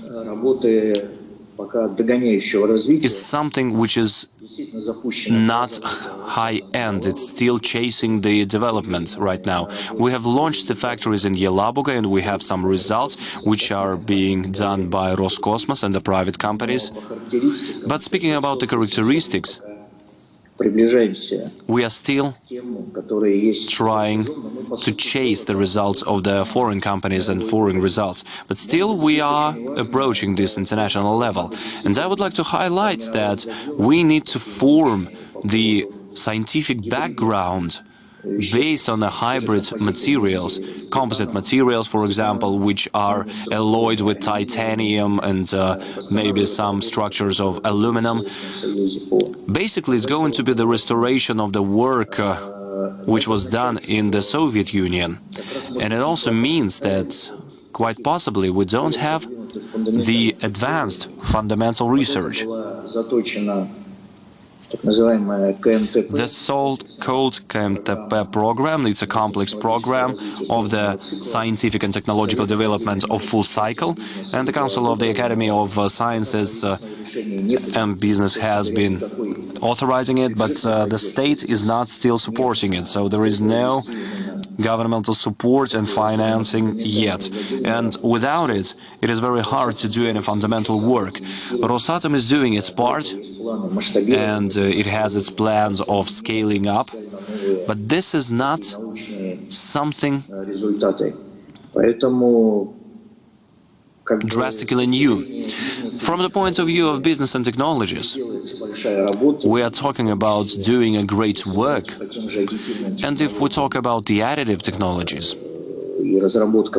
and the development of various powders, various equipment, which is actually coming from abroad, we still need to have some national machines. So, for example, we started creating our own 3D printers, but they are still limited in their manufacturing. However, in the beginning of this, we're still in the beginning of this route.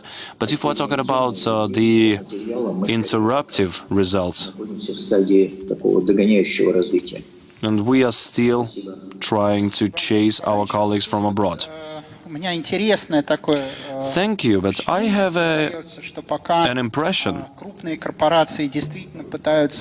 that on one hand, the big companies are trying to chase our foreign colleagues in regard to additive technologies, especially if we're talking about metals. So, and smaller companies are rather successful in getting into the international market. And yes, they are using the 3D printing and polymer machines and composite work, and they are printing in 5-axis technologies. Our companies, the Skolkovo technologies, for example, are sold abroad, and basically the role of the integrator could be more significant because the integrator is selling a lot there, so Skolkovo is selling a lot here. So, for example, the nuclear power stations and maybe other technologies could be sold as successfully as you're doing it right now. Mr. Klipach, you wanted to say something? I think that it's not about Rosatom only, so as an integrator. It is helping to move forward, yes, and it's supporting the private companies with their own developments. And if we're talking about 3D printing, so it's not only composite printing. Lots of companies are doing this. We're doing it in the field of metal ceramics and the sandblasting 3D printing. And both the private companies and the big companies have to work in this field. But these are still developments which have to arise. But it's not about Rosatom only. And I would like to highlight that it's not trying to push around the private companies. It helps to implement their projects as well. I don't know in what fields it could be more prominent, but anyhow, this is the ecosystem which is created for both the national markets and the international one. And so far, Rosatom has been rather moderate in this regard. Thank you very much. Some fields cannot be covered by the privatization, by the agreements from the government side. And I would like to ask Professor Tikhonover to tell us about the priorities of the development which he sees in the biochemistry, in the systems of the health protection, because right now it's very relevant here and now. They are basically regarding all of us. Aaron, please. Yes, good afternoon. The issue of asking the question of what is necessary is easy. The question is how to do it, of course. We know what is necessary. We know the diseases, for example, that are ahead of us. We haven't solved the problem of cancer. We have not solved the problem of transplantation of organs. We have not solved the problem of heart diseases. Certainly, we have not solved the problem, even starting to solve the problem of brain diseases, which is of aging, Alzheimer and Parkinson, which is a huge burden on the economy of developed countries. So asking the question is easy because everybody knows the problem. The problem is how to solve it. And if we think even in COVID-19, where is the knowledge? Let's talk about just two vaccines. The vaccines that are the novel ones, the ones that were made by Moderna and by Pfizer, they're all based on old knowledge that came in the 50s and 60s. So at that time, the central dogma of biology was known to people. We know that DNA is making RNA and RNA is making proteins. And what happened is that the companies took the basic knowledge that was gained in the universities by academicians, by academic people, and made some changes in the messenger RNA. This was also made in the university by Drew Weissman in the University of Pennsylvania in Philadelphia, and so on and so forth, by Katalin Kariko, the Hungarian scientist, and they applied it. They took it and really converted it. They took another knowledge that came from the University of Vancouver by Peter Kulis of how to package the messenger RNA in nanoparticles, in lipid nanoparticles, and then to inject it, and it worked. So if we think about the source of the knowledge is in universities by people who are doing basic research. Now we are coming to the question how we are generating excellent people in basic research. Israel, I can only bring you the example of Israel. Israel basically copied the American model. We went basically after America.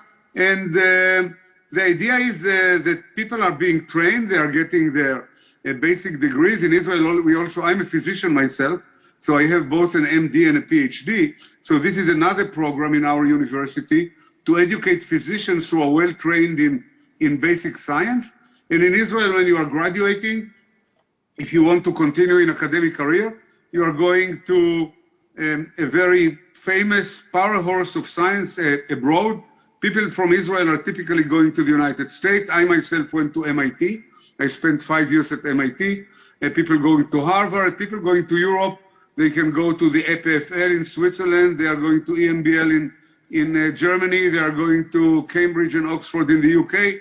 They are going to a major power horse. They are getting trained, and then they are competing on positions back in their country. And in order to bring them back, we have a very tough selection process. We are advertising. We have initially like 100 candidates, and 10 are coming to the shortlist. We are inviting all the 10 to an interview, and at the end we are taking 1 or 2, and we are giving them a very generous startup fund. We are giving each young scientist that is coming to the university, we are giving them around $1 million in order to start the laboratory. Some people get even more if we need to build proteomic or metabolomic or a genomic facility, and so on and so forth. But this is only the first step. We built not only an ecosystem for recruitment of people to bring the best back to the country, but we built also an ecosystem in order to fund them once they are coming with industrial ideas. Because many people, me for example, I now have a company. We developed a new anti-cancer drug. So how you are in the university, build a company. The company needs investment, it needs the industry, and so on and so forth. So we built an intellectual property authority in the university. The The university, first of all, protect its intellectual property by writing patents, and then they are looking for investors. And the investors can be either angels, rich people that want to invest, it can be investment bank, it can be big investment companies, or it can be the industry itself. So the pharma might be interested in this development, and they are coming in, and in collaboration with the scientists, they are developing, they initially invest some money in order to solidify the initial finding, and then they might take it to do clinical trials and so on and so forth. So basically, if you think about it, in order to really take, to generate an idea and then to take it to the industry, we need to build an ecosystem, and the ecosystem starts with recruitment of excellent people. We send them abroad to the best institutions. We bring them back based on their achievements there. We give them a lot of money to solidify themselves. And then if they are coming with any idea that is related, and by the way, it's not limited to biochemistry, and it's not limited to life sciences. It's true to solid materials. It's true to communication in the space. Israel is well known as a very advanced country. Unfortunately, we have to protect ourselves against powers that are sitting outside of our borders, and we are leading in many technologies, but all the technologies at the very end are coming, they are rooted, or most of them are rooted in the universities and in collaboration between the universities and the industry. So you need to build an ecosystem. Identifying the question is the easy part, but carrying it out successfully and becoming a world leader, you know, that you are the number one. You know, Israel is now the number one in cybersecurity. We are attacked all the time, like any other country, on our computing system, and not only in biology, you know, hospitals are attacked, but also the industry, the universities. So we, out of a need, we needed to develop cybersecurity, and we are world leader in cybersecurity. We identify a need, which is easy relatively, but then we are building a whole ecosystem in order to tackle it. And the ecosystem is typically starting, not only in the university, it's starting with high school. We are implementing novel educational system. We are taking it to the university, selecting the best people, sending them abroad, bringing them back, letting them develop, and then connecting them with a whole array of instruments and devices into the industry. So I think that we need to look at this problem that we are talking from a height of 30,000 feet. It's not at ground level. We need to develop an entire system. Thank you very much. Thank you very much, Professor Chekhanova. Indeed, a fantastic recipe, because here we're talking about high qualified people who are gathered in the ecosystem of the university, the engineers, the entrepreneurs, who are taking the knowledge and creating the technologies and businesses.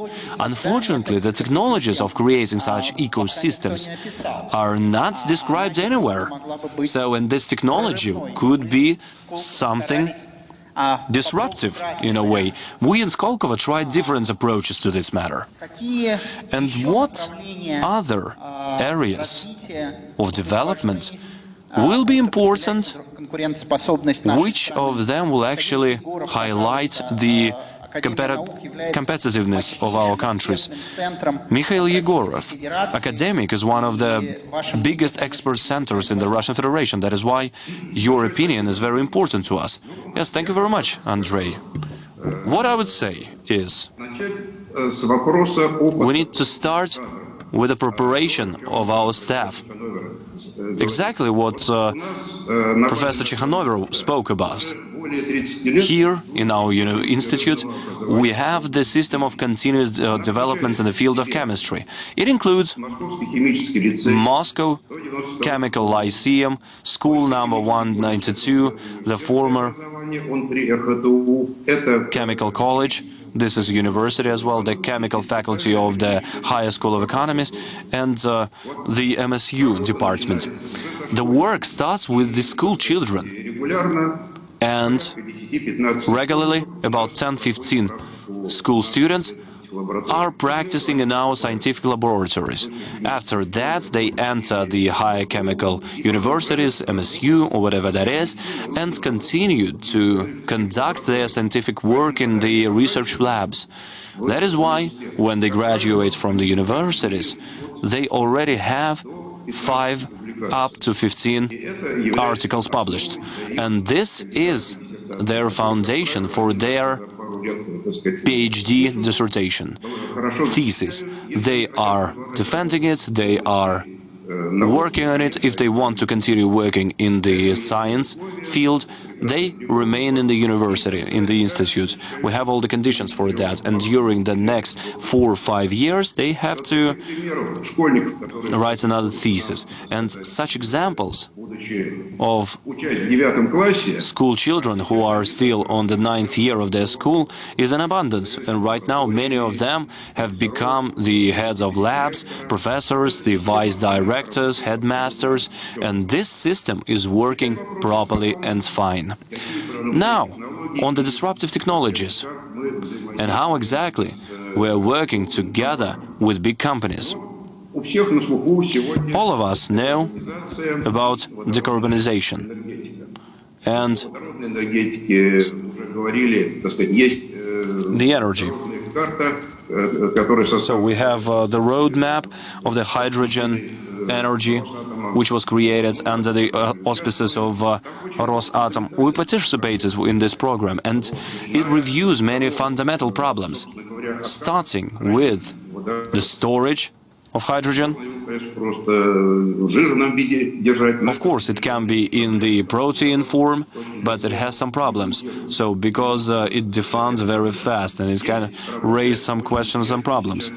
There are interesting approaches which show big opportunities using various aromatic connections as acceptors of hydrogen. There is a catalyst, and hydration is occurring of some aromatic connection. So it stores the hydrogen up to 30% of hydrogen, and this is a rather high digit. Then another catalyst is added, which helps to simply save the hydrogen without causing the explosions, and it can abstract it from there. This is one of the parts of the decarbonization, and this is one of the approaches, because decarbonization is connected with the green gas effect. But the foundation of the green gas effect is not the carbon, it's more about the water vapors. And if we take a look at the mirror of the world ocean or the rivers and lakes, I would like to highlight that their contribution into the greenhouse effect is actually much more than the CO2 contribution. What should we do with it? We need to decrease the anthropogenous emission. In this regards, we are talking about the furnaces. So this is the main thing. So we need to get back to the restoration by the hydrogen and coks. So, and in other fields, it's the obtaining hydrogen from methane and water. So these are the starting technologies, so these are the old ones. And then we need to move to new technologies which exclude the emissions of CO2. There are catalysts which help to take methane and separate the hydrogen and carbon. So, and this is not CO2 in this case. But anyhow, it is a very precious reagent. So, and polycarbonates can be created out of it, and the carbon can actually create the methanol and other materials, and of course the hydrogen is in its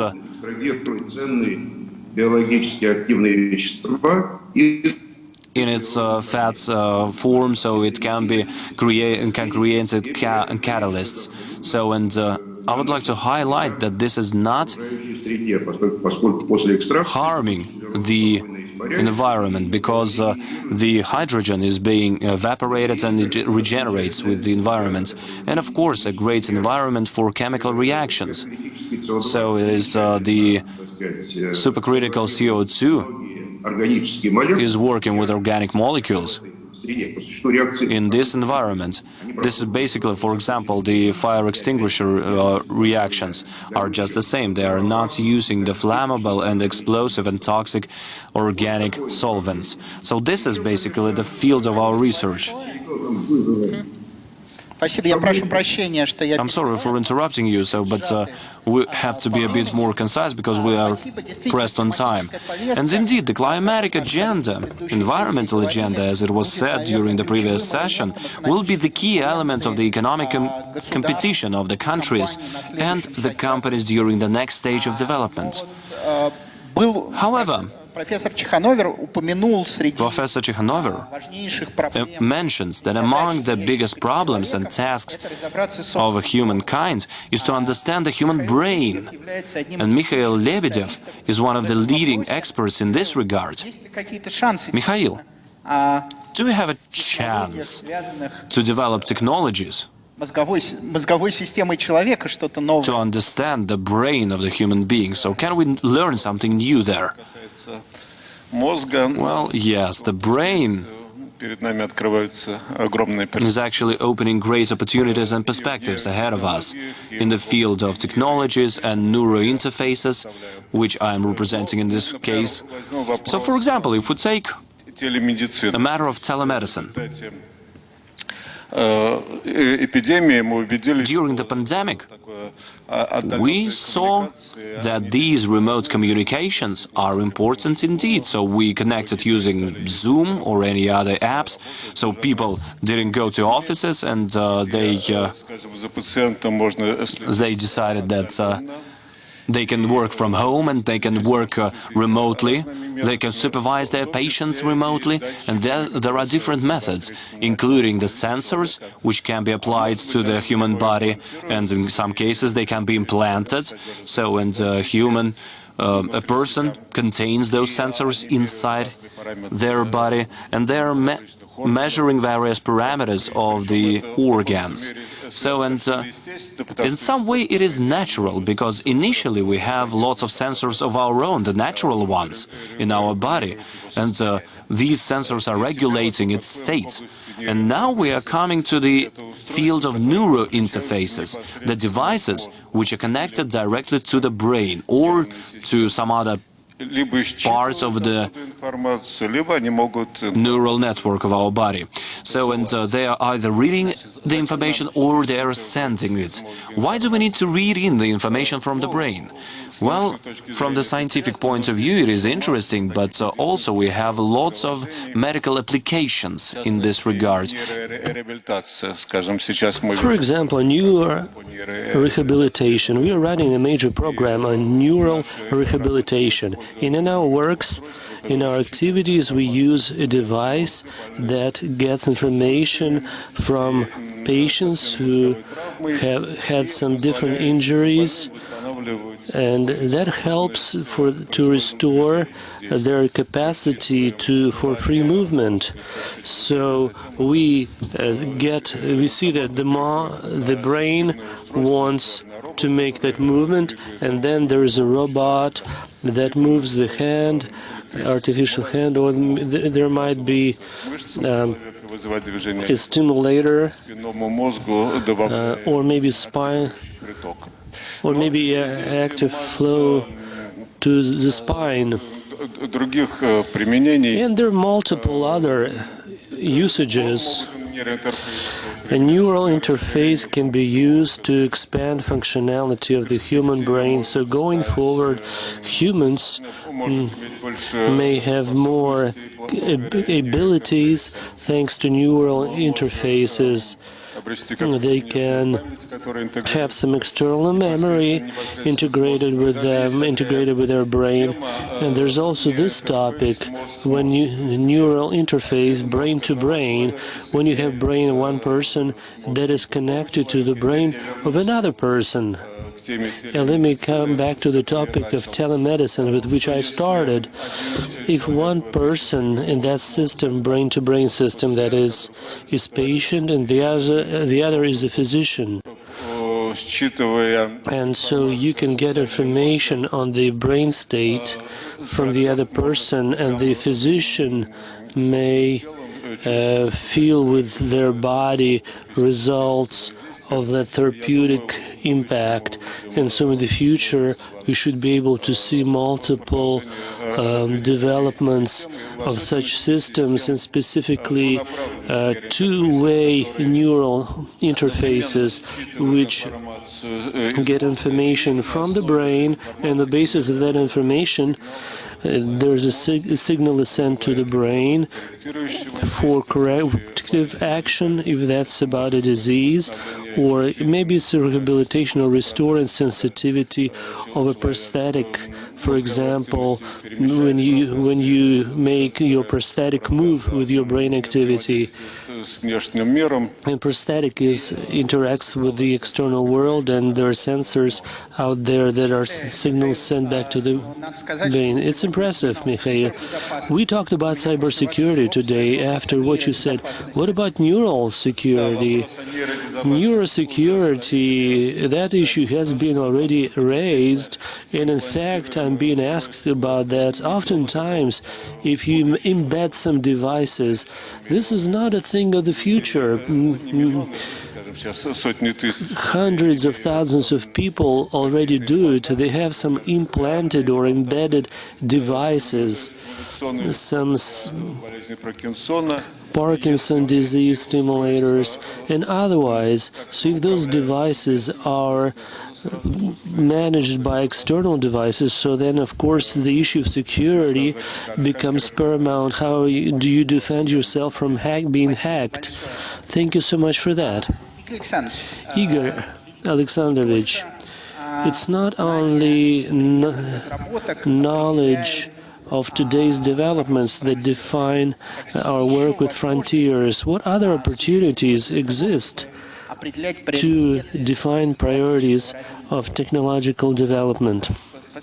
Thank you for the question. I would start by saying that majority of those who are here, it's those who create new knowledge, and there are many more people who just watch us do it, who study it, who are curious. Maybe there are company representatives that would like to know about new trends, so who would like to learn new things, and those who would like to invest into those new things, in promising things. So Anatoly Borisovich said at the previous session that the amount of information has drastically increased over the last 30 years, but it's a problem because it's difficult to navigate that amount of information. And what about promising and future technologies? It's difficult to say, and there are several ways to deal with that. I would like to touch upon some of them. So patent and analysis is one of that. So what kind of things get patent protection? So electric vehicles is a big thing. We see a lot of patents related to this area, and you can see on this table that not only the companies that are recognized leaders in electric mobility like Tesla, but we see a lot of Chinese companies or semiconductor producers like Intel or Apple also got involved with pilotless driving. So that makes you think that microelectronics is the basis for most of these emerging technologies, and patent analytics, they do not give us an objective picture because there is a 2-year lag before we see them, and some inventions are never get patent protection. So this is about publications. So about transparency of AI.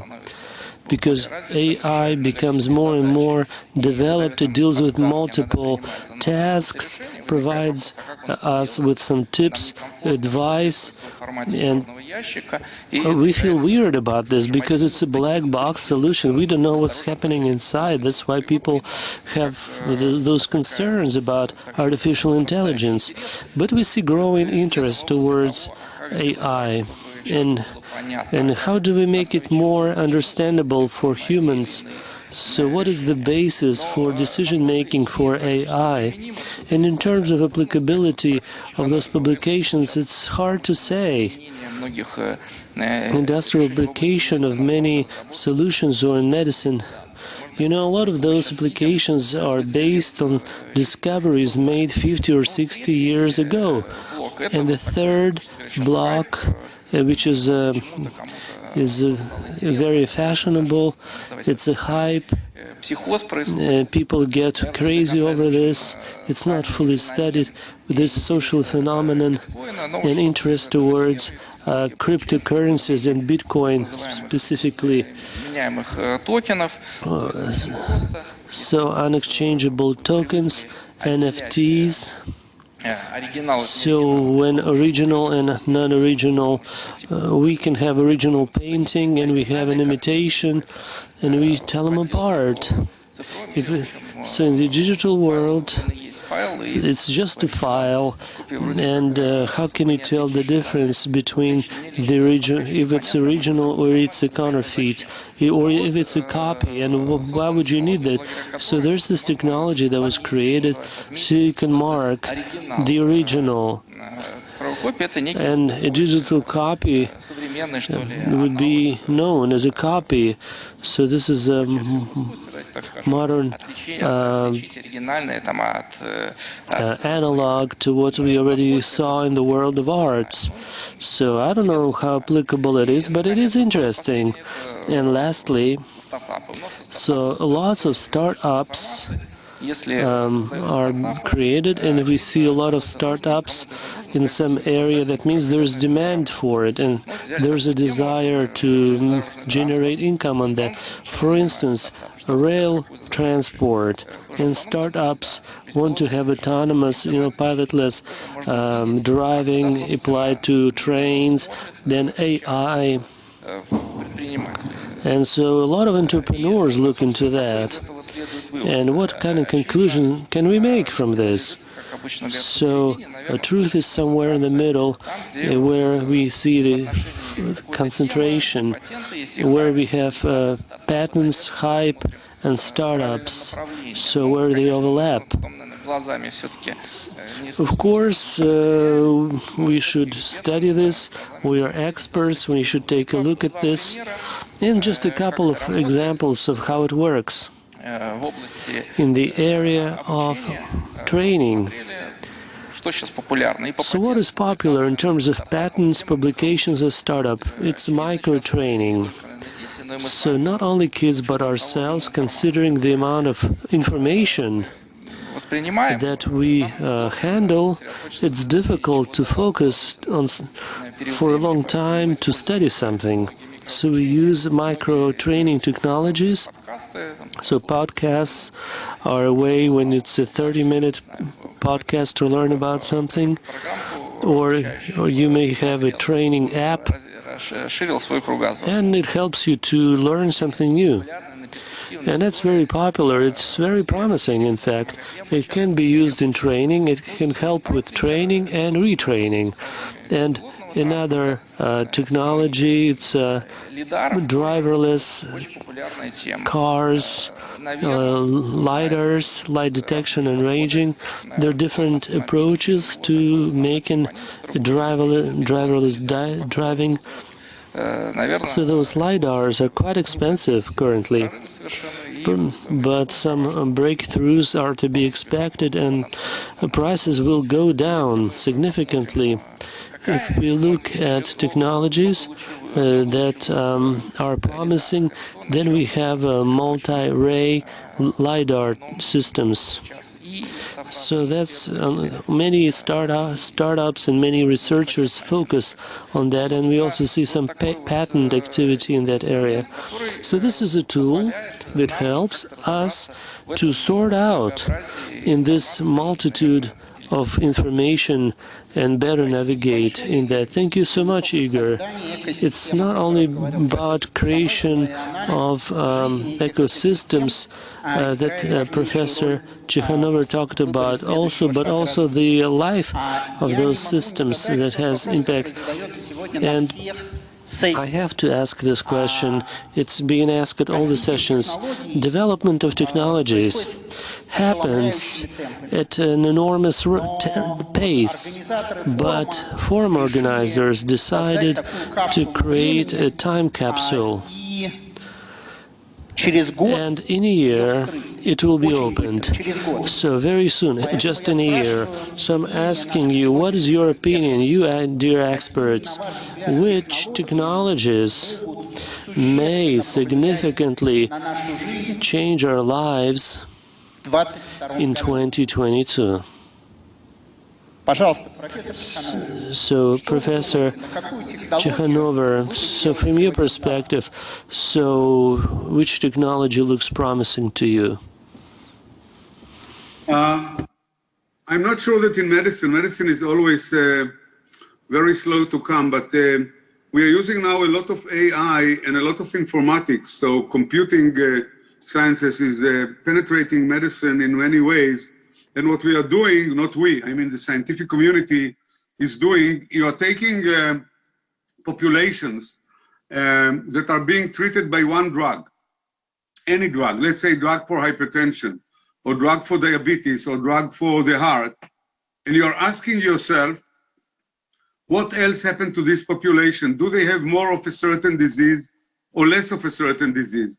And then you can find out whether the drug is also against another disease that you did not think about, or it accelerates the development of a disease that seems initially to be unrelated. So this is all informatics, but at the end, there is no shortcuts because we are talking about human beings. It can all be coincidental. You know, it can be the population. You can might argue that people that have diabetes are also susceptible to some other disease and it has nothing to do with the drug. You always have to go back to the laboratory and back to the clinical trial and see whether this drug indeed is causing disease or can be repurposed to treat another disease. So I'm afraid that medicine is kind of slow to come. And again, I want to go back in one sentence to the COVID-19.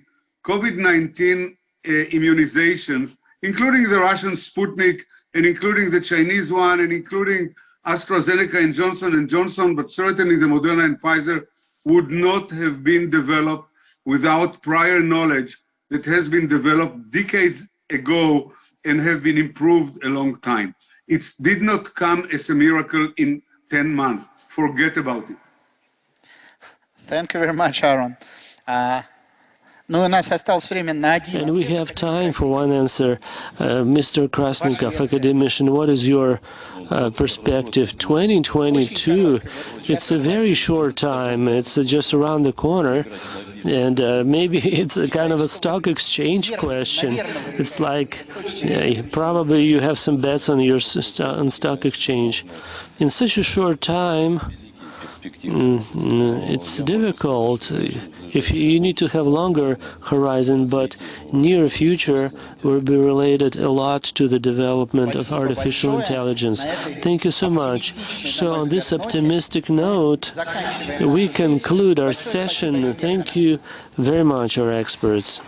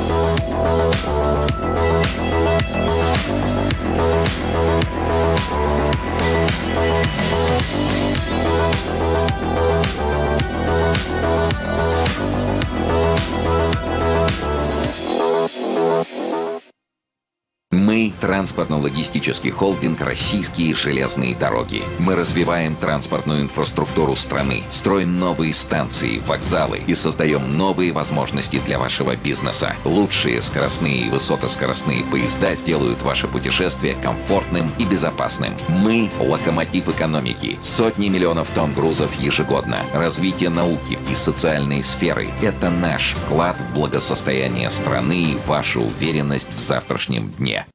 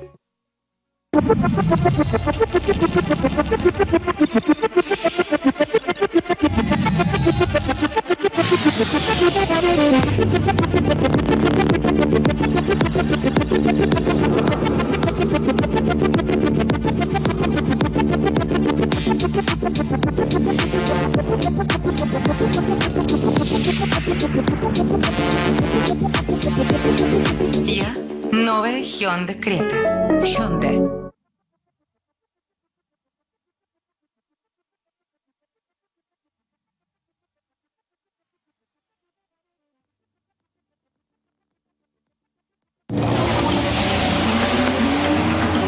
Есть история фантастическая.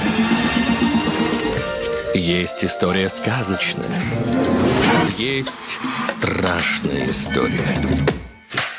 А есть история реальная. Вьюка – всегда реальная история и диагностика автомобилей с пробегом. Юка – официальный сервис Hyundai. Смотрите историю и диагностику автомобиля и покупайте его онлайн.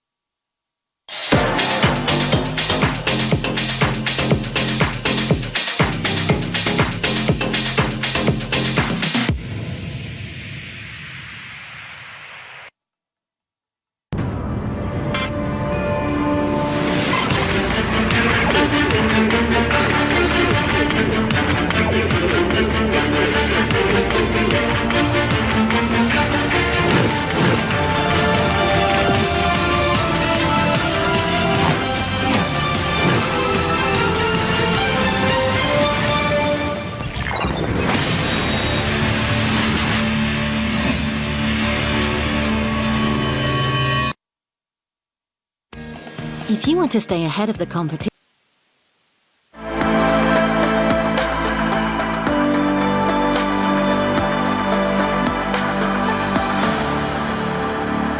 И снова здравствуйте, дорогие друзья! Наша следующая сессия пройдет в рамках конференции. Hello, dear friends.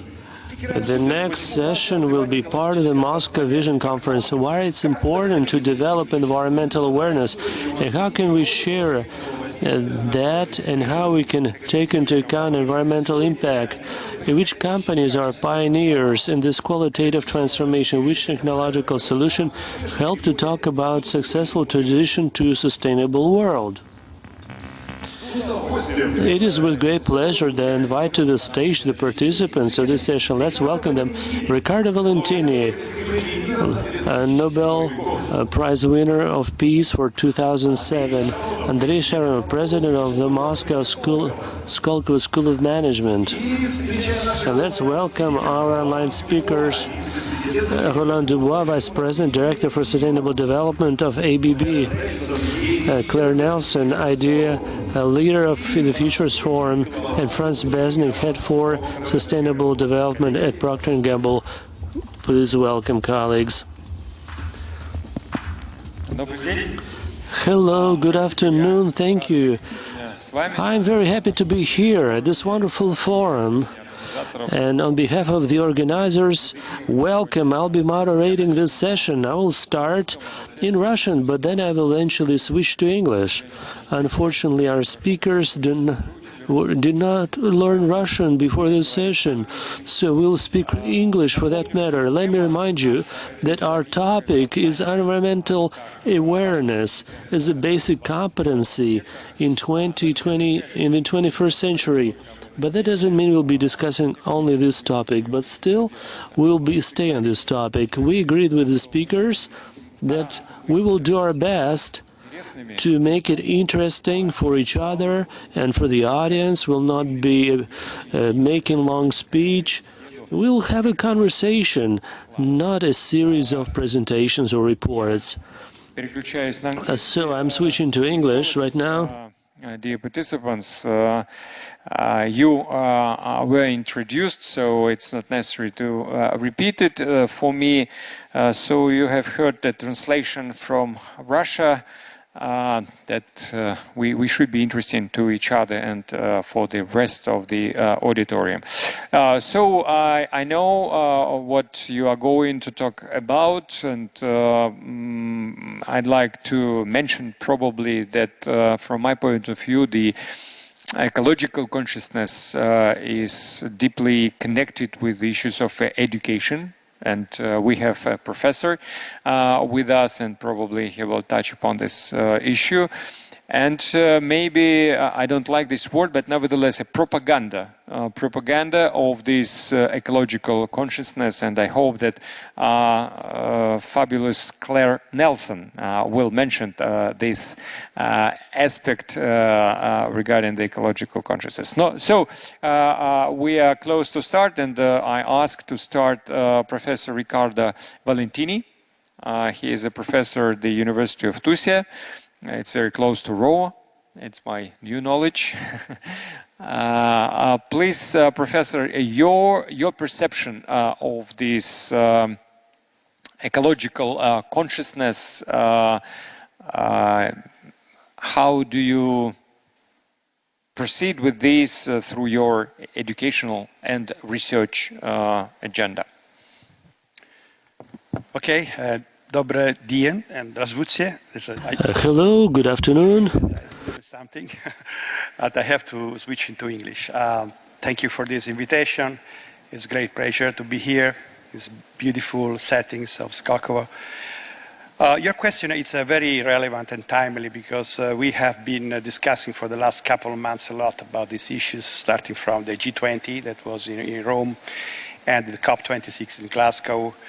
These two main, let's say, events has really brought a breaking need of the society, the global society, to think about environment and the ecology, the planet resources. So we are in the middle of this. And the data and the analysis we are looking at they are showing that we are in a trajectory that things will become worse and worse if we don't raise this consciousness of ecology in all of the society. So, but we need to make a step forward in this, take the best information that we have to solve problems, because we cannot just announce that we have a problem. We need to have to solve it. And this comes to my first, let's say... By the way, some people do not recognize that the problem exists. So it's another stage of education and persuasion that they need probably. Yeah, that's true. In reality, okay, first of all, the data are quite clear now. We are heading to 9 billion of people in the planet. It's a small house. It's become a small house. If you think that when Jesus Christ was born, in the planet Earth, there were something like 200 million of people. 200 million. Today we are 7, and we become 9 in 2050. Most of these people will live in cities. Moscow is an example of megalopoly. And so we are changing so rapidly. We have doubled the population in the last 50 years. My generation of 1960 is the first generation that's seen in his life the doubling of population. We never had this. So these things create a lot of problems. Climate change is one, of pollution of the atmosphere and greenhouse gas emissions. And we see that because we see Arctic ice melting, we see hydrological hazards, we see droughts, we see high temperatures. So that's, I think, the problem is you are right. Not everybody recognizes, but more for me of concern is that well-educated people, they kind of know about these things. But how we really go to the low-income people, to people that is at the margin of the society, they are not really interested in climate change or waste recycling. They are really interested in day-by-day life. And so this is really a social problem, more than a scientific, technological problem. And we don't have instruments so far to permeate the society at all levels. But this is a big battle that we can win only if all the humanity take another direction, not just the well-educated people. And this requires also changes in our education systems and universities, the way we also produce science and so on. Thank you, Ricardo. I will come back, and we have some question. If we'll have time, I will question from auditorium. If we'll have time, I will address you. But now I'd like to invite Roland Dubois, the director for sustainable development, ABB company, and I see that we have two representatives of the industry, ABB and Procter & Gamble company, the professor from the university, and Claire Nelson. I was impressed, Claire, reading your track record, and you belong to everything I could imagine, to the science, to the education, to social movement, to government relationships. So it would be interesting. So let me invite once again Mr. Dubois. And please, what is your perception of the ecological consciousness, and how do you pursue this target through your everyday routine in the company? Okay, so first let me apologize not to speak Russian, as I could do that in several languages, but Russian will probably be for next time in my case. So thank you very much for having me in this forum. It's very good. Jumping on what has been said just previously, I think one thing that is important to start from is to say that as individuals today, most of us cannot be blind and not consider that there is a threat coming, or better said, the threat is already there. So I think as individuals, it's either we have no conscience, either we have effectively haven't read anything in the last couple of years. But if yes, I think we have to acknowledge that a couple of megatrends are shifting what will happen in the world later. And more than that, I would say, as companies, if I switch a little bit the angle, as companies, these megatrends are shifting and shaping the economy. I'm talking about climate change and resource scarcity, of course. I'm talking about the technological breakthrough that are coming, but I'm also talking about social aspects, urbanization, and all these demographic and social changes. All in one, they need to, we need, to have awareness of these changes and think about what we can do.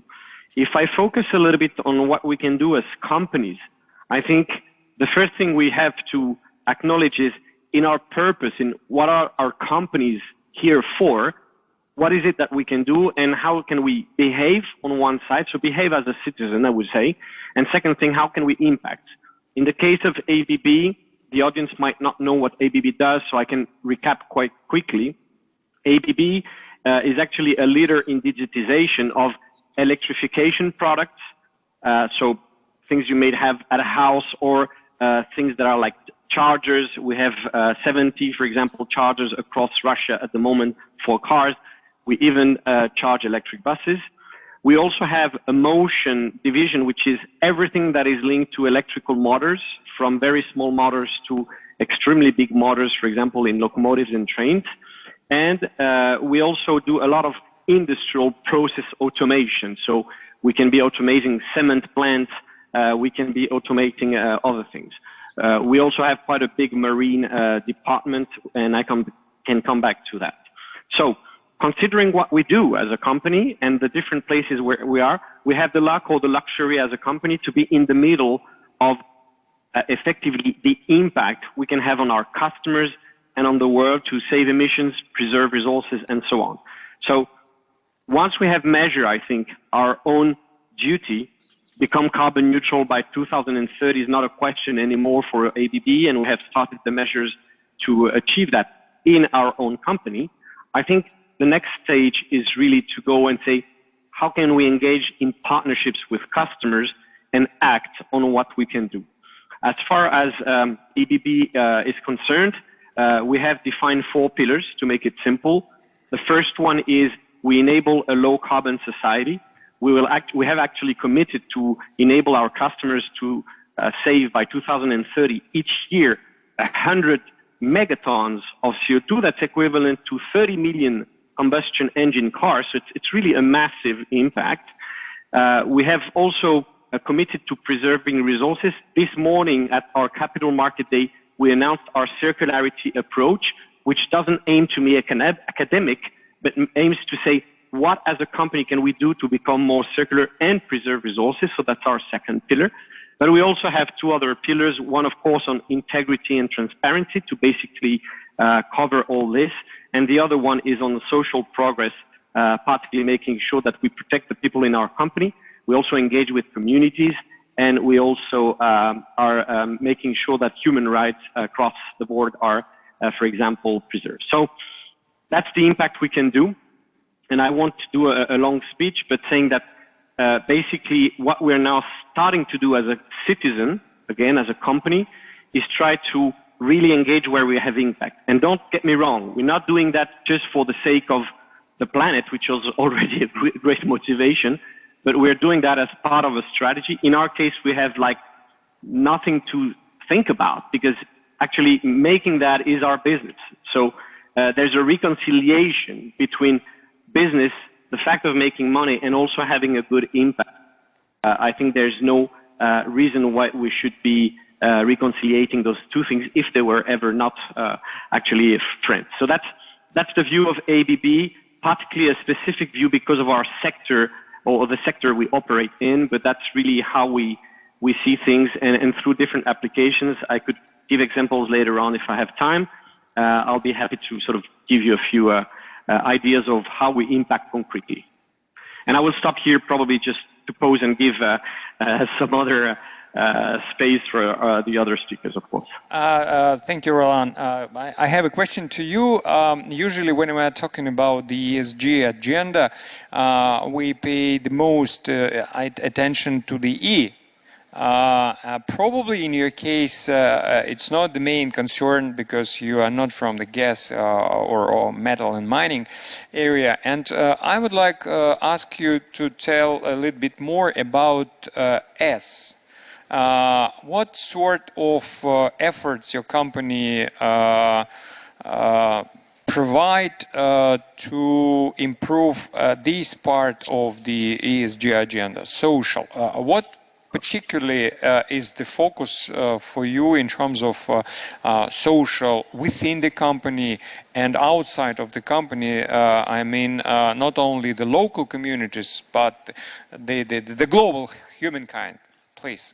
Yeah, I will answer. Just recapping, we have 4 pillars, right? So 2 of them are on the environment. So it's not because we don't have a huge problem in terms of license to operate that we don't favor that, because we can enable a lot of our customers to have that. So the E is very, very, very important in ABB because, again, that's our business model. Now, answering your question, in terms of what we can do to, as we call it, promote social progress, I think there are 3 main ways that we have defined in our approach. The first one is, well, let's take care of our own people first. So let's aim for a 0 harm to our people. And actually, this year, I'm crossing fingers because we're not done with the year yet, but we have had for the first time in many years, if not in the first time of history, 0 accidents in ABB. Of course, the confinement situation of the COVID probably contributed a little bit to that, but still, that's the aim, is not to get anyone hurt. That's the main thing. The second thing in terms of social progress, the S part, as you call it, is to really acknowledge and increase the speed to work for diversity and inclusion. Again, that's not necessarily particular to ABB, but that's something that we really defend. All sorts of genders, all sorts of inclusions and diversity points. We're starting and putting the focus at the moment with women in senior management. That's the target, and we're aiming by 2030 to double the number of women we have in our senior management. Another point that we're, of course, trying to look more widely in the company, still internal, is to make sure that we are in the top tier of employee engagement score in our industry. So it's basically to say, are employees happy to work in the company, and do they, further than the fact that they work in the company, do they enjoy working in the company? So that's another aspect. If we move a little bit externally, of course, because we don't only look at ourselves, there are 2 main aspects in the social aspect. The first one is on community building initiatives. ABB does a lot of local community initiatives. We are going in 2022 to look at the possibility of launching more centrally, I would say, not driven, but more headline type of project on certain topics that are dear to our heart, not, I would say, not suppressing or not reducing the speed on the local projects. So we have a foundation, for example, on education for unfavored countries, but we also are working a lot in the sense of care to people and, of course, access and to electrification and topics of that kind. Roland, I'm sorry, I should interrupt you to leave the space for the rest of speakers. Sure. Thank you very much.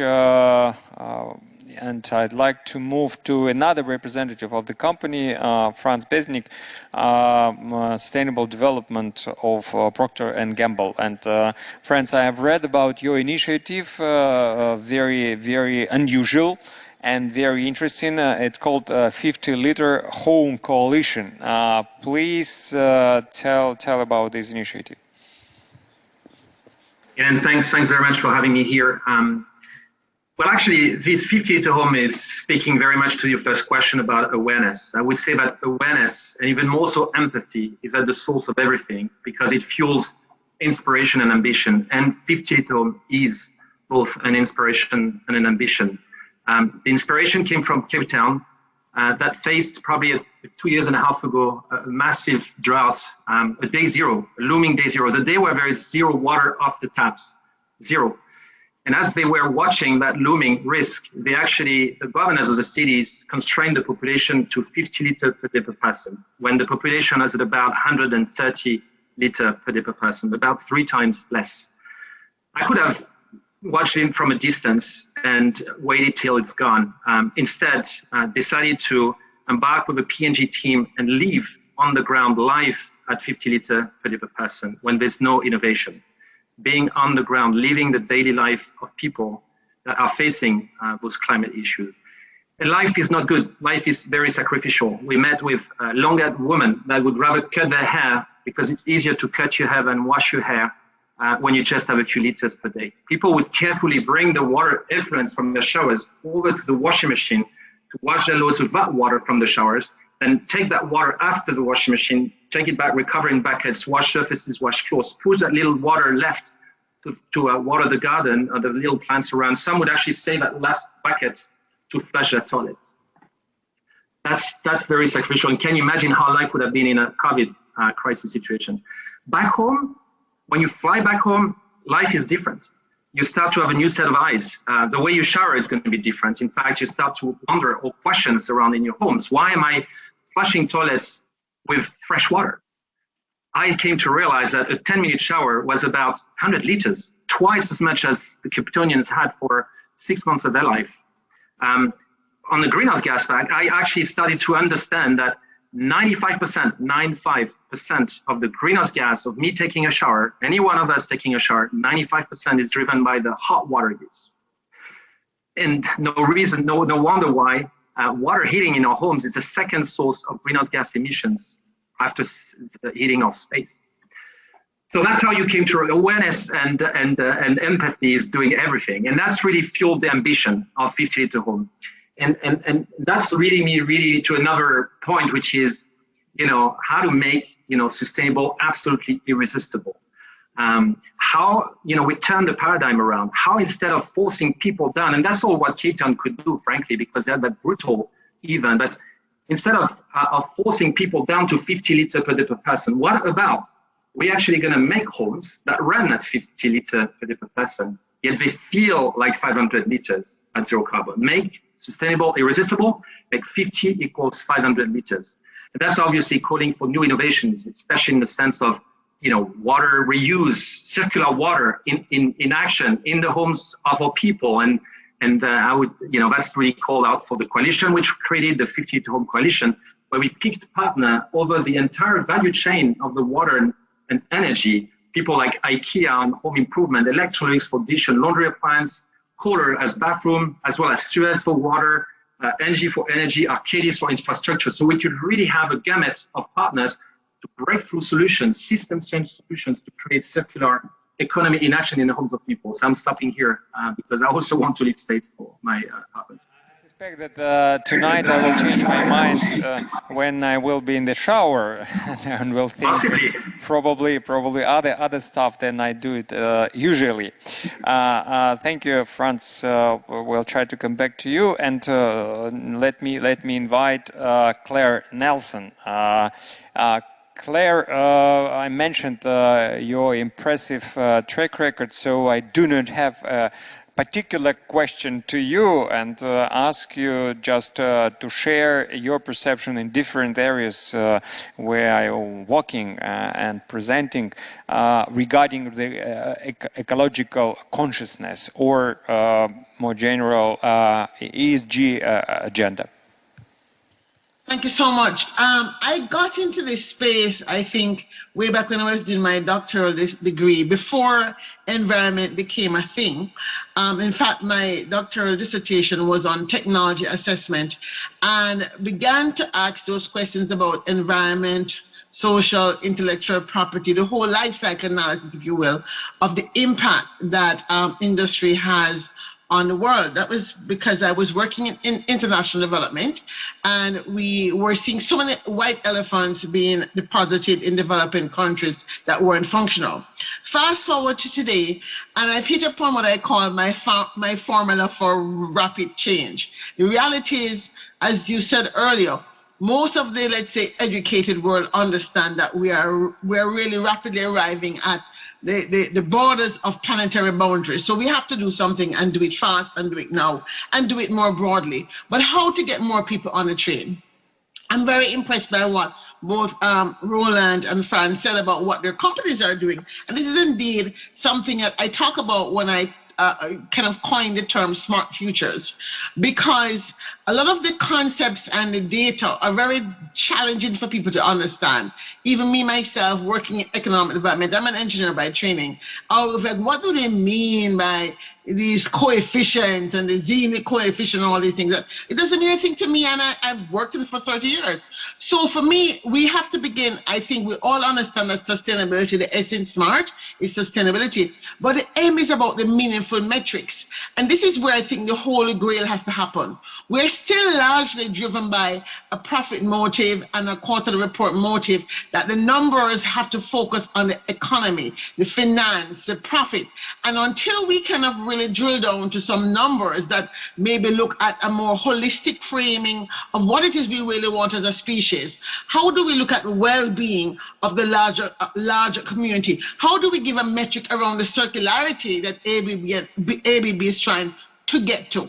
And so also, as an engineer, one of the things I'm working on, I'm just throwing it out here because I have 2 companies that who knows might fund my ambitions, we need to get to a literacy, sustainability literacy for engineers across all stripes, because it's engineers that's driving the built environment, right? The things we use, our products, processes, etc., are engineering driven. Yet, if you talk to the chemical engineers, it means one thing, civil engineers means something else, industrial engineers, it means something else. We need to get to a literacy in which we have a shared agenda around what it is we need. And I do think that industry can play a strong role in helping to educate our future into this more useful perspective. I think both Franz and Roland spoke to this idea of taking into account people's agency at the company level and at the community level, right? The A in a smart is about agency and the aspirations of all the agents in the ecosystem. So it could be a stakeholder, your shareholder, your customer, your internal customer, your client. All these entities are part of the system you're trying to adjust. R is about the resilience of the system, right? How do we ensure that the regulatory systems also are in place to support this drive? It's no good if one company is out front and everybody is saying, waste of time, we're not going to do that. How do we create the resilience across all parts of the system, including the regulatory systems, to ensure that this paradigm shift is moving us into this consciousness that, listen, we actually don't have a planet B. And finally, T, I think Franz said it best. How do we get technology to be designed in such a way to sort of make, I think Roland said it, sustainability irresistible, right? How do we perhaps gamify it? Whatever it is we need to do to get people like myself, I'm guilty, I stand in the shower and I take 100 meters in 1 hour. How do we do that so people like me understand, wait a minute, you should turn off your shower now? And so these are small things, but I think we have to get support as industry working together to change the language, come up with language. And the reason why I picked on the word smart, because everybody was talking about smart city, smart this, smart watch, smart clothes. What does it mean really? And so I think for me, I am promoting this propaganda that if we can get smart about the future, and understand smart means these things, and more of us use these framing words in designing our systems, we might get to this paradigm shift, this environmental consciousness we need to sustain a thriving future in the in our global community. Thank you, Claire. The question to you, how do you think, what is more important or more effective in terms of promotion these ecological consciousness and thinking and behavior, ecological behavior, some, let's say, enforcement, creation some conditions which are compulsory, obligatory for people to fulfill, or it's more upbringing, it's more storytelling and creation some positive images people would like to follow?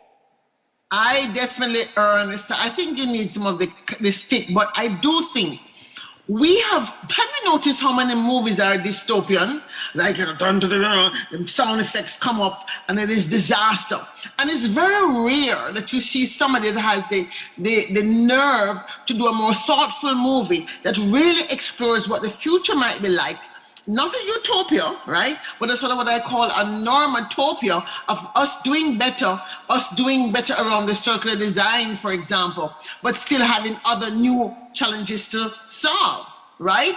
So I think the storytelling, I'd love to see more movies that are rich. I would suggest that we think about, for example, doing a movie with Ministry of the Future, that fabulous book that was written by Kim Stanley Robinson, but then drilling it down to, in some scenes, about the daily life that people are facing, but do it in a way that's more positive at the end, and perhaps some of the things that his book takes us through.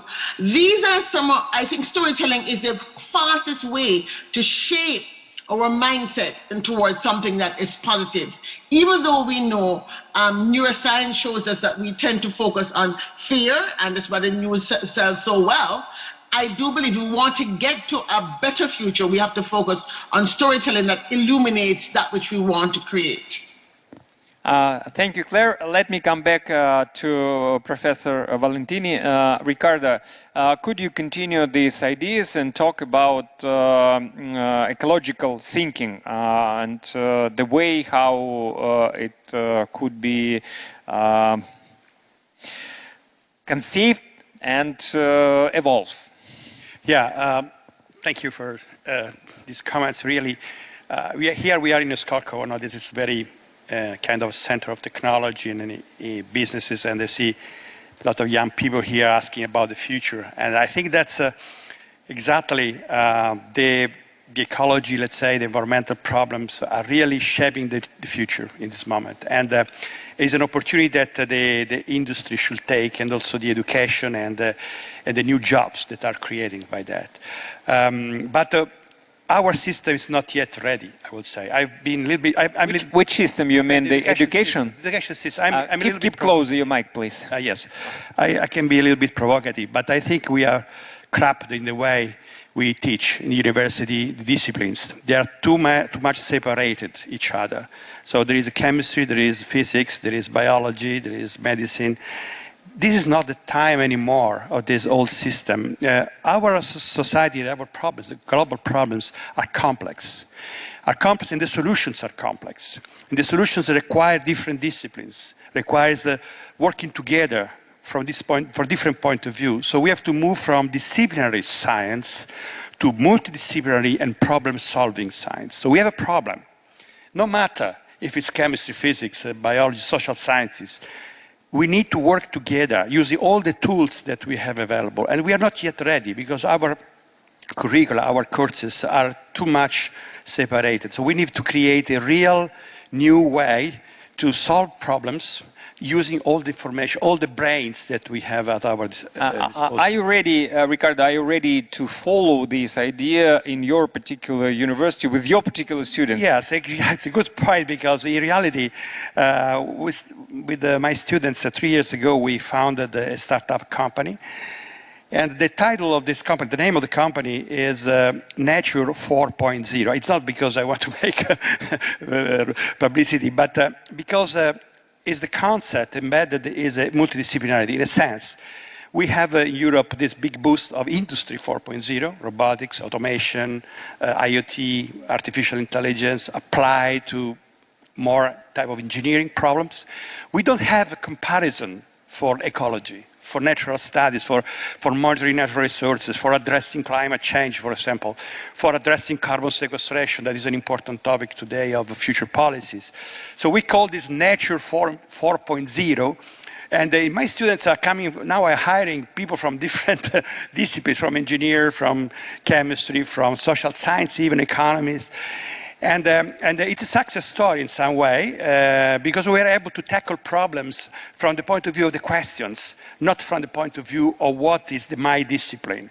And these days, of course, you know very well in Skolkova, I think, that one of the requested profession is data scientist. Okay, data scientist is an example.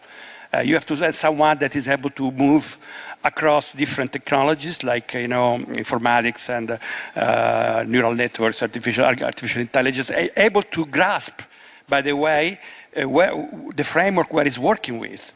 And we don't have yet this type of real preparation to address all different, particularly in ecological problems.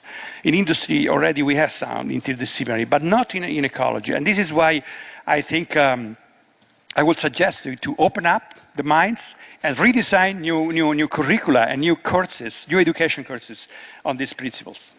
Thank you, Ricardo. And we are close to finish our session, but nevertheless, I will try to ask a very short question to both of you, Roland and Franz. Please tell about your examples, your efforts in terms of promoting this ecological thinking in your company. Please, 40 minutes, seconds each. Yeah, Franz, you want to start? Okay, so I'll start. Look, a very quick one. In my case, it's been quite simple. I've been in ABB for 2 years. I think when I arrived in ABB, I saw that there were solutions that are ready now, not tomorrow, not innovation that needs to start now for the next 5 years. And I said, okay, how can we basically make that as clear as possible to our employees, our customers, our suppliers, in order to basically capture the essential message, as I said, around circularity and preserving resources, around the huge impact we can have on CO2, and put in this basket as clear as possible for awareness of our customers in particular, the message, so that the awareness is there. I heard Claire talking about awareness. Our way to do awareness in a company is maybe a slightly different in the sense, but it's make customers and partners aware that there are solutions today that we're also developing for the future. There are things that they can do now. And if I can conclude on one short thing is, as an individual, I really like what Franz says, look around you. What can you do personally, but also in the space that you're around? That's what I'm trying to modestly do in ABB. Very big company, has a lot of solution. Just putting things in the right order was, I think, my main contribution so far, with, of course, a lot of collaboration with the different businesses and leaders in ABB. So that would be my Thank you, Roland. Franz, your turn. A few words. Thank you. We're establishing a curriculum for each level across the companies. LCA, lifecycle analysis, is a must for everybody. Every employee must be confronted to that and exposed to that and understand what it is. And up above the levels, we've got special forums where we actually have educations, so tailored to the levels. So that's one aspect of things. So really getting to the science-based, LCA approach. Second, of course, the 58 Home Coalition is a way to really get deep into the water and greenhouse gas in homes conditions, and the partners, the gamut of partners, and also the public. We are actually joining up with cities and public companies, is actually now creating an ecosystem of learnings, an ecosystem of partners, including startups. And that's actually absolutely deepening our understanding of not only us as a company, but the whole system in the context of the city. And the last but not least is, I would say, I really come back to make sustainable irresistible. We need to actually make it irresistible for consumers. There's a level of education the consumer won't take because there's so much issues in the home that they are facing. They can't pay their bills, their grandmothers are sick, they lost parents. So we've got to make it irresistible so they don't have to think too much over it. And that's the crucible. Is how do we design detergents that are way faster at cleaning so they can get that off their load very fast. And at the same time, they save half of the resource. Same for circular water. How we can democratize that so that it's going to be damn easy for them to get down to about 50 liters in a way that is fun and irresistible. So that would be my 2 cents in that. Thank you, Franz.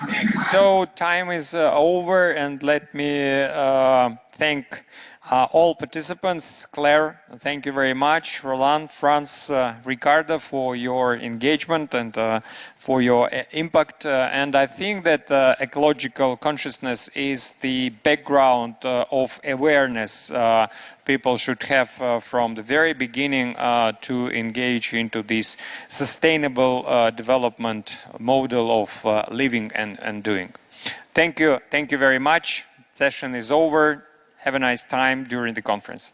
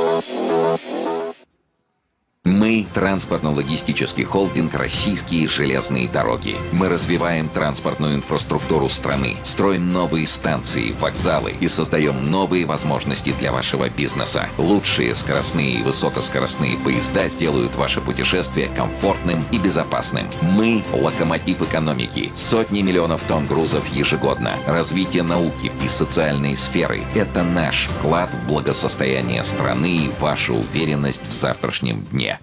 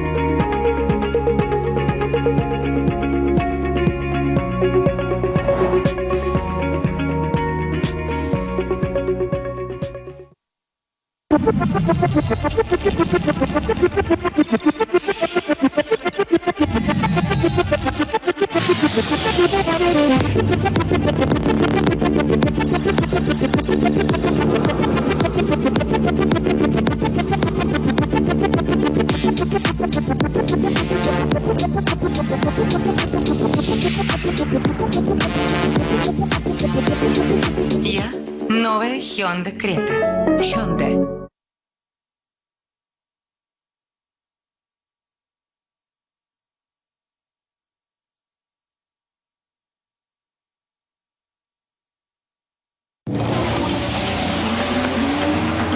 Есть история фантастическая.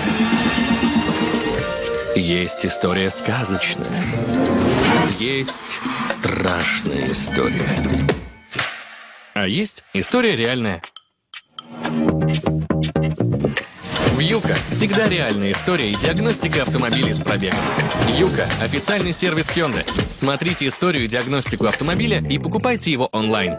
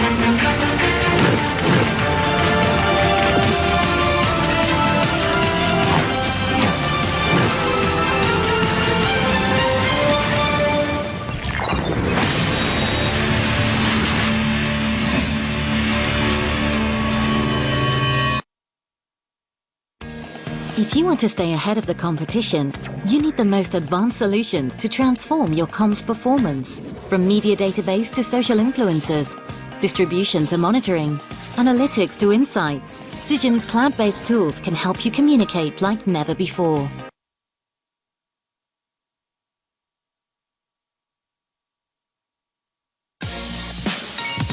Звонки ВКонтакте для работы. Больше никаких ограничений по времени и платных функций. Звонки ВКонтакте — это разговоры без конца с телефона и ноутбука.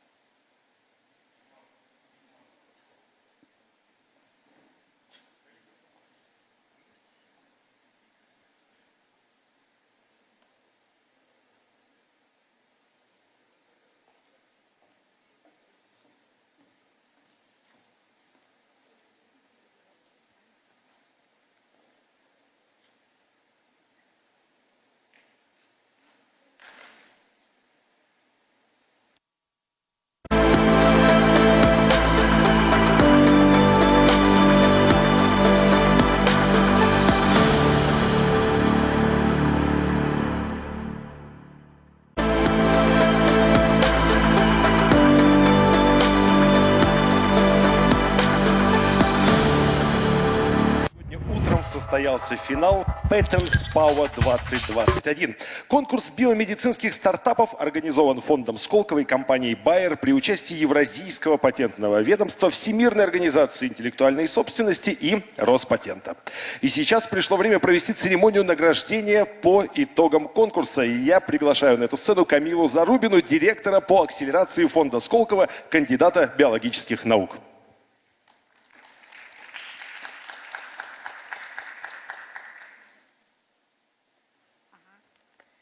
Уважаемые друзья, добрый день. Действительно, уже традиционно стало в рамках открытых инноваций, теперь уже впервые в рамках Нобелевского форума мы провели такой важный конкурс для нашего кластера, биомедицинского кластера Patents Power. У нас было более 60 заявок, более 60 проектов мы получили. Сегодня, буквально час назад, у нас завершился конкурс, 10 стартапов выступали. И я хочу сейчас пригласить всех финалистов на сцену. Я буду объявлять, пожалуйста, стартапы, выходите на сцену. Георгий Виноградов, проект You Can. Давайте поаплодируем. Гермес Чилов, проект второе поколение ингибиторов CDK4/6. Коллеги, берите рюкзачки, это ваши подарки. Так, Георгий, да, остаетесь на сцене. Гермес. Эрик Бровко, Здоровье.ру, он у нас в онлайне. Если есть возможность тоже вывести наши стартапы в онлайне. Владимир Дмитриев, компания Делимед Хаб. Берите рюкзачки, да. Hub. Yes, Екатерина Криницкая. Лечение рака молочной железы. Екатерина, по-моему, у нас в онлайне. Да. Если есть возможность тоже вывести в онлайн. Breast gland treatment. Андрей Демченский. Андрей Демченский. CMVMD.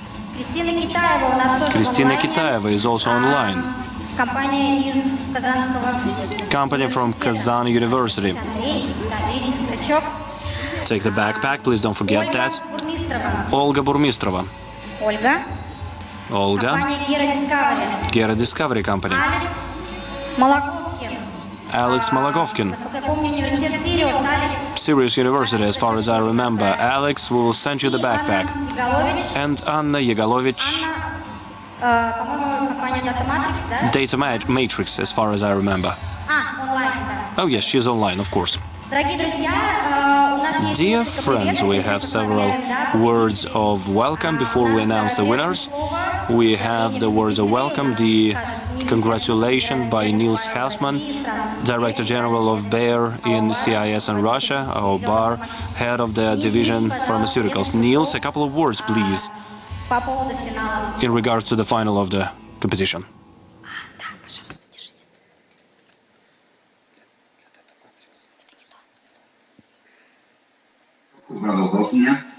И мы как компания очень рады, что мы опять успели поддержать это соревнование Patents Power. We're glad that we managed to support this competition this year. Bayer is supporting open innovations for 4 years now, and we supported more than 20 startups in this regard, and the overall sum is about 50 million rubles. And what is important is that we are sharing our expertise. We have various projects, grants for health, for example, collaborator projects, and more than half of our projects which we are supporting are the Patents Power projects. I would like to say thank you to Skolkovo for organizing this event, the jury, and of course, thank you to all the startups. Thank you for your support, for your interest. And of course, we'll congratulate the winners. We wish you to work hard in the future, and we hope that this grant is going to help you to achieve great success of your patent and for you to make the next step in your development. All the best to you and success. Thank you very much, Niels. Thank you. Dear colleagues, it has become traditional that we are protecting the intellectual property, and it's great that Rospatent is supporting us, and I would like to invite Yuri Zubov to the stage, the Vice Head of the Federal Service on Intellectual Property. I hope that the microphone is working. We have 2 experts who have been evaluating this project. Thank you very much. I would like to say thank you for inviting me for the 4th time here. Our body is really grateful for this chance, because we are evaluating the level of technological maturity of these projects and their security. And we are not only evaluating and assessing the ideas and the work, we are learning as well, and we are logging these developments as the developments of the technologies in our country. And I would like to highlight that during these 2 years, the area of biomedicine has been developing rapidly, and there are stimuli to create new solutions. We believe that we need to move on forward. We need to patent these solutions in complex to commercialize our developments and to move ahead in the markets. Thank you to all the organizers, and I wish you all the best. Thank you so much, Yuri. Don't go away. We have another interesting event. Our partner, Russian Patent Organization. I give the floor to Dmitry Rogozhin, so they will share their impression on this competition, and they have their own award, their own prize. They selected their winner. Dmitry Yurievich, over to you, please. Dear participants of the forum, on behalf of the Eurasian Patent Authority, I would like to congratulate the participants in the competition and for making it to the finals. And our experts saw that participating startups have a lot of potential in terms of protecting IP, and congratulate today the winners with their awards. The competition, Patent Power, is important. Not only it makes possible to identify promising startups and solutions, but also to ensure IP protection, which is quite difficult for a lot of startups. But working with IP, when it's well organized, it's not only protecting your work and your ideas from competitors, but it's also a way to increase capitalization and attract investments. I would like to note Eurasian Patent Authority participates in this competition annually. We are on the jury, we are one of the sponsors. And it's a lot of interest for us because many Eurasian applications, at 57% of them, that is, one way or the other, have to do with medicine and pharmaceutics. So we have to maintain this high level of expertise in these areas, and we are happy to make our professional contribution to this event. Today we are also happy to award one of the finalists of Patent Power with a medal of the Eurasian Patent Authority. It's called Look into the Future. That medal was established by our agency to encourage talented scientists, startup students, those who demonstrated great achievements in terms of investments. This is a gold medal named after Viktor Blinnikov. So the Blinnikov medal is given to the best of the best inventors and organizations that contributed a lot to the development of inventions in Russia and Eurasia. And hopefully the names of today's finalists will be among those who get a gold medal from our authority. So our medal, Look into the Future, goes to the team of Kazan Federal University for its startup development of therapeutical vaccine using hybrid cells for oncological purposes. Congratulations on the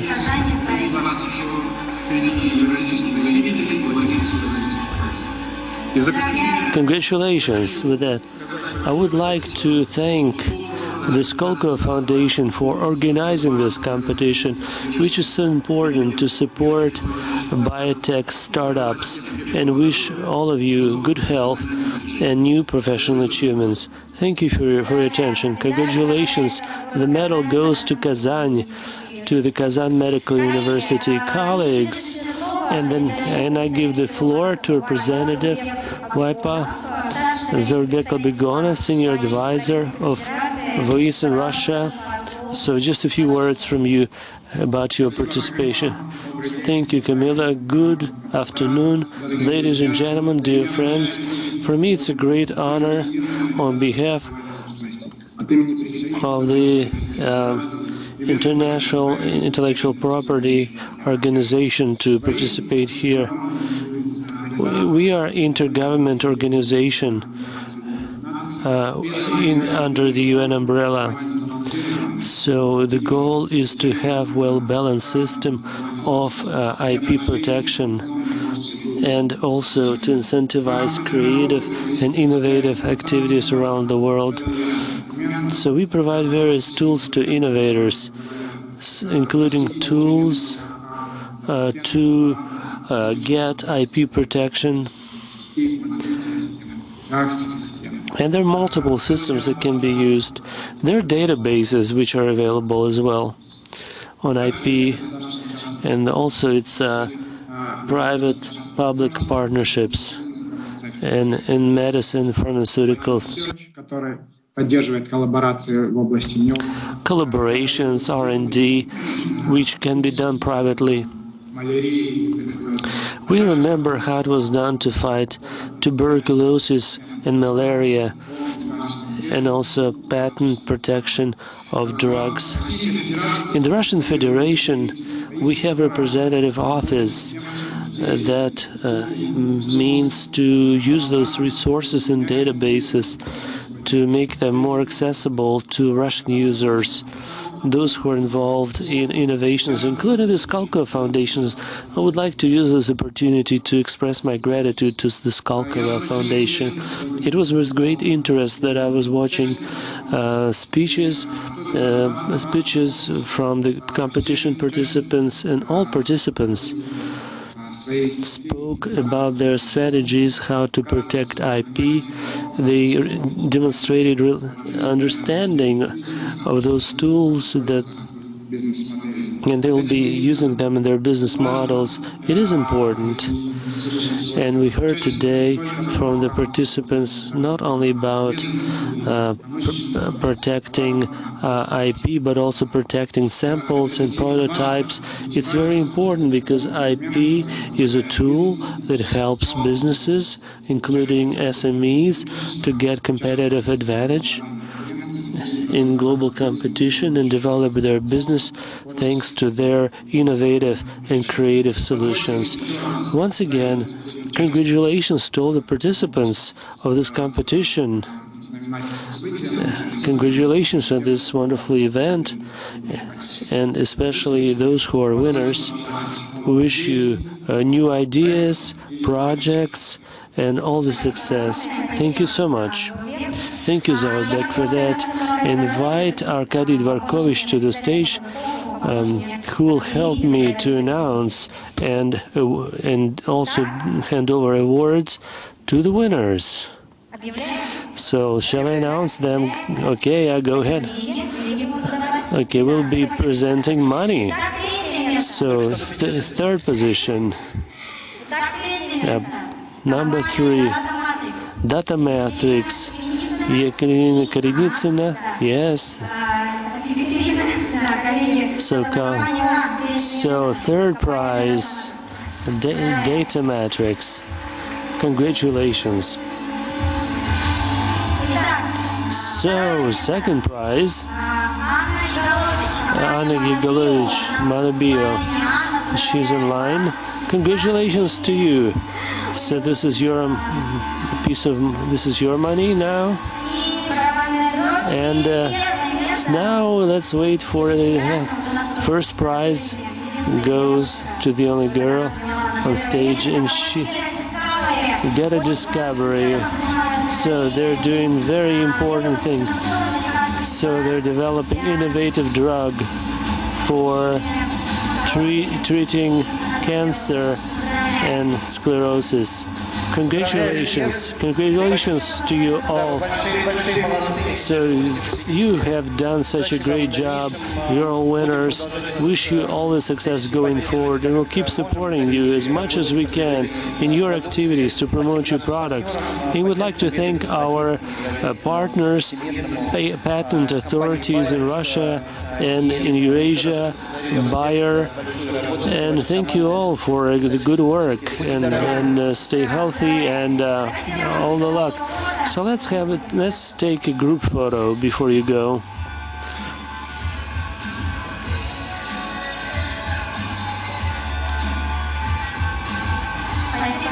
Thank you so much. Congratulations once again to all of you.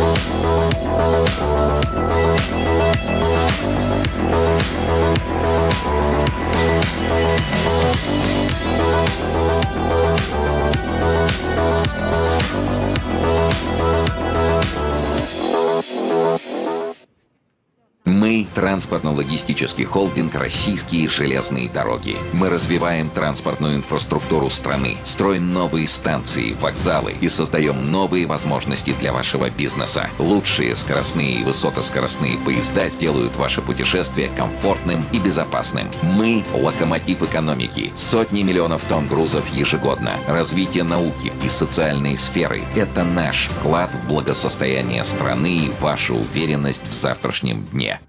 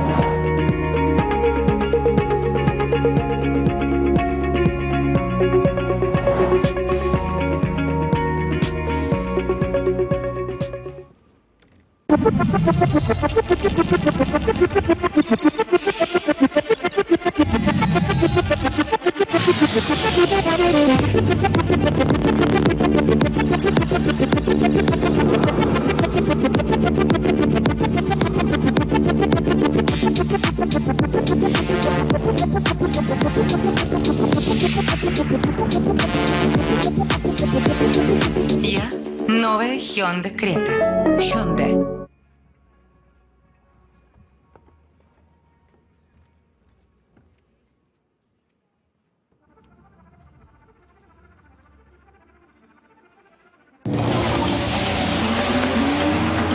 Есть история фантастическая.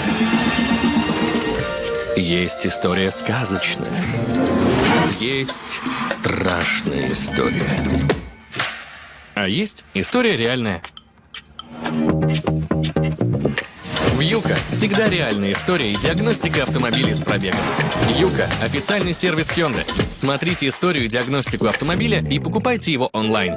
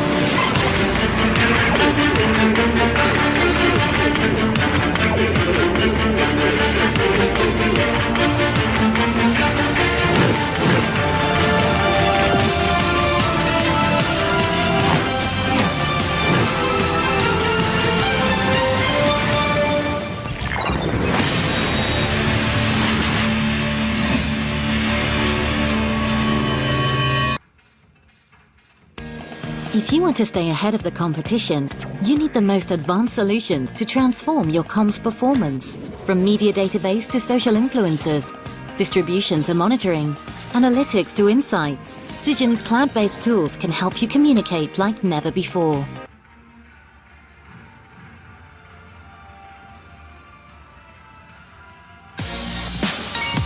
Звонки ВКонтакте для работы. Больше никаких ограничений по времени и платных функций. Звонки ВКонтакте – это разговоры без конца с телефона и ноутбука.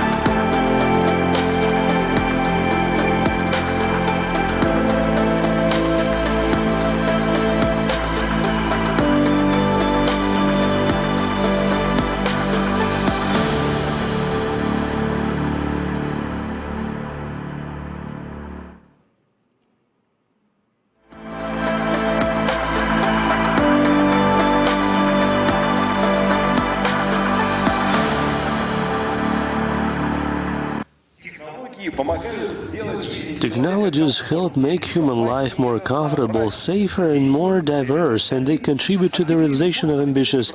The active use of digital services, including the urban environment, has significantly increased the efficiency of solving practical problems in the field of security, transport, medicine, and ecology. What is being lacking in modern society in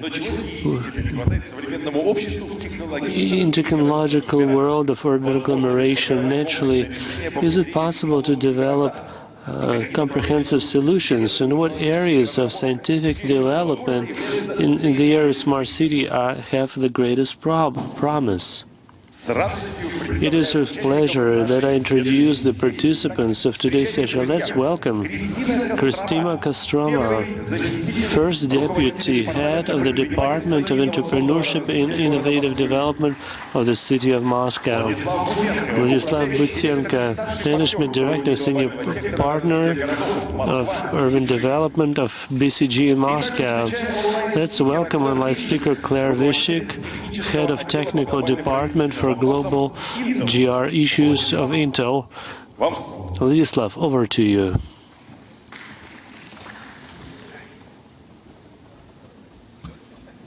And Denis Leontiev is with us. I'm sorry about that. Head of the Department of Innovative Development in the City of Moscow. I'm from Astrelka. Don't be offended. It was set up like that. We wanted you to be the last one to join us. And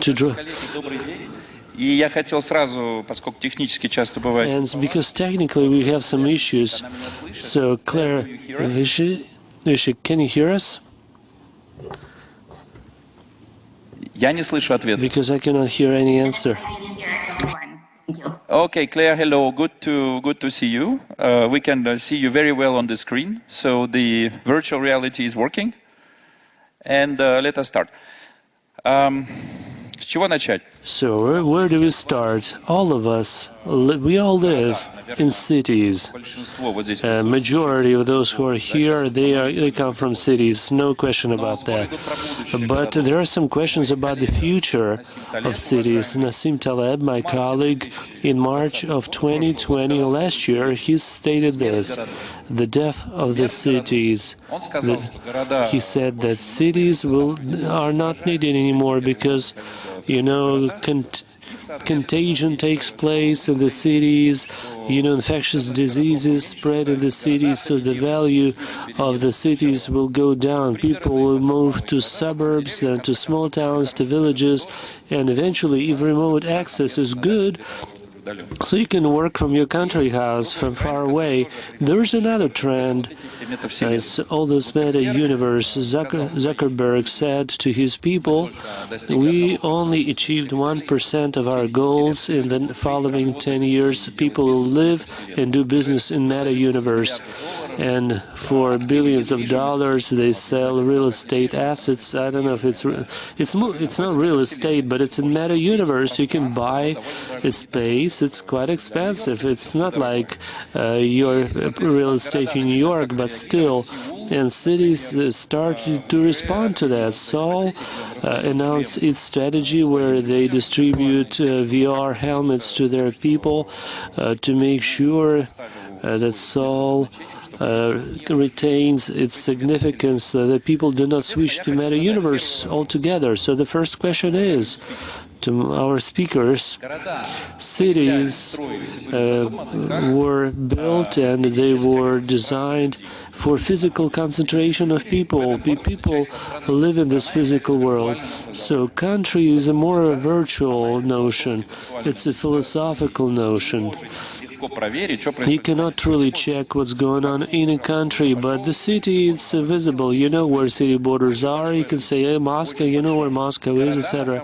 But cities are different from countries in that respect, that the level of trust towards city leaders is much higher compared to country leaders.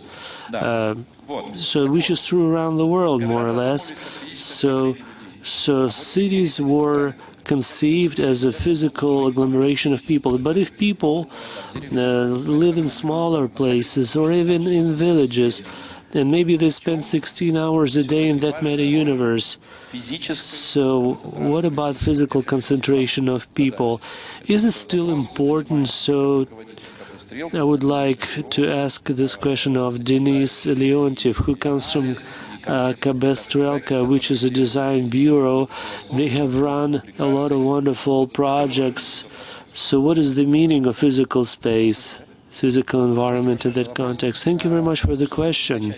And to get started on this, you mentioned Nassim Taleb, so this amassing idea that we are amassing people in one place, but people want to escape. They want to escape from the city. They want to escape from the planet. It can be reality or it can be fantasy, but I'm not about escapism. I don't think there's any better planet than Earth for humanity, and there's no better type of population populating the Earth than cities. We all live in the cities, and 85% of population will live in the cities. Now it's about 60% of global population. At the same time, cities occupy only 2% of land mass. So, of course, we do some damage to the environment. We have gas emissions that we produce, but still it's a very dense type of population. I don't think you cannot achieve the same effectiveness if you have distributed population. It just does not exist. Second thing, it does not negate the fact that we need to think how urban impact on the environment and on social problems, how it can be reversed. So it is positive, not negative anymore. So the concept, the urban concept, makes sense. We have a global network of cities, people move, monies move, ideas move, etc., etc. And this concept works. It can be fine-tuned to reduce environmental impact, etc. So if I got you right, people will keep living in the physical world, and dense population is more efficient in terms of the use of physical space. It's easier, it's cheaper than the individual. I'm not saying it's better or worse. I don't know how we will live in 50 or 100 years. I just don't know. But from what we see, the trends of urbanization, I think the cities will preserve their role. Of course, some things will be rethought, virtual things will be added, but let's say construction is 40% of CO2 emissions. So what is more environmental, to have an apartment in an apartment block, or to have, you know, a country house? So we did some calculation. So I mentioned that. So it's a big discussion that will be held. So digitalization of cities and our lives, daily lives, how it will, how much it is aligned with sustainable development goals in the cities and also decarbonization goals. I'm sorry, we'll discuss that. So Christina, you're a practitioner. You take care of innovative development in the city of Moscow, one of the best mega cities in the world, because we as consultants, we calculate lots of things. We do a lot of polls and surveys. So if we talk about 75 major cities across the world, Moscow makes it to top 5. Maybe not the cleanest air, but still you're in top 5. So what is the role of physical space? So why it will be still there? In a nutshell, I think that our mentality would not let us to fully exit physical environment. You know, food can be delivered to your home, but we still want to meet our friends in a restaurant and be at the same table. You know, we can do on some online training, physical fitness training at home, but we still want to go to the gym and see other people. And telemedicine, same thing. Some things can be done remotely, but we will still go to the hospitals for specific procedures. So physical infrastructure cannot be exited. We will still need it. And of course, we know those people who during the pandemic moved to smaller places, and some companies decided not to work in their offices at all. They all switched to online. But we did some studies on that, and we see the trend towards people coming to the cities. It's much stronger than the reverse trend when people leave the cities. And Claire? What is the role of physical? Will this remain? I think there is always a combination of trends in this case as well. There is a trend from, that has to do with people leaving cities and going towards suburbs, or even relocating to environments that are more isolated. But there is also, as was pointed out already, a contrary trend where people conglomerate in cities, where they come to the cities that are growing.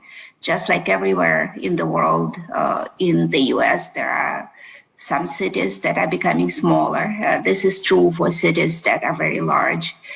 There are cities that are growing fast, including the city where I'm located now, Austin, Texas, which is one of the fastest growing cities in the country, about 1 million in size. The pandemic brought the realization to some of the areas that we have considered somewhat futuristic, purely virtual work, virtual environments for cooperation, hybrid environments that actually are harder to design than fully virtual environments. We have become much more practical about how to construct virtual environments for the workplace, for the place of education, for some government processes, and many other things. We already had, it turned out, the infrastructure to make those things reality. We could provide education online, even though it did not appear fully desirable. We could work from home, even though as a 100% pervasive trend, this was not feasible. It appeared before the pandemic. But as was pointed out by others, there is always the necessity to do some things in the physical environment. It's inevitable that some aspects of education, of medical treatment, the societal activities where people come together cannot be fully virtual. And this is the trend that we observe today. There is a new appreciation of getting together in the physical environment, of getting education in a physical environment together, potentially with virtual components. Thank you, Claire. I think it's both. The situation is more complex. We are not going in one direction. We are not going in the other direction. Thank you. Thank you. Thank you for your answer. Let me summarize. You convinced me. I'm not sure about the audience, maybe to half, but all the arguments are fairly familiar. But being a moderator, I should say, but we have always lived like this. So how can we change it all of a sudden so quickly? The three of you pretty much said the same thing. So now let's talk about the human being. So because it'll be up to that person to decide how and where they will live. So we talk about human-centeredness. Human-centeredness. It's a word which has become so common. So you produce locomotives, you talk about being human-centered. So without going to the concept, so human-centered city, the city for the human. So what does it look like? So we'll start with you, Christina, because you're a practitioner, so you manage those things. I have a technocratic answer. Human-centeredness, it's about priorities. So when we have some development, when we make decisions, no matter what we plan, whether it's urban development, transport, or economic issues, human-centeredness means that human interests of residents are a priority. So BCG did a lot of studies, and Moscow made it to top of multiple ratings. And this is one of our strengths that helps us to stay there in those ratings, because the decision made by our city government are focused on interests of the residents. Denise, your answer, you design wonderful improvements for the cities, you design new cities. So what does a human-centered city look like? For me, it's humanism in the widest sense of the word. Being human-centered, it's not about services. It's not providing services to the person. Here's what you want, and we give it to you. It's being humanistic. It's about preserving the social structure and also preserving urban communities, participation of residents. It's not that they have to live with decisions others made. Humanization of the city, making it more humane and human-centered. It's oftentimes they use it as a service-based concept, and I criticize it. So there are some downsides to that as well. They discuss them broadly. So human-centered, And if it contradicts with how the planet works, is that good? So the human makes the decision, decisions are made for the human. Okay, let's keep doing it. So speaking of analysis, so these are results of our survey. 20 million answers were received. These are just some samples from this survey by BCG last year and this year. So firstly, people will not leave cities en masse. Only 20% of respondents said in the cities said they're willing or planning to leave. A 15-minute city will become more important. So locality, like you have several small villages within one city for multiple reasons. It was already mentioned that remote work will not replace usual formats. No more than 30% of respondents can work remotely or appreciate it. Another interesting number, nonetheless, over half of those responded were people who live in one of those 75 megacities in the world, so it's very representative. Over 50 of them said in any case, partially, they have been touched or will be touched by remote work. So it is a major trend, but people are not ready to work only remotely. Now, speaking of... So about human-centeredness, at BCG we did this. We said why people come to the city or leave the city. They come or leave because they follow Maslow's pyramid value offer, so economic opportunities in the city. So people come for work. I have acquaintances whose children graduated from a wonderful university in New York, but once they graduate, they moved to Chicago because Chicago is better. No, restaurants in Chicago are not as good, maybe they're not as exquisite, but still they move to Chicago because they come from good families. Their salaries will be 20% less, but the cost of living is 50% less. And you have green spaces, you have educational access, etc., accessibility of schools and social capital of two natures. First, I love my neighbors. In some places people don't like to live next to some people. This is a big problem.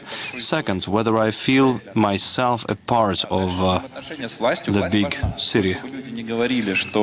Then government is important, so people are saying that they might be against the government, but still they are actually anxious to know what is being said by the departments, by the heads, etc. And then we have the speed of changes. People are criticizing the changes in the very moment of their occurrences, but when things are happening in a period of time.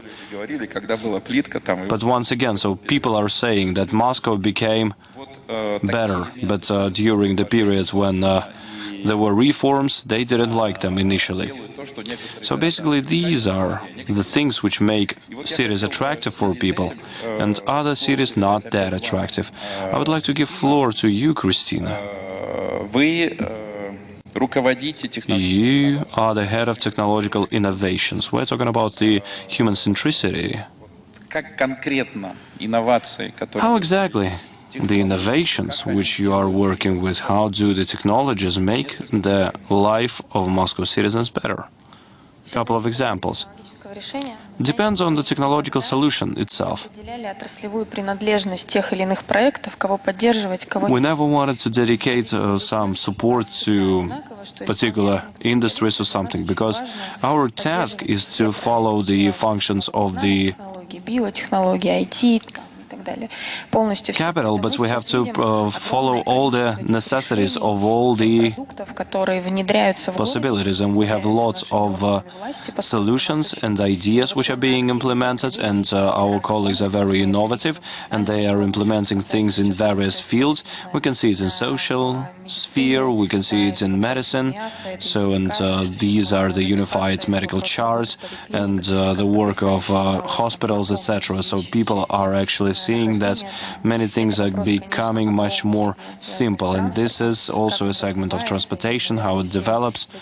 And I guess that everybody who is taking the metro, they can see those changes, and out of the standard things we can see 100% coverage of Wi-Fi in the metro, and it was requested by the citizens because it was necessary, because this was one of the examples of human centricity. That is why I don't think that there are some city fields which have not been innovated, because some of them have been more obvious, some were not that obvious. But the culture of innovations have to be popularized as well, because we need to have it in our DNA. Whether it is business, whether it is the citizens, maybe it's the state bodies. So all the bodies have to be ready to introduce the changes, and only after that the city will be the thing which we want to see. Thank you. I would like to shift to the slide which I had in the screen. What is actually the answer of the city which we see? So what is the answer of the world cities?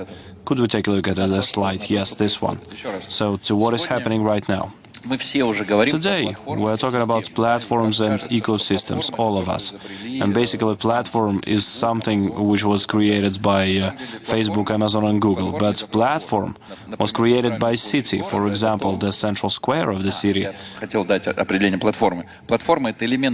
First of all, platform is the element of infrastructure which allows to cooperate between participants.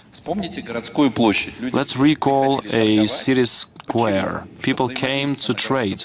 Why? Because this was much more efficient than the same cooperation in their village, because there were more buyers and sellers, and the role of this platform was developing, and the people got scared, they received the money, they thought how to keep their money, so police appeared, then banks appeared, restaurants, etc. Right now we see wonderful city scapes and Brugge, etc. So the cultural layers, and everything was designed like this. And the city is still some of the platforms around which the whole ecosystem is developing. So the point of view of BCG is that in the future the city will be controlled. So let me simplify it. I'm sorry, Christine and Denis. In short, about 50 years ago, the city was about control over the construction and gathering of taxes. So I don't like how it sounds actually, but in one short line it could be like this. You don't agree? Okay, I'll give you the floor. So, but right now we are saying that the city is the sum of ecosystems, and the city has to control them here and now. Let us talk about it right now. But since I said something which you disagree with, Christina, you want to say something. I actually want to speak about the humanism and the platform which has visual representation, because we understand that the digital platforms is a part of our life. Maybe right now Mos.ru is the most popular platform for all of us, and you can get all the services there, so whether it's company or it's the citizens or whatever. So when Denis spoke about humanism from the point of view of the citizens forming the request, there is the program which is called Active Citizen. There are various requests there, so starting from the editing of the territory down to something more developed. And all the questions are on one and the same platform, and when making decisions, whatever that is, something social or the other fields, so everything is based on how particular people in a particular home, in a particular region are voting. This is the combination of humanism and the platform. Denis, you didn't like what I said, the cities in the past, so could you please explain why? And do you agree with the concept of the city of the future, that it's the combination of ecosystems? Yes, in short, but let me try to speak at least 2 minutes, because first, the discussion which we're having, it's a global MOF. So these are the cities of global north, and this is basically the problems of the cities of the global north. And Moscow, in a way, is this type of city. And when we're talking about Moscow, about Chicago, this is one and the same world. But globalization as a process, this is not about the global north and not about the cities of the global north. This is the process which is developing in the other scale. And the problems which are being solved by the cities are absolutely different. We can see how the concept of urbanization is changing in Asia, in China, how the paradigm is changing. But it was the previous paradigm existed 10 years ago. And another wave of urbanization is Africa, and what is faced by Kinshasa is different compared to Chicago. For many people, it's not about the simple education, it's the access to clean water, to a minimum level of health care. That is why these cities will be formed in China, for example, in Africa, I'm sorry. Yeah, so they will grow there, and this is the reality where we have to live in, and we need to understand it as well. So here we're talking about 3 types of urbanization. One thing is urbanization of global north, the cities are built, and the next stage which occurs is updating the cities with digital and innovational solutions. So basically development, physical development is over. We can see zero urbanization in European cities. We are not using new territories to expand the city. If the classical city of 20th century, so 2.5 hours of traveling in the car, and there you go, so the city is finished. So, and this is going to be relevant for Africa as well, in a way, but not now, so it's still being born there. And it affects what is happening here and now in our countries. So if we are talking about these elites of the city, yes, we're talking about the technologies, we are saying that these are the network solutions, that the city is becoming the system of nodes where various types communications occur of different levels and complexity, and the transfer of information and everything is occurring. So, and the city is adjusting the system, creating some nodes, some are dying out, some are appearing, etc. So, and if we're saying that we're talking about northern cities, Moscow and New York, you don't need to build them. This has been finished. We need to adjust them and configure. Okay, if we don't build them in our traditional sense, to build new structures, etc. We're still talking about the new platforms, the digital ones, light ones. So which ones are we talking about? What exactly do you have in your plans? What is going to be built by the city? We're talking about mega projects here. At some point there was the giga project, the Moscow Metro, the Ostankino Tower.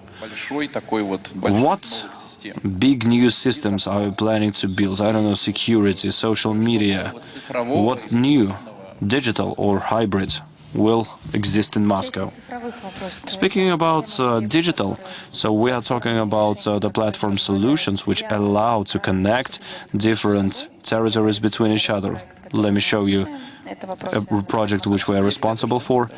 What the subjects, for example? Well, Moscow Innovational Cluster is the platform which was created as I.Moscow platform, and the goal is to connect different scientists, different entrepreneurs, the customers into one and the same chain. If we're talking about hard infrastructure, we have been coordinating the work of 45 technoparks, and we knew the residents in each of those. And in reality, when one company came to us, there was a problem with the suppliers, and we knew that on that next street There was this actually company which could help.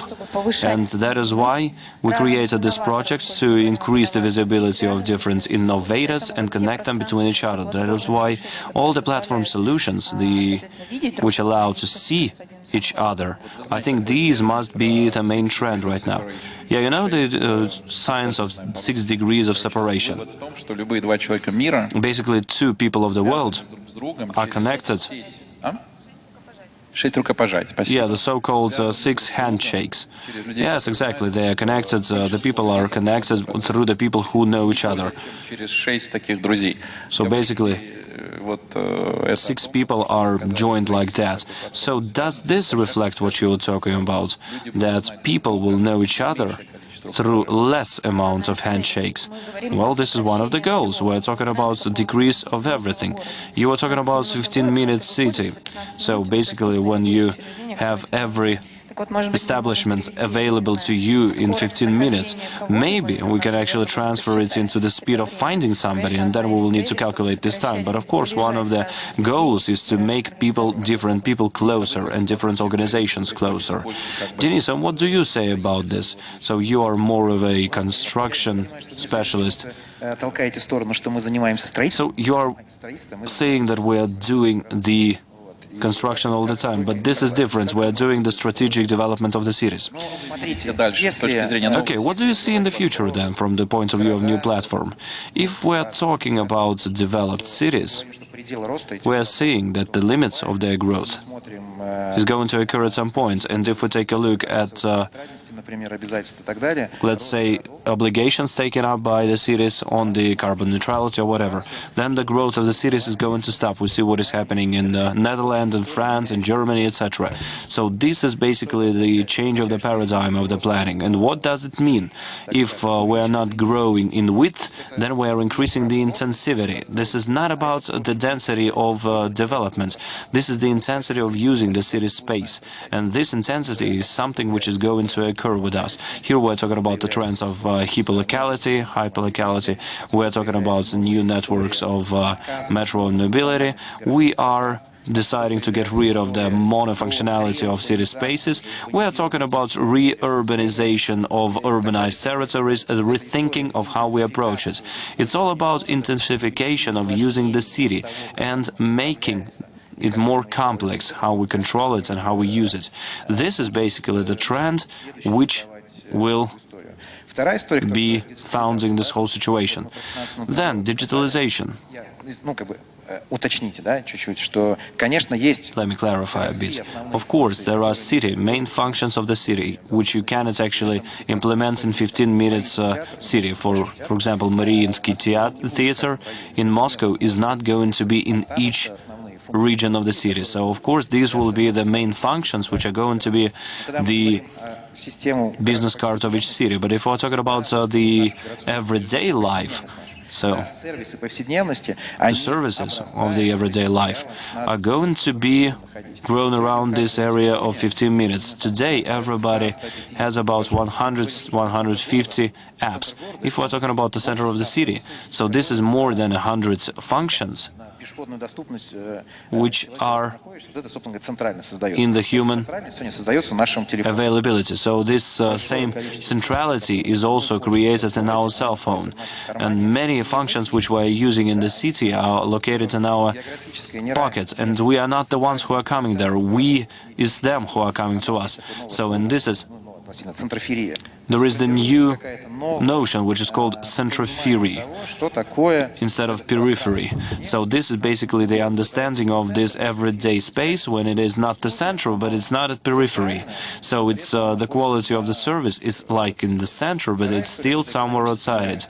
Also, we're talking about the economic inequity because we are focusing on many cities. And we can see that the digital services and capabilities are also making this inequity more even, because the cities are becoming more similar. And these trends and tendencies are going to get even more complicated, and we see some positive movement here. Okay, I'm being told that unfortunately we are running out of time, and let us ask the same question to Claire. Claire, what new systems, new integrating elements of the city will be built by the city in the future? What are the new systems, new integrating elements, digital elements that the city will have to build in the future?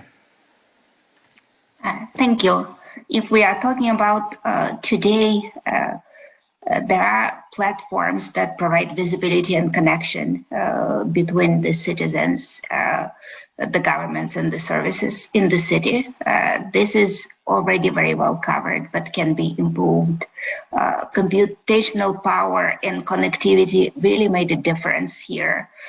For the future, we will have a data-driven city, a city where decisions are taken based on data, based on just-in-time analytics, where we manage highways, the supply chains, transportation based on where services are the most needed at the moment. It will be also the city where we have autonomous cyber-physical systems, for example, connected cars, or autonomous vehicles that provide transportation on as-needed basis, services of this nature that are more pinpointed and more efficient. Finally, while there will be an even greater connection between the citizens themselves, the services, the city government, there will be also a lot greater proliferation of individuals and individualized services that are provided one at a time and connected to the needs of the individual. So it will be more connected, it will be more autonomous, more data-driven, and more individualized. Спасибо. Thank you. And to conclude, I would like to say a couple of words because we discussed lots of things today. I really like the fact that nobody said smart city. So why don't I like this smart city idea? So it was actually the term which was created 30 years ago. This is something comfortable to implement technologies. And I'm really glad to see and to hear that you, the experts, you, the strategists, didn't say these words. And we are saying that the technologies have to serve the human being. And this is a wonderful note to finish our speech. Thank you very much. Thank you.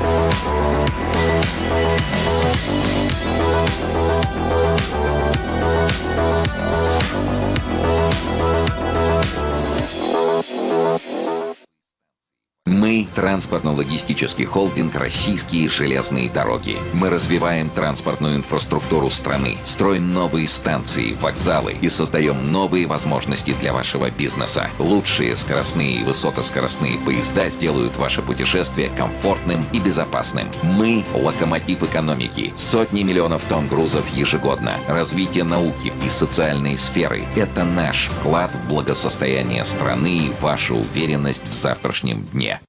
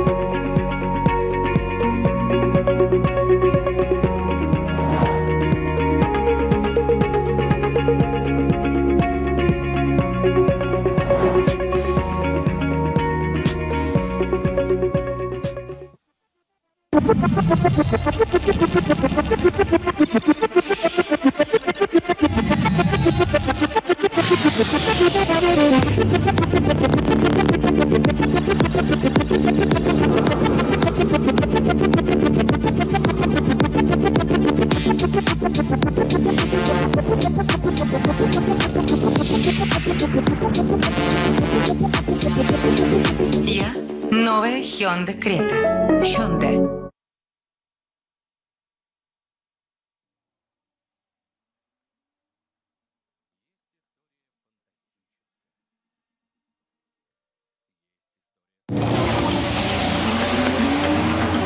Есть история фантастическая. Есть история сказочная. Есть страшная история. А есть история реальная.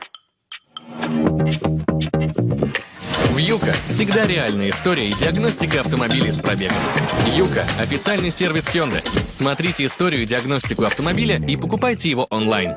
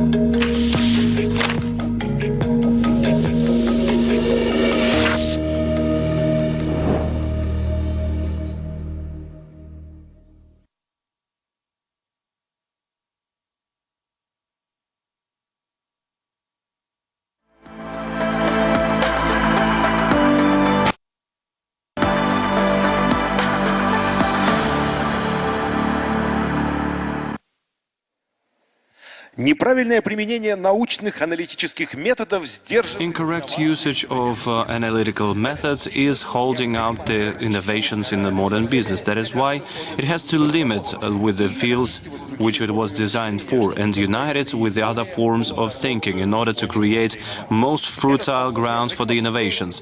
This has to be incorporated into business education and into education in particular. This is going to be told by Roger Martin, author of books, consultant, emeritus professor, School of Management of Rotman of Toronto University, rating Thinkers 50. Roger, please welcome. Thank you very much. Thank you. Thanks for having me here in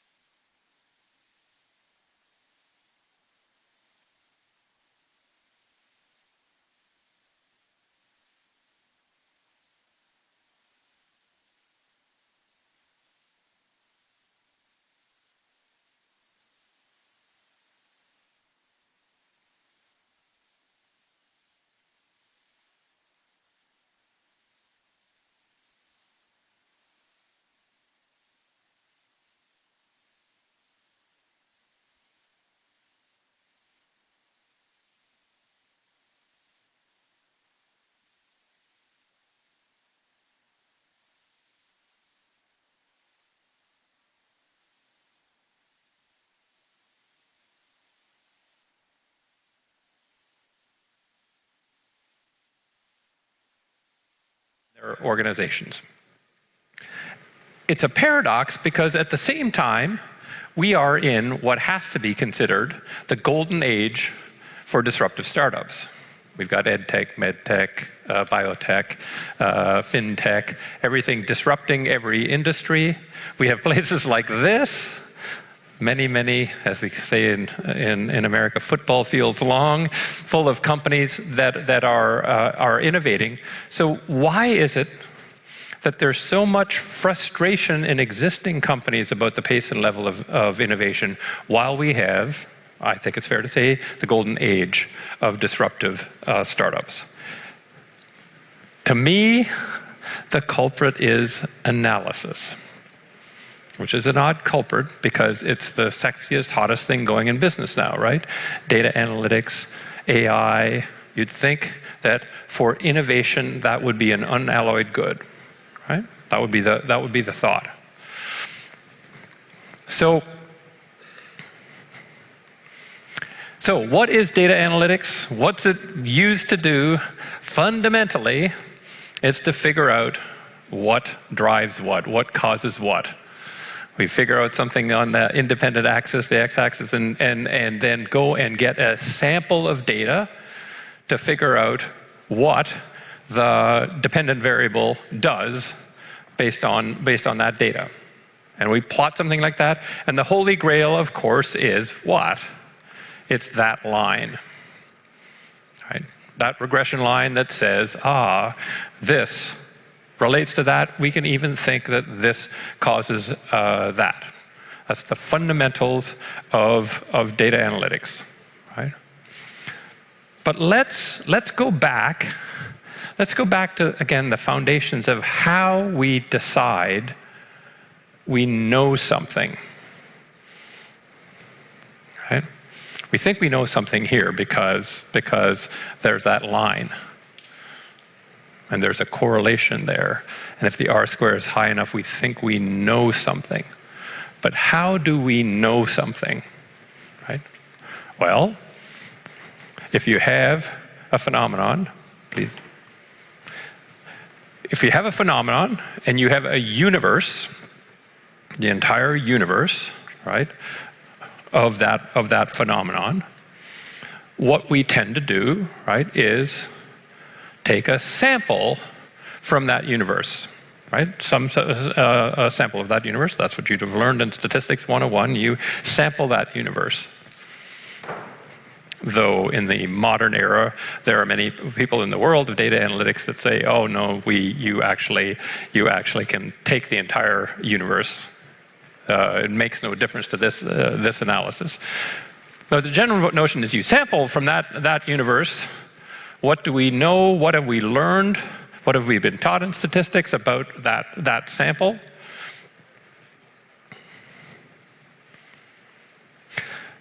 What are the required characteristics of that sample? The number one required characteristic of that sample is that it's representative, right? The sample must be representative of the universe. If it's not representative, right, if we sample only men and we try to make inferences about people, that's not representative. If we interview people from Moscow, right, and determine that's you can say things about Russia, no, that's not a representative sample. The absolute key, you cannot make a useful inference about the universe unless you have a sample that is representative of that universe. That's why we do statistically significant random sampling from the universe, because only if it's representative can we make an inference of any sort.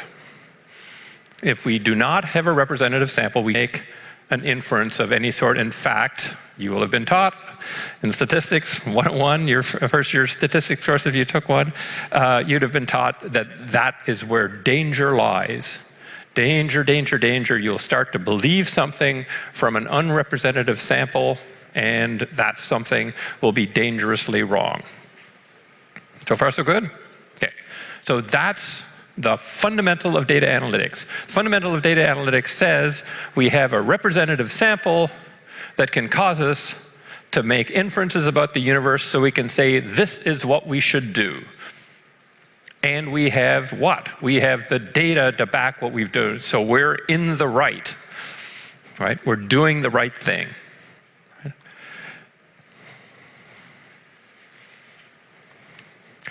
There is, however, a gigantic challenge with data, right? So data occurs over time, right? And if you ask the question, where's data from? If you're speaking of time t equals 0 is the time you perform the analysis. Okay, so let's set that as this red dotted line. The time you perform the analysis is t equals 0. And then if you ask the question, please be watching, and when I press the green button, please advance slides. That would be nice.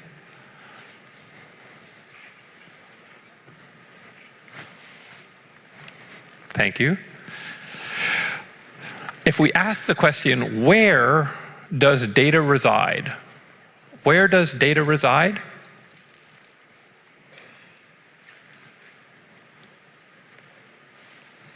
Is this not true? 100% of the world's data resides in the past. Do we have data about the future? No. 100% of the world's data resides in the past. So when we analyze data at time t equals 0, how representative is it of the world we are about to enter? Is it so representative that we can make an inference to the universe to say, this causes that? We know because we've done the data analytics, and the data analytics says people like blue more than they like red. Right? Can we say that? Well, there was a really smart guy who opined on this, and he's particularly interesting in what he was smart about. And his name was Aristotle, 4th century BC Greek philosopher who invented the scientific method. Now, many of you would have been taught that it was Bacon, Newton, Galileo, Descartes in the scientific revolution that invented the scientific method. No, they just formalized something that Aristotle wrote, something called analytica posterior, or posterior analytics. And he had a point of view about when it is and when it is not safe to use data analytics. He didn't call it data analytics. He called it posterior analytics. And what he made is a distinction. And this is a distinction that is incredibly important to innovation and is unfortunately not generally taught in the world. So what distinction did he make? Oh, the implicit assumption here, right, of course, is the future is like the past. That's what gives us this inference. So can we make that assumption? Aristotle had something to say about that. What Aristotle said is there's a part of the world, and he described it as the part of the world where things cannot be other than they are. So in that part of the world, that would be representative of this. If I let go of this, what is going to happen? It's going to fall. If I did that last week, what would have happened? It would have fallen. If I did it 100 years ago, it would have fallen. If I do it next week, the next week, if I do it in Moscow, if I do it in Miami, anywhere I do it, this will fall. Why? It's because it's part of the world, as Aristotle said, where things cannot be other than they are. These are immutable laws of nature, right? Where we can take a sample from the past and be fully confident it is representative of the future. Right? Think about it. If it's in the part of the world where things cannot be other than they are, any data we have from the past is representative of the future. And Aristotle said, in that part of the world, you should use the method he created, the scientific method. That's what you should do, because you will figure out by looking at the past what will happen in the future, and you can optimize your world to that. He said, in fact, in that part of the world, the job of human beings is to understand the causes of the effects we see so that we can optimize to those. If people who smoke seem to die of lung cancer all the time, if we can get them to stop smoking, we'll have less lung cancer. Because lungs aren't going to change, nicotine isn't going to change, it's part of the world where things cannot be other than they are. But the father of science, the guy who created the scientific method that we all use for all of the data analytics that the previous speakers, and I'm sure others have been speaking about, said the following. He said, there's another part of the world where things can be other than they are. What would be an example of that? Well, I will use the same thing, right? How many of these were there in 1999 smartphones? Any guesses? How many of these there were in the world in 1999? 0. The first one was in 2000. The first BlackBerry was in 2000. Do you know how many of them there are now in the world, right now? 4.4 billion was the last estimate I had. Is it more than that even now? Last estimate I had 4.4 billion. That is the part of the world where things can be other than they are, right?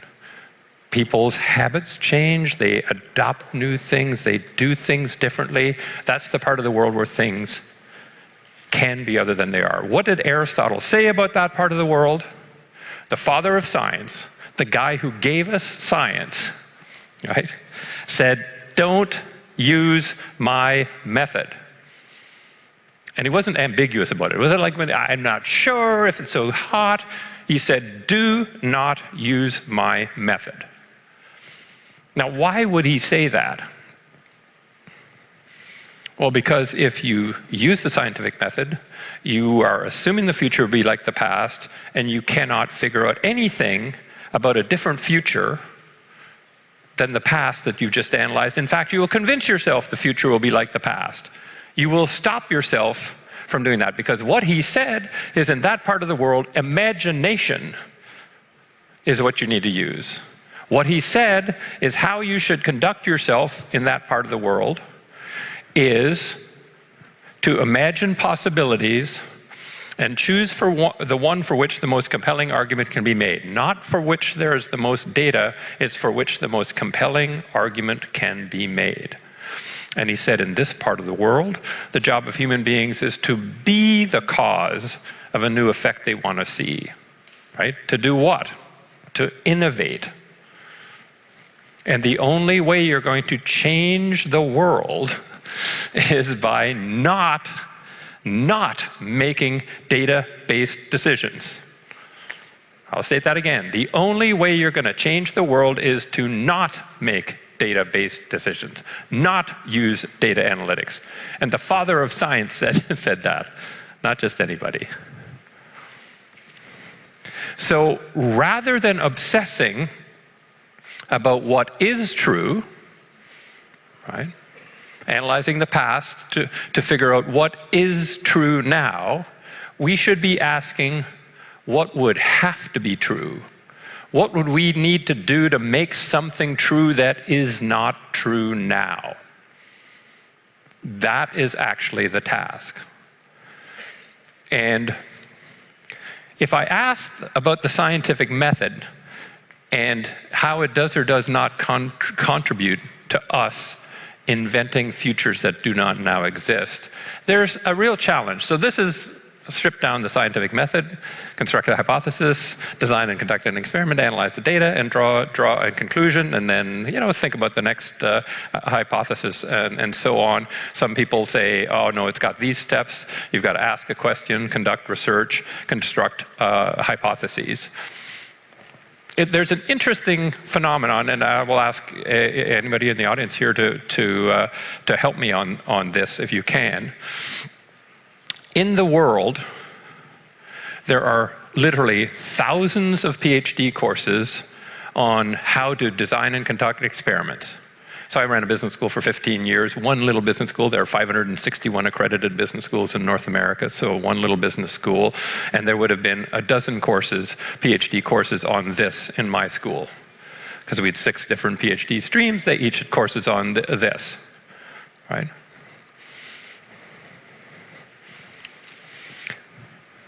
We have thousands of PhD courses on methods for analyzing data, right? All sorts of them. We've got thousands of PhD courses on how to draw conclusions. And for those of you who have a PhD in this room, I'm sure you've had courses in each of those, regardless of what kind of PhD you did. Am I correct? You just had courses and courses on that in your PhD program. Here's where you can help me. I'm searching I'm searching for one course in the world on how to create a novel hypothesis. Haven't found one yet, right? I don't know if you know or read the great Tom Wolfe, American novelist classic, The Right Stuff, right? He was chronicling the U.S. space program and the test pilots that were involved in it, and they had an expression that the way they trained you to be a successful test pilot is to send you up in a plane, and if you didn't crash, you had the right stuff, right? And if you crashed, you must not have had the right stuff. That's actually PhD education. Right? We actually give them a PhD and then send them out with no training whatsoever on how to create a hypothesis. This would be no training whatsoever to somebody who wants to have a family on how babies happen. Right? And then hope that they can create a novel hypothesis. So we actually, I think, are wasting a huge opportunity to help people figure out, if they're going to be scientific, how to create that novel hypothesis about the future that they can test to make it possible. Thank you. So the great innovation challenge to me is this, that we have to combine two things to innovate. We need to crunch whatever data can be crunched without saying, I will do what the data says, and combine that with a lot of intuitive thinking, right? The problem is, of course, that we're taught analytical thinking is got to be data-driven, and again, you heard it here. You must make data-driven choices. You must make data-driven choices. You must make data-driven choices. It's data-driven, intuitive thinking. The kind that's required for imagination is judgment-based. What we need to do is train people to be omnivorous. We're now teaching them to be either a carnivore or a herbivore, and that's not going to get us innovation. Not innovation of the sort we want, the speed we want. We have to teach people two kinds of thinking styles. The kind of thinking styles that we're fixated on these days is the manipulation of quantities. What do I mean by that? I don't mean manipulation in some negative way. I mean, when you go to first grade or kindergarten, you learn your first quantitative manipulation technique, right? It's called addition. It's a technique you're taught that allows you to usefully manipulate quantities. And when you learn that, you learn subtraction, multiplication, division, calculus, fluid dynamics, resistance, whatever. We're now obsessing about teaching people ever more sophisticated methods for manipulating quantities. Meanwhile, we are not teaching them, and especially in the world of business, we're not teaching them about appreciation of qualities, making fine qualitative distinctions in things they see out in the world, like a sommelier, like a cordon bleu chef, like an art historian. It's understanding the qualitative dimensions of things that cannot be quantified and cannot be analyzed as data. They are all critical to forming that unique hypothesis about a future that we could make, which is what innovation is in the first place. So what we have to be innovative is comprehensive consideration of data, and consideration of qualities, qualitative insights. That one thing that we saw that will give us a spark, that isn't on the regression line, that'll give us a spark about the future. And for me, and I'll close with this thought, my belief that it is anomalies that are a key to innovation. And anomalies actually are the key to novel hypotheses. But we ruthlessly suppress anomalies in the world. You're all aware, of course, of the Human Genome Project, right? Human Genome Project, biggest scientific effort of the last half century. Billions and billions and billions of dollars, lifetimes of scientists doing it. I bet you thought that the Human Genome Project sequenced the human genome. Am I correct? No. Am I correct that that's what you would think that it did? Yes? It didn't. It took 719 human genomes and created an average genome. It removed all the things that didn't kind of fit and that were anomalous to create this thing that didn't exist in nature, which was this average aggregate composite DNA, which they then sequenced. So essentially, they took the regression line, they manufactured a regression line and then said, this is the human genome. Now, since then, they've made some advances. It's down to 19 composite now. But some of the greatest scientific discoveries since the Human Genome Project, medical discoveries, come from looking at the anomalies.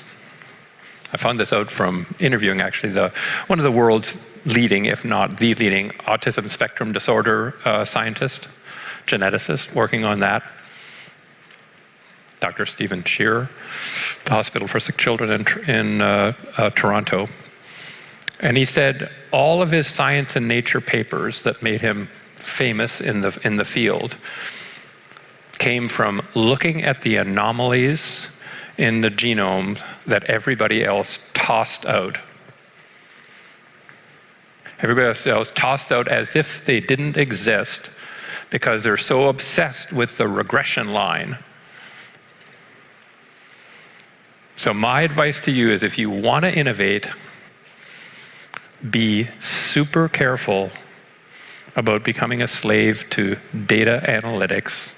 Recognize that it's an imaginative act that requires appreciation of qualities. It means asking what would have to be true, can I make that true, and watching the anomalies, because they will give you clues to what that future might look like, that you could make the future into that, and you will be the best innovator you can be. Thank you very much. Yes. But we still have one important question for you. Yes, sir. So we decided to begin a time capsule tradition here at the forum and collecting forecasts from our headliners, and would surely appreciate if you share your vision answering the following question. So, what scientific innovation that can radically change a person's life can be introduced in 2022? But before answering, yes, sir. Be careful, because we will open time capsule just in a year, and we'll call you back.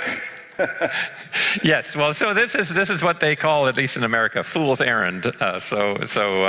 I'll probably be demonstrated wrong. So it's probably not purely in the scientific domain, because that's not a domain that I'm an expert in.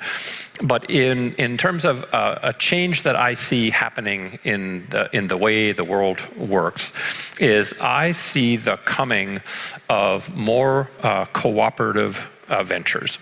So I think people are increasingly worried about, and if we just use Facebook as an example, Facebook having all our data, knowing everything they want about us, helping us connect, and then making hundreds of billions of dollars on that. I think people are going to say, you know what, it's a heck of a lot easier to communicate with one another than it ever was. We can figure out how to do that cooperatively in a co-op, right? And we'll just do that ourselves, and we'll own the upside of that collectively. Now, this is not completely new. For much of the history of the life insurance industry and the property and casualty insurance industry, but life insurance industry, they were co-ops. The companies were actually owned by the policyholders. Vanguard Financial, one of the world's largest financial services companies, investment management companies, is a cooperative. The people who put money in it own Vanguard. We have Wikipedia. We have Linux. It's not as though this model hasn't happened. But I think consumers are going to embrace models like that and take more responsibility for self-management collectively. Will that change everything in 2022? No, but what I would hope to see is more of these springing up in 2022, and say we come back in 2030, there will be gigantic tech companies that will have been overthrown completely by cooperative ventures. That would be mine. Does that work for you? Wonderful forecast. Thank you so much. Thank you, Roger. Ваши аплодисменты, дамы и господа. Thank you. A round of applause for that, ladies and gentlemen.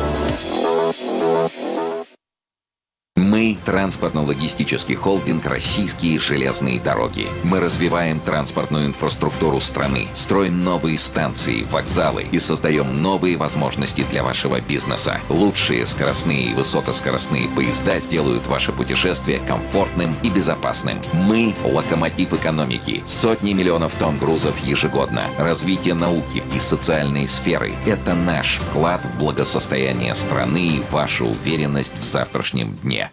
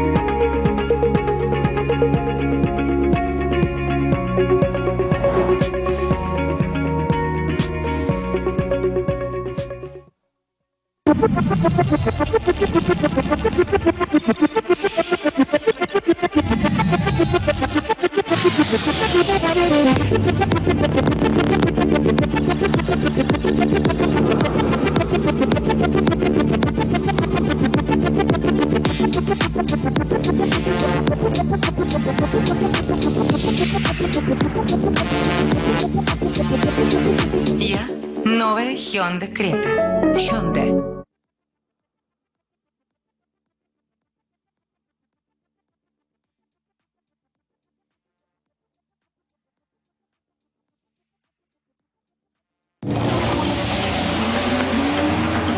Есть история фантастическая. Есть история сказочная. Есть страшная история. А есть история реальная. Юка всегда реальная история и диагностика автомобилей с пробегом. Юка – официальный сервис Hyundai. Смотрите историю и диагностику автомобиля и покупайте его онлайн.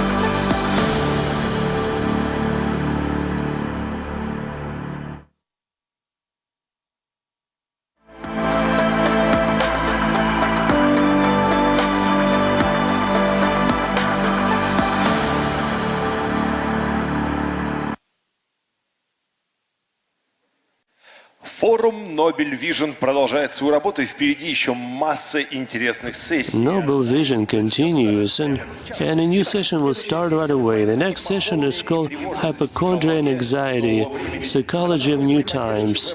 So with supported adventures, it touches upon a balance of high-level anxiety or indifference. So can you provide help to people remotely, how not to be trapped mentally in this world? I would like to invite to the stage Oleg Teplov, Director General of Web Ventures. A round of applause. Online speaker, Shinankar, Columbia University, Thinkers 50 rating, Thomas Zutkov, Nobel laureate, prize winner in psychology and medicine. He'll join us in about 10 minutes. So over to you, colleagues. Ladies and gentlemen, I'm Oleg Teplov and CEO of Web Ventures, and today we'll talk about hypochondria and anxiety, the actual questions of philosophy. And actually, we all, together with us, witnessed the new, most important historical event for the last, I would say, decade, the COVID-19, which was firstly, I would say, for most of us, was treated like, okay, it's another flu, it's a swine or something like that, and we'll make some noise, make some trend and etc., and then go off. But we with this for almost 2 years entirely, and it's not only changed our usual way of life, first of all with the lockdowns and etc., and trying to get some food with the digital logistics and etc., and working from home, not with your colleagues, but actually it's changed the society itself. The society has changed globally, and I think nothing will be returned to pre-pandemic status. The COVID-19 is a global event, and the impact, which compared to the aftermath of technical revolution, I would say, for example. Well, I've been much already said today and during today's sessions about how the pandemic changed the way of work, the way of life, from changing and shifting entire spheres of economy to the usual document processing of our personal lives, getting the planes, getting on board, etc., etc. And well, the sphere of entertainment also changing from real life to the virtual. We see more and more people in meta universes, in Facebook meta universe, in some gaming epic meta universe, etc. But all this stuff was already launched, and we for like 10 years already with the developing on new digital technologies. But the question was, how fast they will enter our lives, 10, 50, 100 years. And actually the heart of this crisis is a rapid implementation and rapid change and digitalization of all the processes. And actually this thing is actually the hardest thing person can get. Working together with your colleagues in the office of 50 people, and they're stuck at home, and you don't know actually where you'll be working again in the office. For instance, today I was speaking with my colleagues, and one of them was working in a large Russian company. I said, okay, we closed for another half a year. And the other guy who's working in the actually media, and issuer of some magazines said, okay, we are stuck in online office by the end of 2022. So people know that they will be sitting at home and working online for another year. And well, today we'll not talk deeply about philosophy and question about souls and conclusionists, but we're focusing on a specific topic.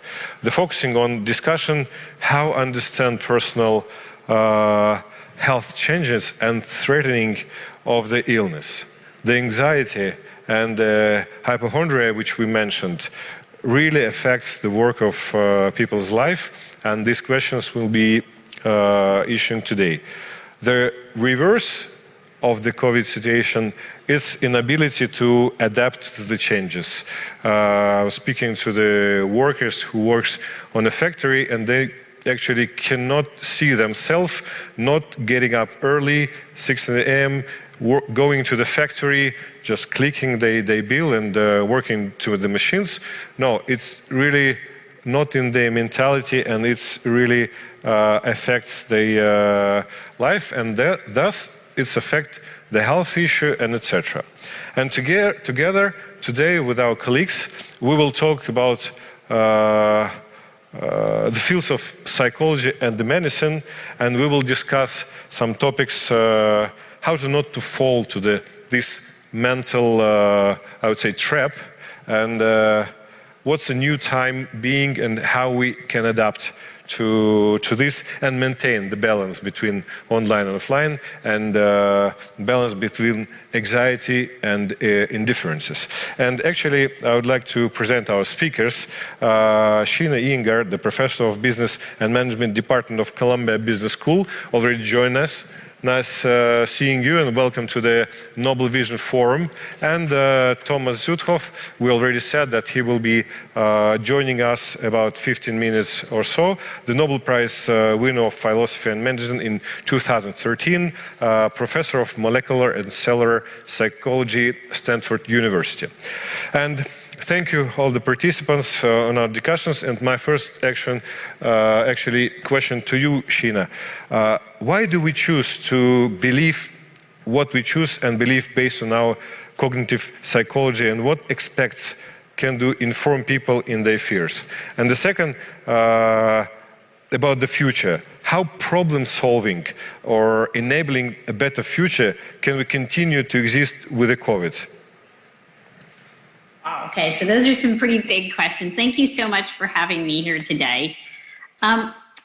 I think there's a lot of things that affect what we believe and what we don't believe, but I think what's really important to keep in mind is that even as we as human beings develop so many different advanced and complex technologies, and we create worlds that are increasingly more complex and interdependent, one shouldn't lose sight of the fact that as everyday decision makers, when we try to size up what we should choose, we're looking for simplicity, not complexity. We really get overwhelmed when things become too complex. And so I know one of the big questions in people's minds right now is, why aren't people getting vaccinated, right? It seems like to people in the medical community that this is a no-brainer. And to many government officials, this also appears to be a no-brainer. You have a vaccine, it's a way to protect you from getting this disease. Why aren't people doing it?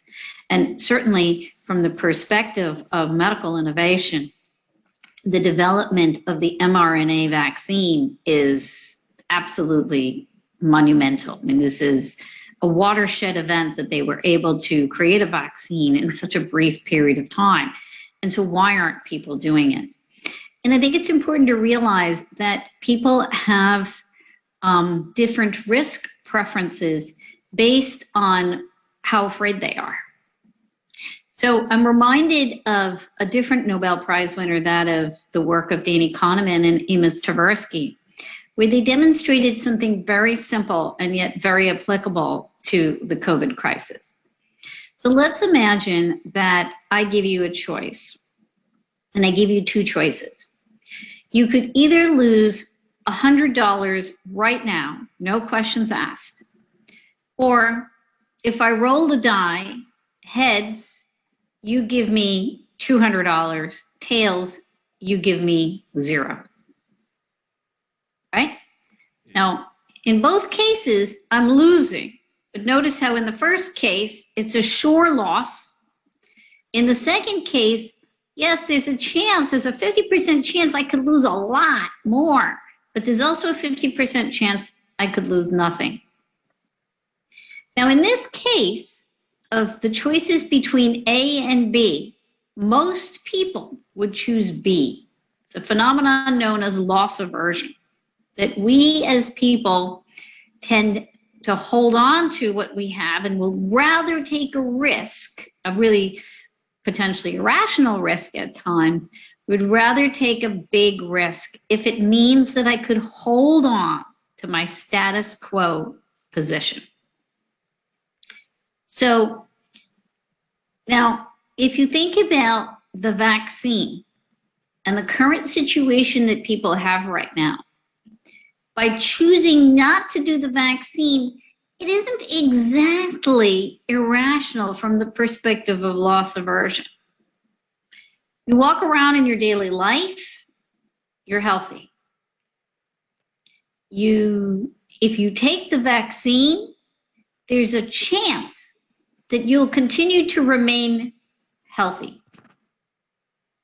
That's the only upside. It's not a massive upside. It's not like you're about to hand me $1 billion or something, right? If I do this thing, I maintain health. Okay. I might be willing to do that if you've made it really, really easy for me to do it, and it's clear that if I do X, I lose nothing. That there's no risk, kind of like, you know, taking vitamins. If you stuck it in my mouth every day, I'd probably take it if you made it really easy, because I don't have any fear associated by doing that thing. Or if I get sick and you tell me I should take Advil or Tylenol or something, sure, I know that that's easy fix. It gets rid of the headache. I'll be back to normal. But what's the problem with the vaccine? It doesn't become simple.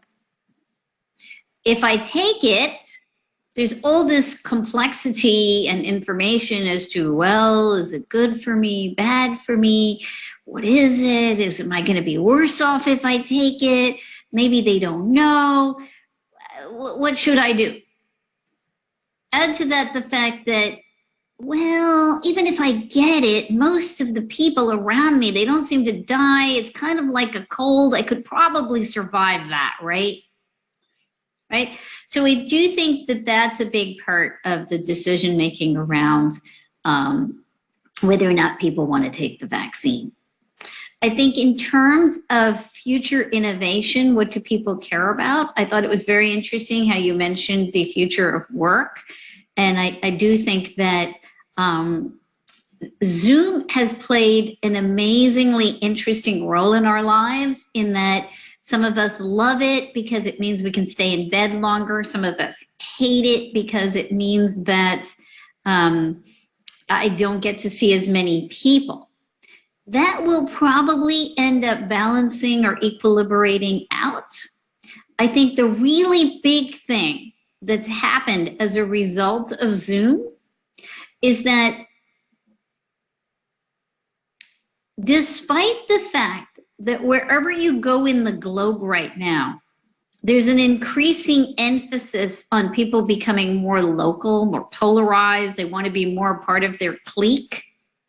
Yes, that's a true phenomenon, and that's leading to lots of interesting political preferences. But I think the really big thing that's happening underneath our noses is that no matter where you go in the globe, because of the universality of Wi-Fi and the universality of everybody being able to connect to one another on Zoom, I think in the next few years, you will see that most people in most parts of the world will know at least one person at a fairly, useful level, like either at least at the level of as an acquaintance. They will know at least one person that lives far away from them. And in that sense, we are becoming more globally connected as humanity. I'll stop there and let you go on to the next question. Thank you very much, Professor. Thank you.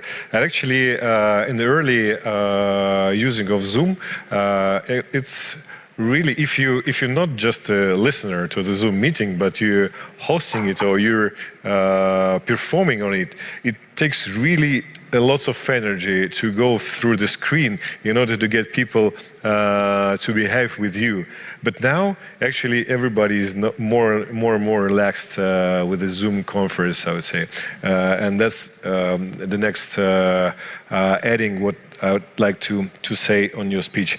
And thank you very much. I would like to ask now Professor Zuthoff, and he's really already with us. Dear Thomas, what solutions do experts offer, and how to avoid falling into the mental trap of a new era? And the next one is, how does to maintain this balance between hating it, anxiety, and indifferences? Very glad to hear you now. Good afternoon, everybody. I would really like to thank the organizers for the wonderful introduction to our work and to us and to me in particular. It's an honor for me to be part of this group and to talk about my thoughts on how COVID-19 has affected people psychologically, neuroscientifically, in terms of their lives, in terms of their well-being. Let me start off by saying that I'm not an expert on either COVID-19 and that I'm not a psychologist. I'm an academic scientist who works on the brain, and my expertise is really in neuroscience. That's what we do. We try to understand the brain. I don't treat patients anymore, and I'm not a psychiatrist either. My remarks are informed by my understanding of how the brain works and by how the brain may work in response to challenges such as COVID-19. And my remarks are also informed by my work with drug companies, including companies that develop vaccines and companies that are devoted to discovering treatments for brain disorders, in particular neuropsychiatric and neurodegenerative disorders.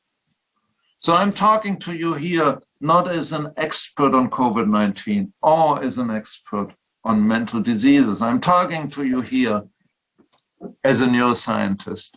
And I'm not sure how helpful my comments will be, but I will try to give you this perspective as a complement to the other perspectives that more knowledgeable people in this discussion will contribute. The biggest effect of COVID-19, besides the enormous medical suffering and excessive mortality it induced, which is a huge burden on millions of people, but in addition to that, the biggest effect is social isolation. The fact that people have to sequester from each other, that they have to be separated, that kids often can't go to school, that older people can't see relatives, has had a tremendously negative effect. And we know from neuroscience experiments that even in laboratory animals, social isolation leads to a reorganization of brain circuits and changes behavior. It can even cause a presentation that is similar to post-traumatic stress syndrome, suggesting that in human subjects as well, this is a very negative danger of the situation. Social isolation causes, in addition, potentially cognitive isolation. What happens is that people no longer know what to trust and what not to trust. People distrust each other. Fake news, so to speak, becomes real news. They distrust information outside of their bubble, of their social circle. And that social circle becomes narrower and narrower due to the social isolation. In the age of social media, on the other hand, people increasingly rely only on information that they receive in response to their own biases. This is what I refer to as a bubble, a cognitive bubble, where the people are no longer confronted with independent opinions, but only with opinions of their bubbles. In this sense, social media is everything but social. It's not social because it actually isolates people from each other, from divergent ideas, from divergent cultures. It renders people less likely to have to deal with other opinions. And as a result, people honestly no longer know what is true or false. We, as scientists, as neuroscientists, have not always been helpful. We also have not always been honest about how much or how little we know, which has led to distrust in the public opinions. We have not been clear and transparent sometimes because we wanted to increase the excitement or we wanted to get more funding for reasons that are not honorable. And so we as scientists have to also blame ourselves in part for some of the problems that have occurred in the perception of science by the public. As you know, there's a tremendous resistance to vaccines in some parts of the population, amplified in social media bubbles where people only hear potential problems. As scientists, we need to be absolutely transparent about how much we know and how much we don't know, even though that is sometimes difficult to communicate. And I think that we as neuroscientists in particular should be more honest about the fact that despite a huge amount of progress, the understanding of how the brain works is in its infancy, and we need to better communicate the limits of our understanding, which also implies that we need to communicate better the limits of our understanding of vaccines, what we know, but what we don't know. For example, vaccines are clearly beneficial and, in my opinion, are validated to not cause major side effects in the vast majority of vaccinated people. But we still don't know, for example, how long the vaccines will be effective and whether new variants of coronavirus will actually be protected by the vaccines. Well, in other words, whether these new variants may overcome vaccines. We also do know that vaccines are never 100% protective, that vaccinated people can get the disease against which they are vaccinated, even though the disease often is more mild. And we need to aggressively communicate that vaccines are not fail-proof, that there's people who will become sick with vaccines, and that this is normal, this is expected, this is not surprising. In terms of how to deal with the neuropsychiatric consequences of social isolation induced by COVID-19, with the fear that people often, rightly so, experience of getting sick and becoming potentially debilitated. I am not qualified to give any advice because I'm not a psychiatrist. I'm only peripherally involved in digital medicines, but not in any social media at all. My perception is that it is difficult to reach people who have made up their mind on often nonsensical opinions, and that simply telling them that they're wrong is pointless.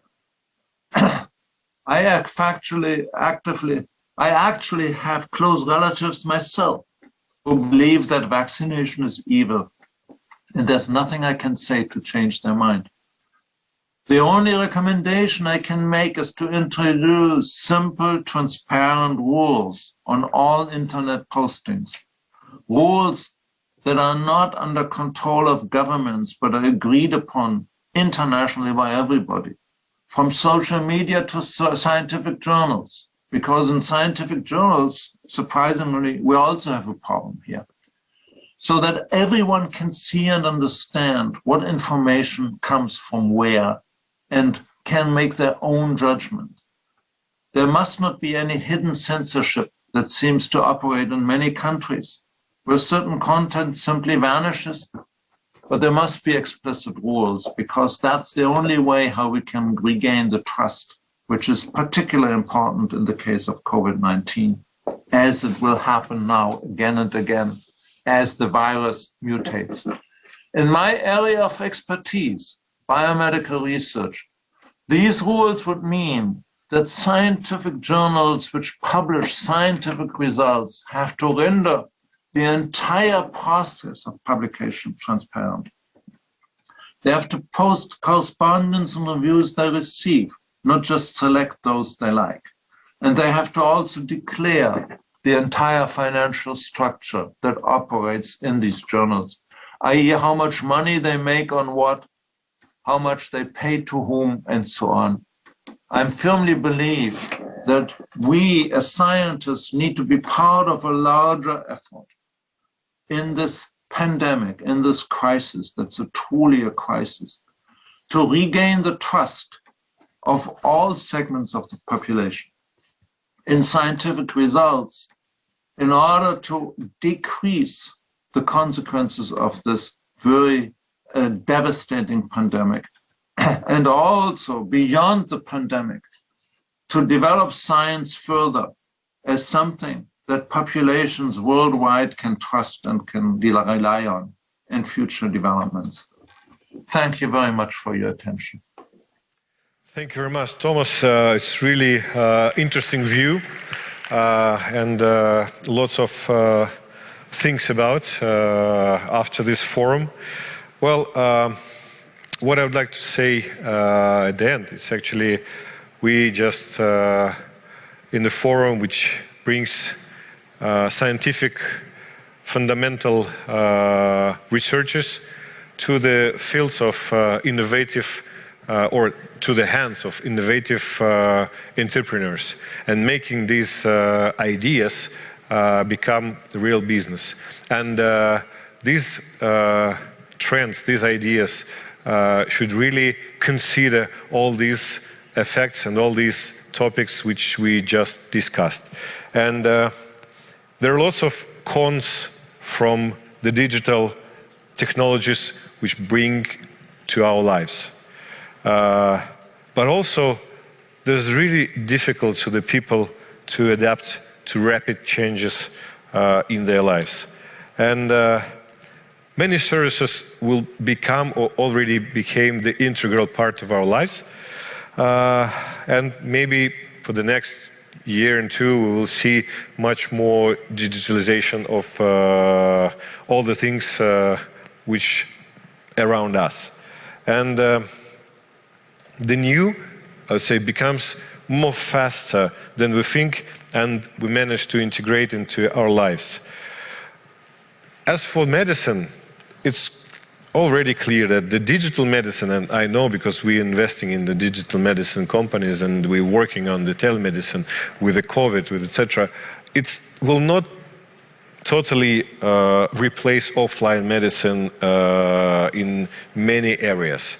But it can, and that's actually what Thomas said about the chemistry and the reaction of the people talking to themselves live, not only on the screen. But it can reduce the digital, the telemedicine can reduce the burden of the doctors taking over the primary consultations, determination of your health conditions through all the gadgets we wear now at the moment. I mean, watches, heart monitors, etc., etc. And actually, the time will be more crucial factor. As fast as you can receive the diagnosis and as fast as you can receive the proper health, it will be more important to you and in normal life. Actually, in this area, we just had the study, and the people suffering from depression caused by lockdowns and caused by post-COVID situations increased only during the 2020-2021 by 80%. And we actually see how the people call to the hotlines and the doctors just talk about what to do, I'm feeling depressed, etc., etc.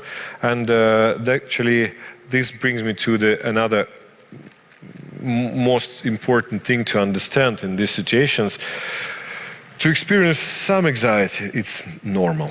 But to get into this, I would say, by your ears, is actually what brings attention, what we need to to be focused and respond to our decisions, right or wrong. And actually, the important thing now is, or being in that situation, being in the pandemic, is to learn how to manage your resources, your plans, your change of outlook of your life, which brings us online and offline business, and more practically, actually adapt to the situation and receive the simple happiness of life. To find this happiness in the new era, in new post-pandemic things. And from myself, I think that the sport and the physical exercises in such ways can teach us to use how to manage our lives. For instance, it's specifically proven that people who do exercise daily or each week feel much more happy in general than those who don't. I'm not advising you to start from this session and go to the gym, no, but just to consider it. Just to consider this, and I'm actually an example of that. After starting joining the Global Ironman program, it's actually a very long sport game when you swim, bike and run. It started to affect my normal day of life and also working balance. So it's more like a strategic thing, because you need to find strengths to do it in 226 kilometers. But it's also for work. Either you're sitting on daily Zoom conferences and your daily schedule just filled with the Zoom, and you need to feel strength to do so. And that's why bringing this knowledge from your daily routine, from your sports life to your work-life balance is also really crucial in these times. And well, finalizing all these discussions, and once again thanking our colleagues who was discussing with me about all these topics, I just want to say one thing, because this forum is not only from theoretical thinking, but also for searching new ideas, new services, new technologies to help us go through this period. And we as an investors, searching not only financial aspects of the firms, of the companies and incomes and IRRs nowadays, but one of the most important things, we looking for social responsibility and social impact on those areas where we invest. And we strongly believe that the successful business with this approach, we can solve the global mankind problems. And for example, digital services scale well. They scale well. We don't need some barriers or lockdowns or borders. And that means that we can have unique opportunity to accumulate all the knowledge, all the experiences we just received from this forum, and spread it around the world. And I hope this approach will be able to continue and help us to be normal, be happy in the new years to come. Thank you very much, all the participants. Thank you much, Sheena. Thank you much, Thomas, for sharing your thoughts, your knowledge with us today. And welcome to the Nobel Forum. Thank you very much. Goodbye.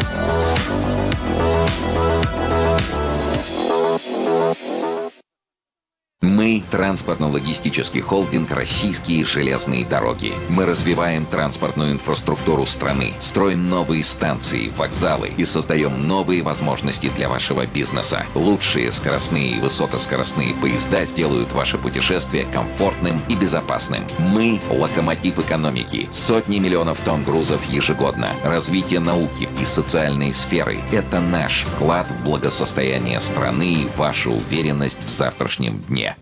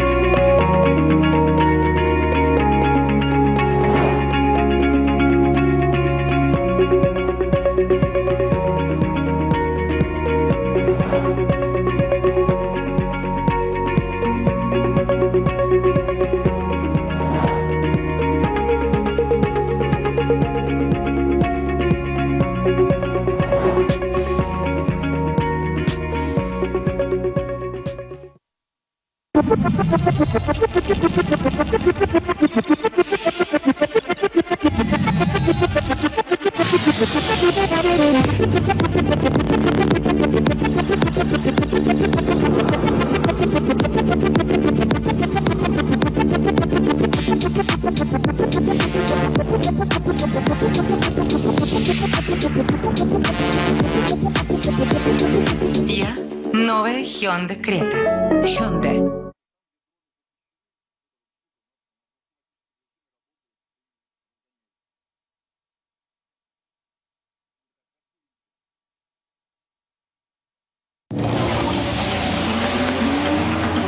Есть история фантастическая.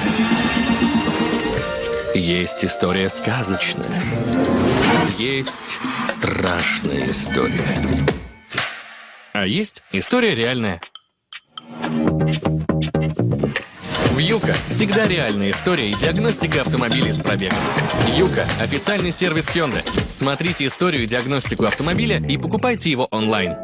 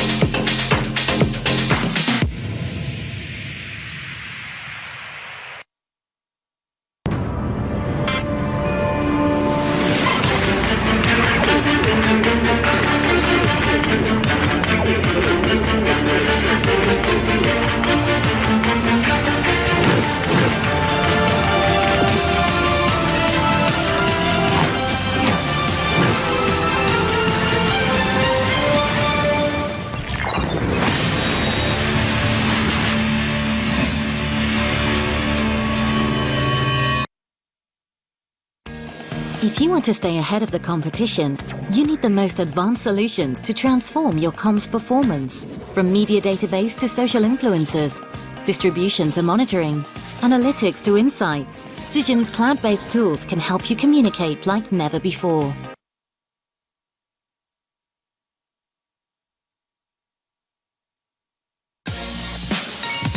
Звонки ВКонтакте для работы. Больше никаких ограничений по времени и платных функций. Звонки ВКонтакте – это разговоры без конца с телефона и ноутбука.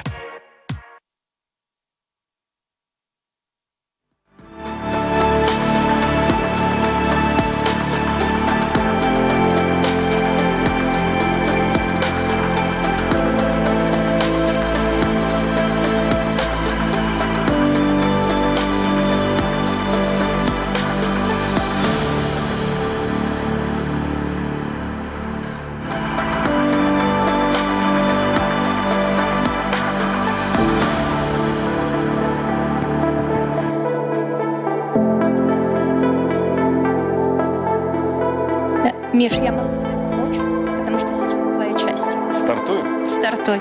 Итак, друзья, у меня для вас прекрасная новость. Мы подошли к ключевой... Ladies and gentlemen, I have a great news because we are coming to the key discussion of our forum, within which the leading experts are going to use the discussions which have been held here to build the chain of future technology. What key trends are establishing the technological future? What bridges will be more sustainable during the nearest future?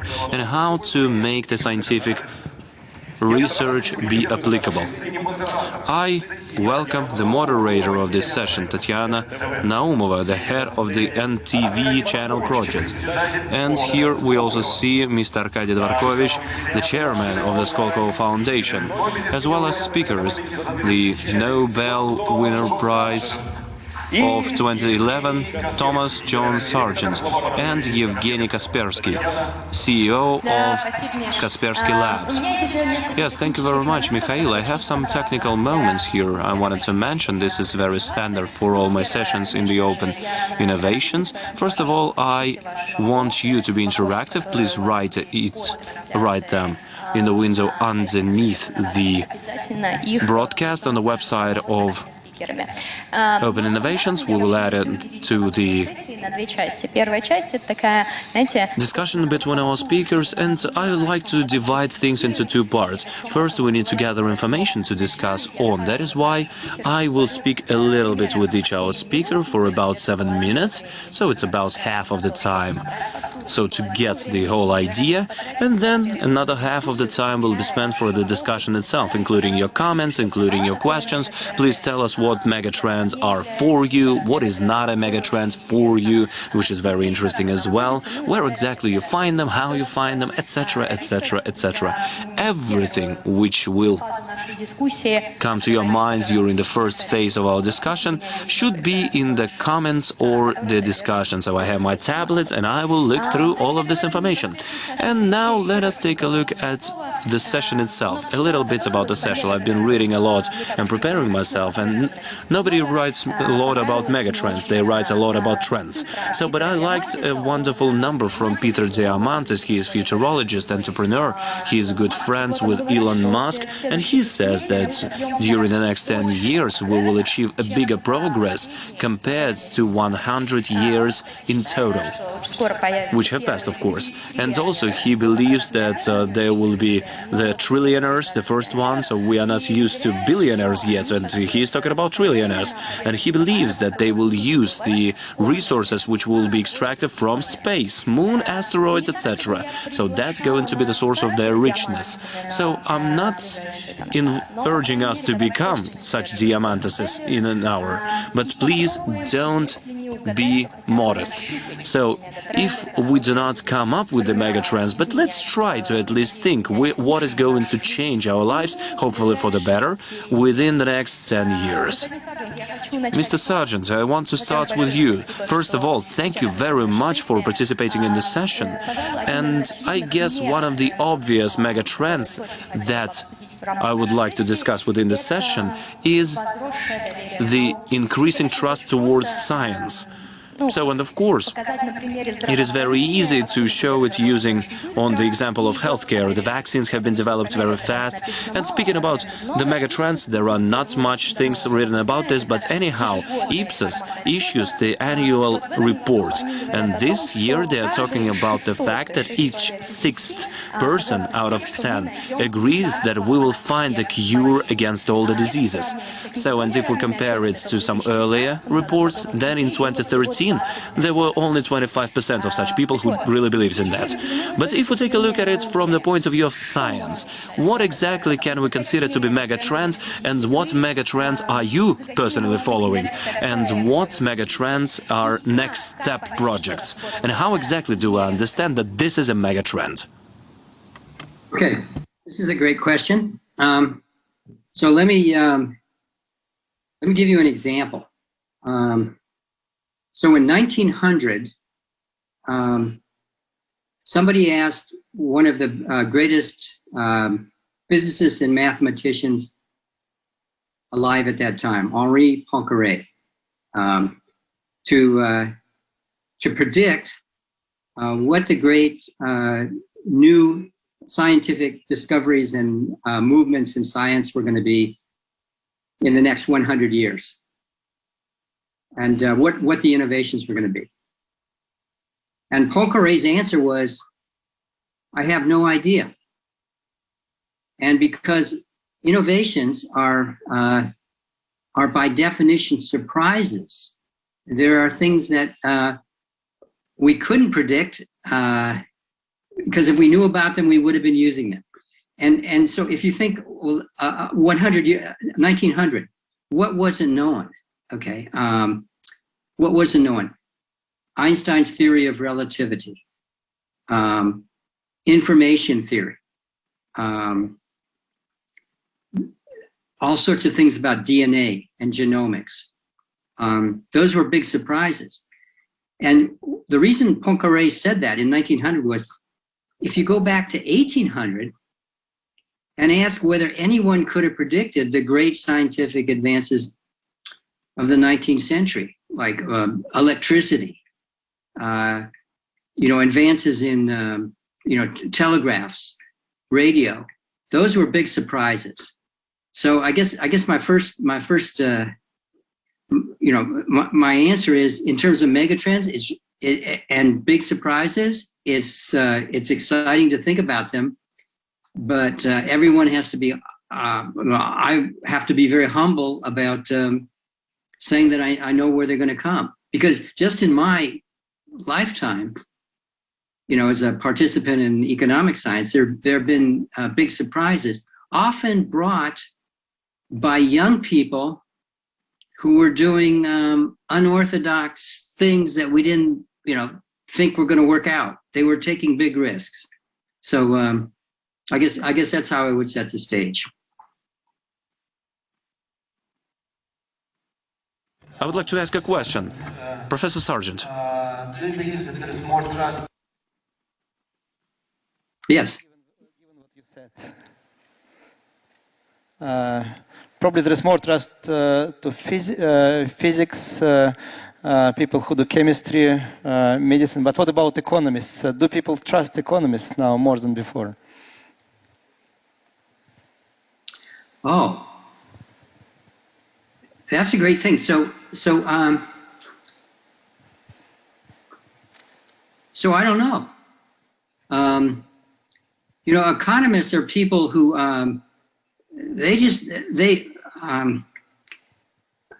let me make a case that people should trust economists more, because, and I think they do for the following reason. I'll give you a serious answer. If you look at what the huge social event of the 20th century that caused a great deal of disorder, it was the Great Depression that affected all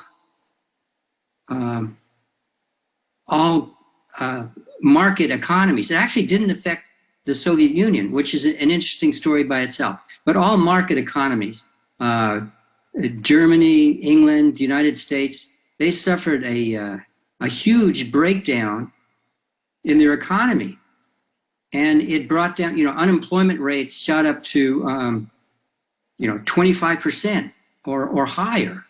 There was mass unemployment. There was a lot of suffering. And governments didn't know what to do. Governments in the West did some things that actually made it worse. And this was not just an economic event. It was a political event. You would not have had the bad political developments in Central Europe. Basically, the Nazi regime came into power, if you study the elections, because of the Great Depression. So this was a terrible event. Economists didn't know what had caused it. And because they didn't know what had caused it, they didn't know how to fix it. So there was a great deal of work about business cycles and how to have the government monitor the central bank and the Treasury do things to make business cycles less severe. So if you kind of fast forward, I think that project has been a success because we've had threats of severe recessions. One in the financial crisis, in 2007 and 2008. Another one this last year with a pandemic. And in both instances, policymakers took what economists had thought they learned from the Great Depression and they made things much better. And in my field, that's a great victory. The way I'd say it is, economists, do we know everything? No. The future is very hard to predict, but just because we don't know everything doesn't mean we don't know anything. And we learned some really important things. And if we keep track of them, we know how to fight business. We know how to fight Great Depressions much better. So yeah, I think you should trust economists. Господин Сарджент, я, в принципе, была готова к тому, я, наверное, даже готова к тому, I think I was ready for this. I thought that all speakers will try to avoid talking about megatrends, but you said that we have learned something. We have learned to better forecast. We have learned to better overcome crises like the Great Depression, as you stated. But we have another assistant here. I'm talking about AI. We recently had a major conversation on that. Without any exception, G4, McKinsey, the Big Four, everybody talked about artificial intelligence being a megatrend. So can it help economists to be trusted even more as a result? That's for me. Okay. So let me say something about artificial intelligence and what fuels it. First, it's very exciting. It's helping. It's having massive effects on economics. You all know that. It's fueling all sorts of transactions that can be done online. It's fueling all sorts of information processing and helping people share information. If you kind of step back and ask, what's so new about it? And when were the foundations laid? How were you able to do it? Kind of back up and say, well, so the foundations were laid by visionary people who were dreaming and doing things that maybe people thought were useless. One of them was a great Russian, Kolmogorov.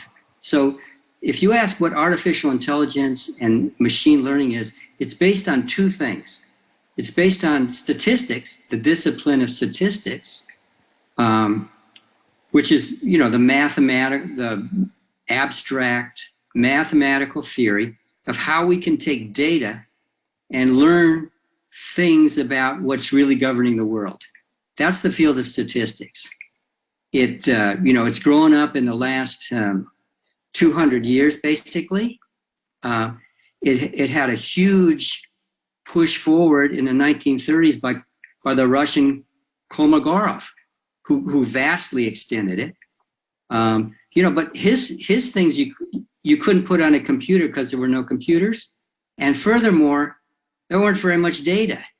Okay, so if you fast forward, this was a mathematics that was sitting there waiting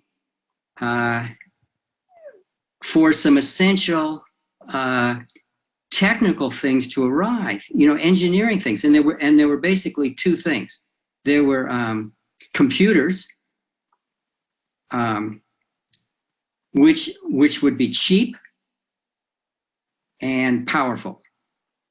And what's happened in the last 3 decades is that computer technology has accelerated. Part of the reasons it's accelerated is for frivolous reasons. People want to play computer games or look at silly things on the internet. And then what happened was businessmen said, if they want it, we'll generate it.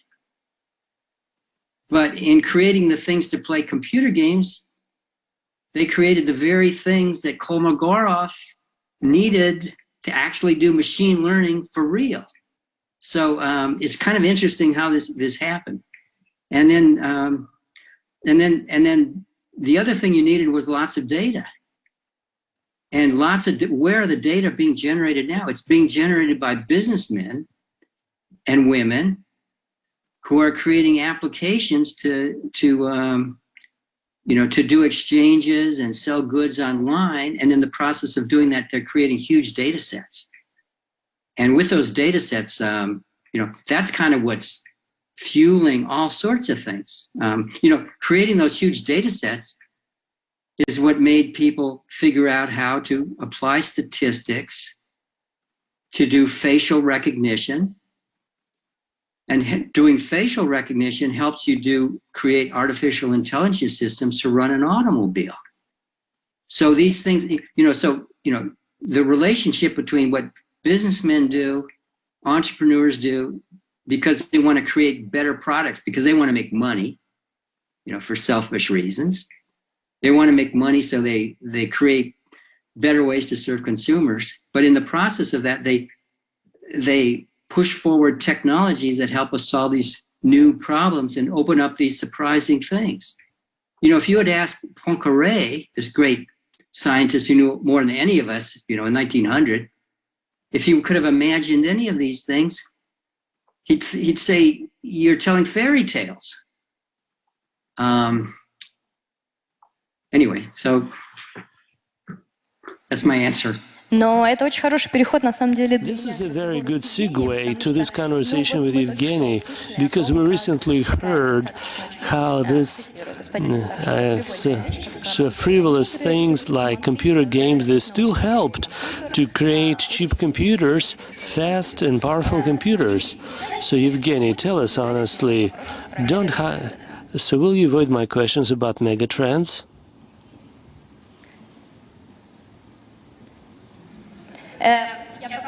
I'm sorry, we cannot hear you. We have a technical problem, I cannot hear you. So I wonder where it's coming from. So I just pushed the wrong button. Okay, now... Okay, I'm responding. I don't like Zoom that much. So sometimes I make mistakes. I'll be honest. I can talk about megatrends only if I know what to say. If I don't know what to say, then I will not be responding. So let's start with simpler things. I really liked your interview that you gave at the forum about Safe Communicator. Your lab develops it. And also the costs. Your response was very interesting. You said, I'm an inventor. I'm not a commercial guy. I'm not a salesperson. So if we talk about megatrends, if we talk about future projects, so what are you monitoring? And do you agree that cybersecurity is definitely a megatrend? Good question. So what am I monitoring closely? Well, nothing specifically. I monitor situation in general. If there are any interesting ideas or if things. Of course, I know them. And I'm not alone. I have many smart, intelligent people, colleagues around me who tell me what I should pay my attention to. So it's not like I'm going fishing for a specific fish, but I'm sitting by the river and just watching it. So do you have a trend watching a department in your lab, or? No, not exactly like that. It's more of a group of people with whom I talk on a permanent basis, and it's not it's their objective to share all the new things with me, but when we discuss news, just all the new things they have seen, any anomalies they have taken, they have noted, etc. Just one example. So what are the things that shocked you, surprised you, made you think, or maybe you thought like, oh, this is something that deserves attention? So one thing that really shocked me and surprised me, it was the coronavirus.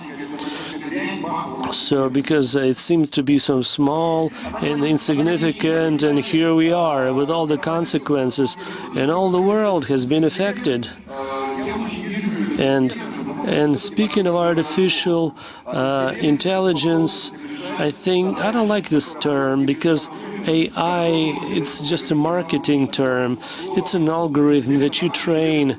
It will take maybe 500 years before we reach true intelligence, because AI is basically algorithms. Those are good algorithms, but they deal with very specific tasks, and they cannot deal with unknown tasks. If we get any worm or cyber threat or a virus, so then we need maybe a day or a couple of days to figure out how it works and to provide the antidote. If we talk about cybersecurity, but if we talk about biological viruses, so it takes time to develop a vaccine to overcome this problem. So those are so biological products, they're 1,000 times more sophisticated than digital ones. So intelligence of a frog is 1,000 times stronger than any AI that we use. So don't even call it artificial intelligence. Should we call machine learning? Machine learning, big data machine learning is much better. Okay, so they're not used universally, but they have a very narrow field of application. It looks like the most advanced cyber criminals, they also use machine learning algorithms. In fact, it was a good reason I brought up cybersecurity. Maybe today, but maybe a couple of years ago, we felt like it was about large corporations, but not about SMEs. It's not about myself as an individual, but now it has changed. If we look at statistics, I think there was a BCG review, 63% of attacks are on SMEs, with an average check of $3 million. So, like, it's a ransom of $3 million, and we'll fix it for you. And in 60% of cases, companies go bankrupt. So here's the question. So in your lab, do you see that shift? So there's this shift towards SMEs and individuals, and the cybersecurity is something that we all are concerned about. It's the opposite.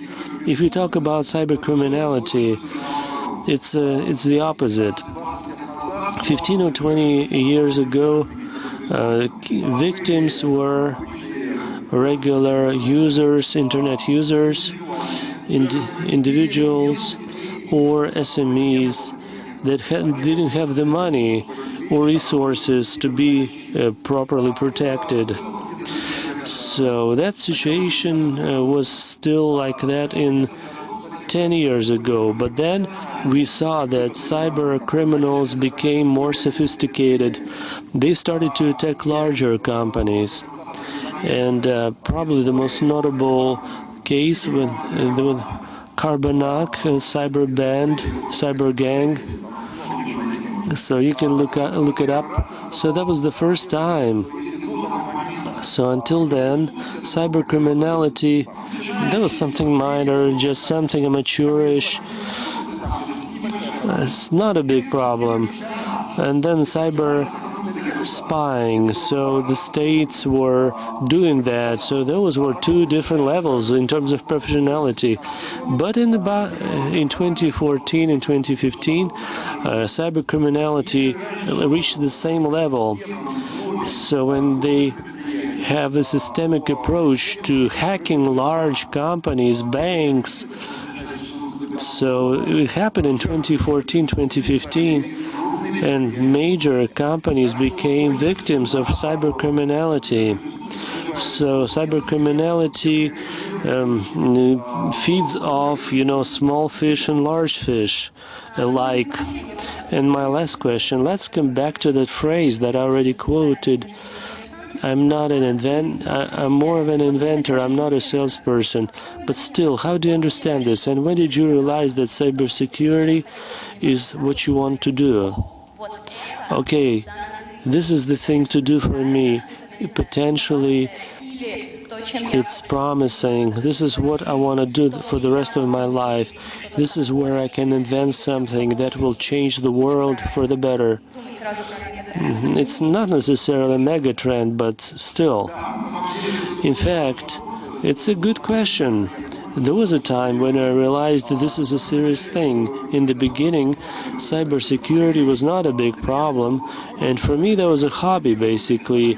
Computer viruses, I was collecting them, and maybe in the middle of 1990s I realized that the sophistication of those viruses was rising, and combating them became more and more complicated. We didn't have cyber criminality because there was no money in the internet, no mobile phones, no online banking, no transactions online,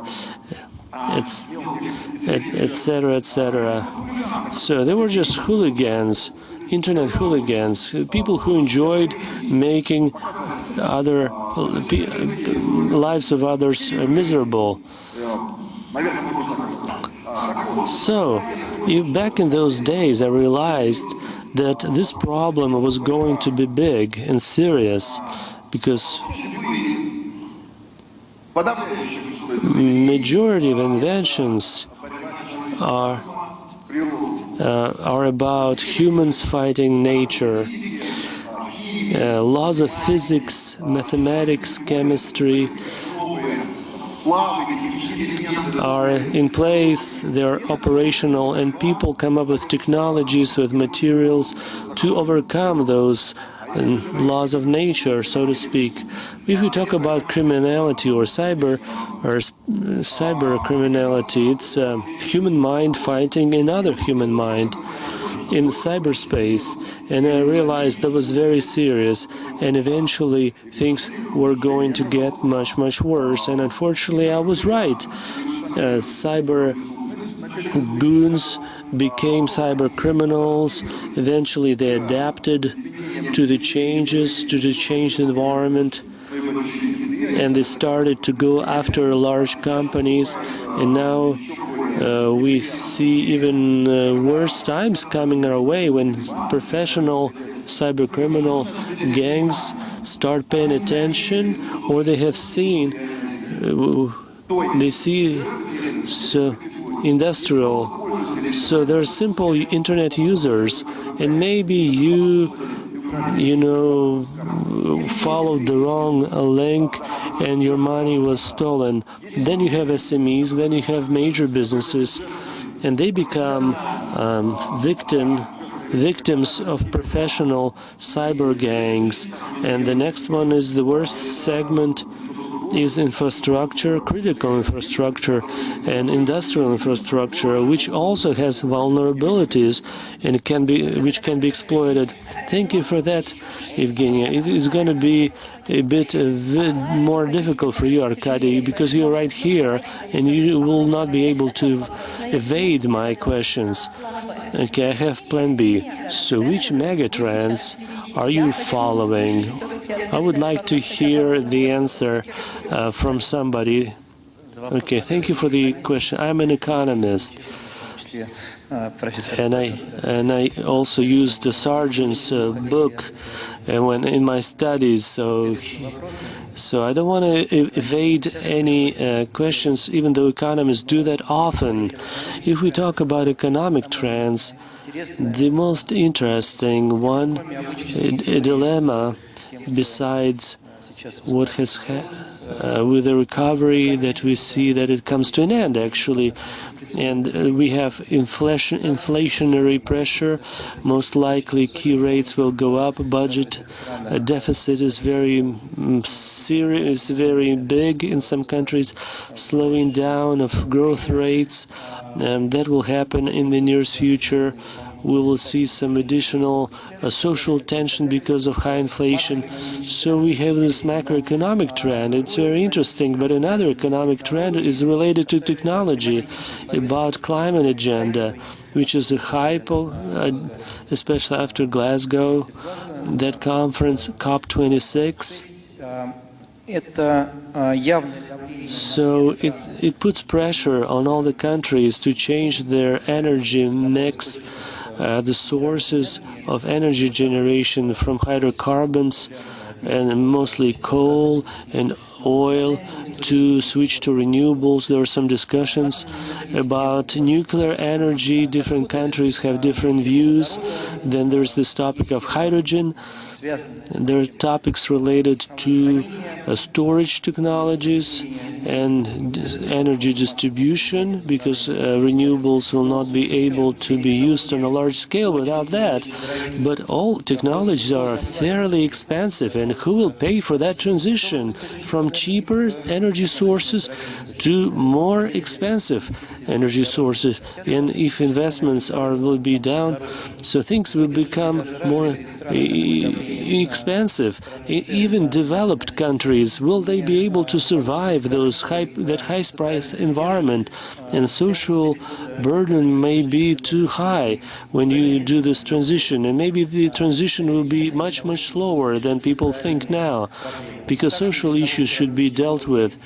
And also we have different levels of development. We have advanced countries, USA, Germany, France, UK, Japan, and they want to have that transition. When you compare them to countries like India, African countries or South Asian countries, the difference is so huge. This disbalance will lead to different paces of transition, and it's not clear how new technologies will be used. So whether advanced economies will be willing to pay the costs of the transition. On the one hand, they contributed to the pollution the most in the past, but whether they will take that responsibility upon themselves, we'll need to see that.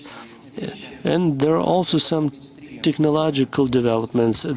There are three topics. One that we already discussed, big data and their processing and use in different spheres, any sphere in fact. You should understand, is there a limit in our desire to use more and more data and rely more and more on algorithms of deep machine learning? And consequently think less for ourselves when we deal with medicine, with security.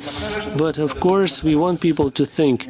Even with chess, it's a clear picture. It's better to have a combination.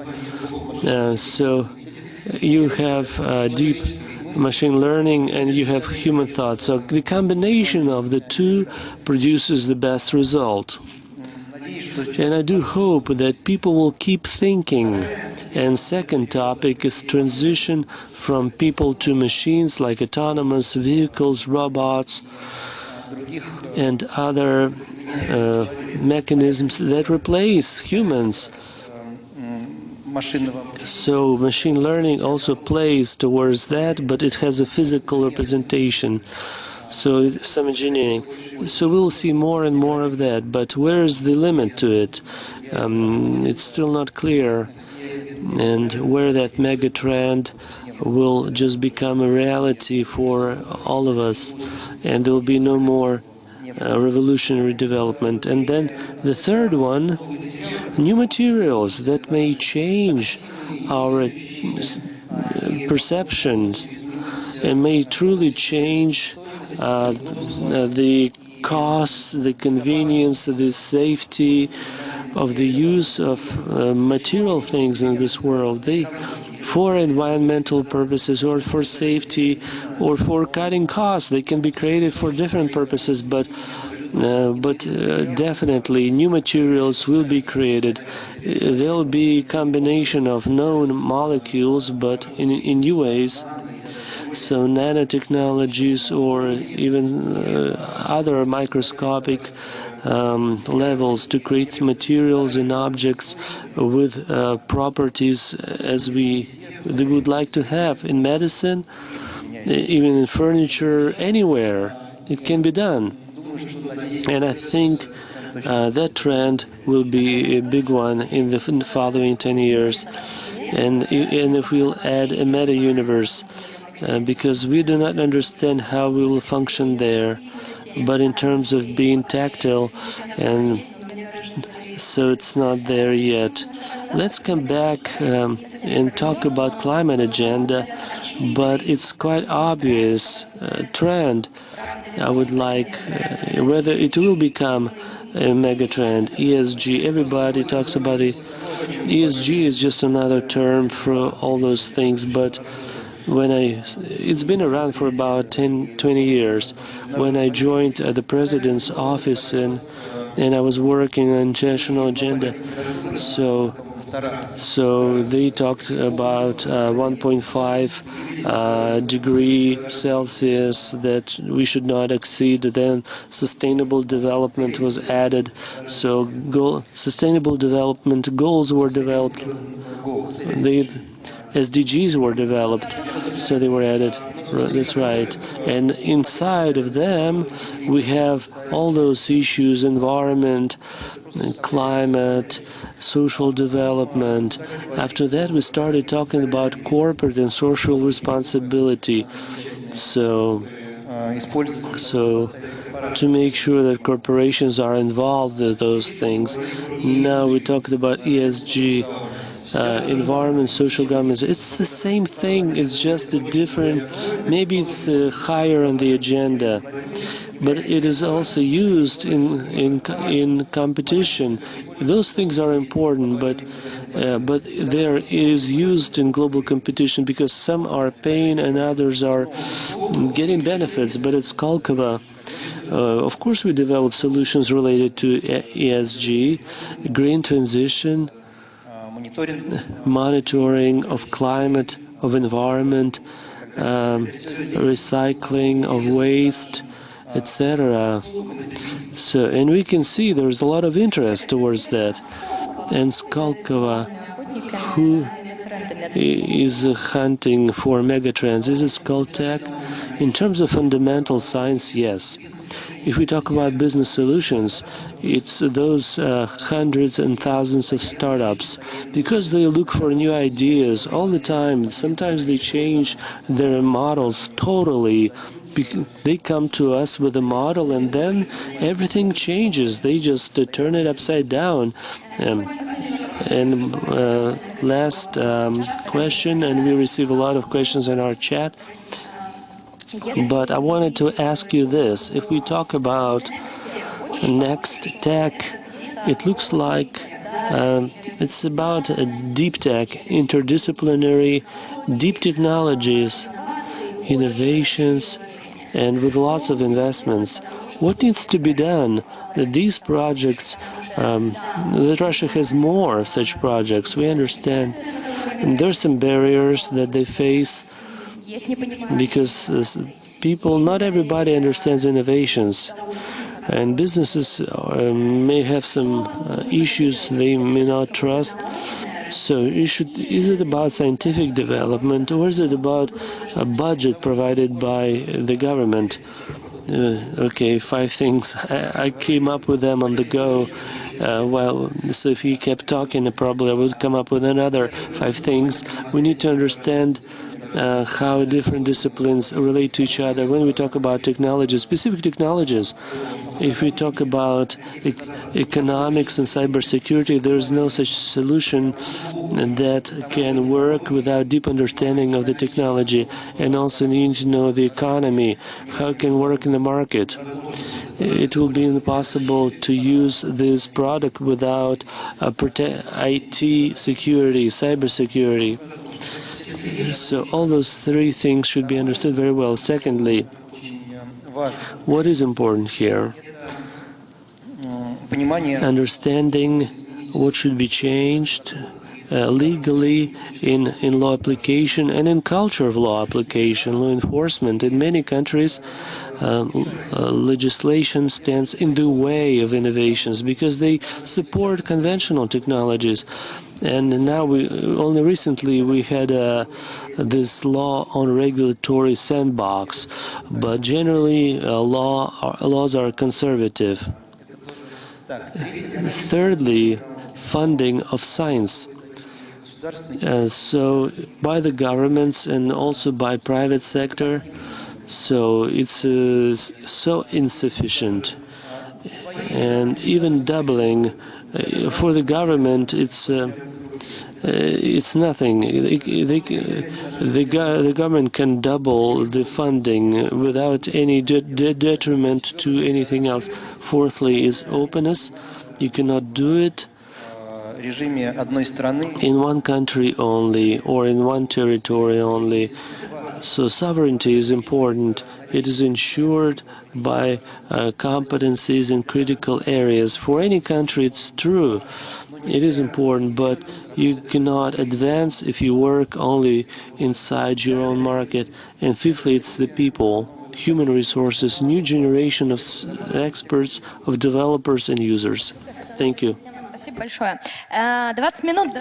That's a whole ecosystem. That is great. We have 20 minutes left, and let's go through the questions. First one is to you, Mr. Sargent. So you have been answering our economic questions, and let us really get back to the economy here, because we cannot ignore this matter. And this is maybe not exactly the megatrends, but there's definitely a trend. So, Mr. Sargent, what do you think? Can we expect a new economic crisis like the failure of the markets in 2008?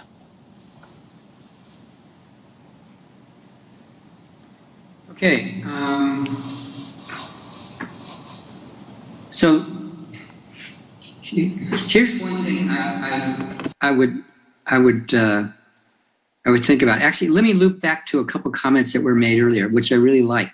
The characterization of the skeptical characterization of artificial intelligence as a sales pitch, really not as a valid description. And I like the metaphor of right now, artificial intelligence can't do what a frog can do or a fish can do, which have little tiny brains. And kind of, I'm leading up to an answer to your question, but if you kind of think about what intelligence means, if you want to talk about artificial intelligence, first thing you got to talk about is human intelligence. So what do human beings do that we think make us intelligent? You just sit back and think. And I'd say 2 things. One is we look out at the world and we recognize patterns. Somehow we have the ability to recognize patterns. And that's really, it's really simple. An example would be,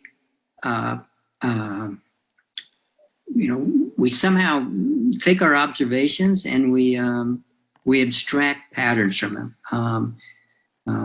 We're just endowed with that ability. Then the second thing is we somehow interpret those patterns and make decisions We make decisions in light of our view of what the patterns are, make decisions to achieve certain purposes. So pattern recognition and making decisions, that's what we mean by intelligence. And now if you talk about artificial intelligence, well, it's trying to copy those two things. And, you know, and as the previous speaker said, you know, it's pretty good at some kinds of pattern recognition, you know, so-called deep learning. All that's doing is taking a huge amount of data and kind of mindlessly looking for patterns. It's much less good in making decisions. And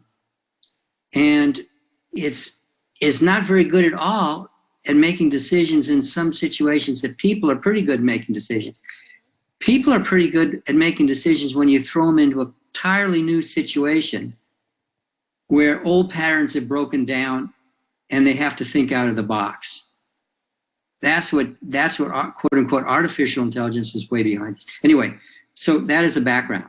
So now in answer to your specific question about the economy today, I'm going to do some pattern recognition and tell you, I'm going to tell you a pattern that I would look at to think about today. And, you know, at least in my country, the United States, the metaphor is using the war on COVID, the war on COVID. And, you know, it's not a war that we're fighting, fortunately, other people, but we're fighting this other organism. So that's not a good part of the metaphor, but the good part is, what have we done? And here, if you look at what the Treasury of the United States has done and the Federal Reserve in the United States, it looks a lot like World War I and World War II. You know, and I have graphs that could show you this, and it looks at in the following way. During the wars, during both of those wars, the United States government had huge government expenditures that it did not cover with taxation. It essentially borrowed, it issued a lot of government debt, and it printed a lot of money. So if you fast forward to the war on COVID, now the metaphor is very good. You know, in the last, now it's almost 2 years, we've run government deficits, expending more than we tax, by you know, World War I or World War II amounts in terms of the ratio to GDP, completely unprecedented in peacetime. And the way we've financed it is the Federal Reserve, the central bank, has printed a bunch of money, just like it did in the earlier two wars. Okay, now I said that's what it did. Now, what was the consequence of the government doing that in those two earlier wars? Well, came out of the war with a big government debt to GDP, after both wars, there were inflations, big inflations. So now kind of we've set ourselves up in a situation where the fundamentals that drive inflation are, we've set the stage for, you know, unless we break that pattern, you know, think intelligent, you know, now thinking somehow, unless we break that pattern, there's a threat of ongoing inflation. And that inflation after those, you know, after World War II, that inflation partly served a purpose. It had actually devalued, it paid off part of the government debt that we incurred into the war by inflating it away. So there's always a temptation to do that. And we've set the stage for that. And not only the United States, other countries. So that's a situation we're in, and markets are concerned about that. And almost every time when the chairman of the Federal Reserve or a Federal Reserve governor goes and gives a talk, he or she is asked about this now. And they should be asked about it. And they should be asking the Congress people too about it, because they're the ones who've engineered this situation. So not a mega trend, it's a situation. I'd say it's a situation that's going to play out in the subsequent years. Ситуация, на которую точно надо обратить внимание. Yes, the situation which we have to highlight and never forget about. I do support you here. Okay, let's think about this one. Evgeny, during the periods of the development of the AI, the machine learning, etc., can this system be hacked? Should we worry about this? As any cyber system, yes, of course it can. But let me answer the question when actually the bubble is going to blow up. Nobody knows. The real intellect doesn't know. The artificial doesn't know as well. Because honestly, it really feels like .com, just like bubble. It smells just like that. So I'm sure that sooner or later it's going to blow up. And speaking about the machine learning and AI, whether everything is prone to hacker attack, of course, everything digital is fragile, is vulnerable this way or another. It can be attacked and used in malign goals. And that is why for many years we are creating the systems of cyber immunity. We are shifting from the technology of cyber safety, which is basically what is it. So there is the operational system and there is the security over it. And right now we're thinking about a new concept, the cyber immunity, when the security is part of the system's DNA. So it's like a mask on your face. So, and this is security, and immunity is after you get vaccinated. Well, not right away, but in 2 days you're gonna get better. But anyhow, if we take a look at the systems which are critically important and critical, I believe that they have to be built on the principles of cyber immunity in order for them never to be penetrated by the cyber attack. If we're talking about global innovations, I think that in cyberspace, and I'm going to agree with the previous speakers, because we have this cyber words everywhere around us. And I think that one of the global innovations in the digits is transference of the physical systems to the principle of the cyber immunity. That's my position. Thank you. Arkady, just take a look at what we have for you here.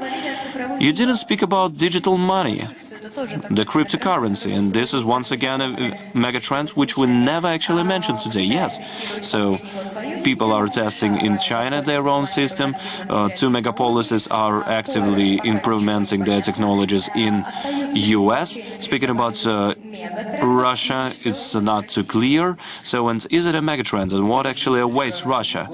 Well, let me start from far away, just like Thomas did. So, everything began from Kolmogorov, and then there was a break, because most of the researchers started working with other principles, and machine learning, which was close to the work of the brain, was postponed for several years. And in the beginning of the 70s, this topic became popular and relevant. There emerged scientific groups which studied it in the US, first of all, in Europe, in France, in England, the UK, and some things have been developed there. Some approaches started appearing. But as Thomas said, there was no big data, no computers. And what happened next? After that, in 20-25 years, the internet appeared, big data appeared, computers appeared, and machine learning became popular again. And only now it became applicable in many fields. If we're talking about the bubble, I would like to comment on the previous question as well. So there was this analysis in one of the newspapers, 3 leading Chinese companies which are doing the recognition of images. So in the beginning of 70s, they actually learned how to distinguish cats and the dog, and many things actually were capable then. And only in 50 years we actually managed to start recognizing the voices, the faces, etc. But anyhow, 3 leading Chinese companies working in the field of image recognition faced the problem that they don't know how to expand their markets, because the main consumers were the state organizations which were working in the field of security, and sometimes banks, and how to grow next. And I guess this high level of stakes might be too exaggerated. And speaking about the cryptocurrency and crypto activity, we mix two things here. So we think about cryptocurrency and we mix crypto assets, because these are the means of investments and saving money. Cryptocurrency is taking up a little share of the market, really share of the market. So, and this is also used for black market, for gray market, the money laundering and the selling of the illegal weapons, etc. But if China makes their cryptocurrency liquid, and if they will manage to convert it convert yuan into the cryptocurrency, then it's going to be a mega trend. And speaking about the crypto assets, they are actually growing and they will keep growing. And I believe that it makes more sense compared to the cryptocurrency as is.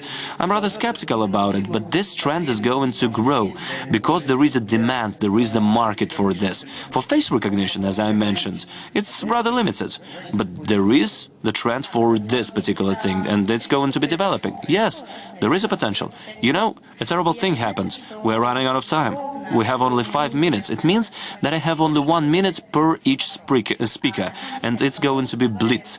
This question has been asked by the moderators of all the plenary sessions, and I have already seen about 20 answers to these questions. And what do we want to do with this? We want to gather all the answers. This is going to be the forecast, of course. We're going to speak about the forecasting. Why else we would gather here?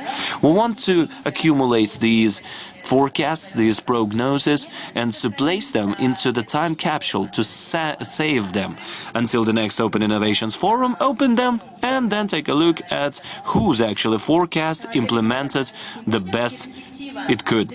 Let's not think for too long. This is 12 months perspective. That is why the question is rather simple. If we take a look at 2022, what technology of the 2022 can radically change the life of a human being and will be implemented next year? So, Evgeny, let's start with you, just for the difference sake. In short, I don't know, and nobody knows. So, maybe it's going to be something good, which is going to change the human life for the better, but maybe something really bad, which is going to worsen our lives and be a burden on us.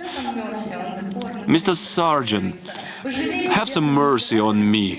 So please don't shoot me like that. So just say something good, at least one thing which can actually change what we are looking at for the better in next year.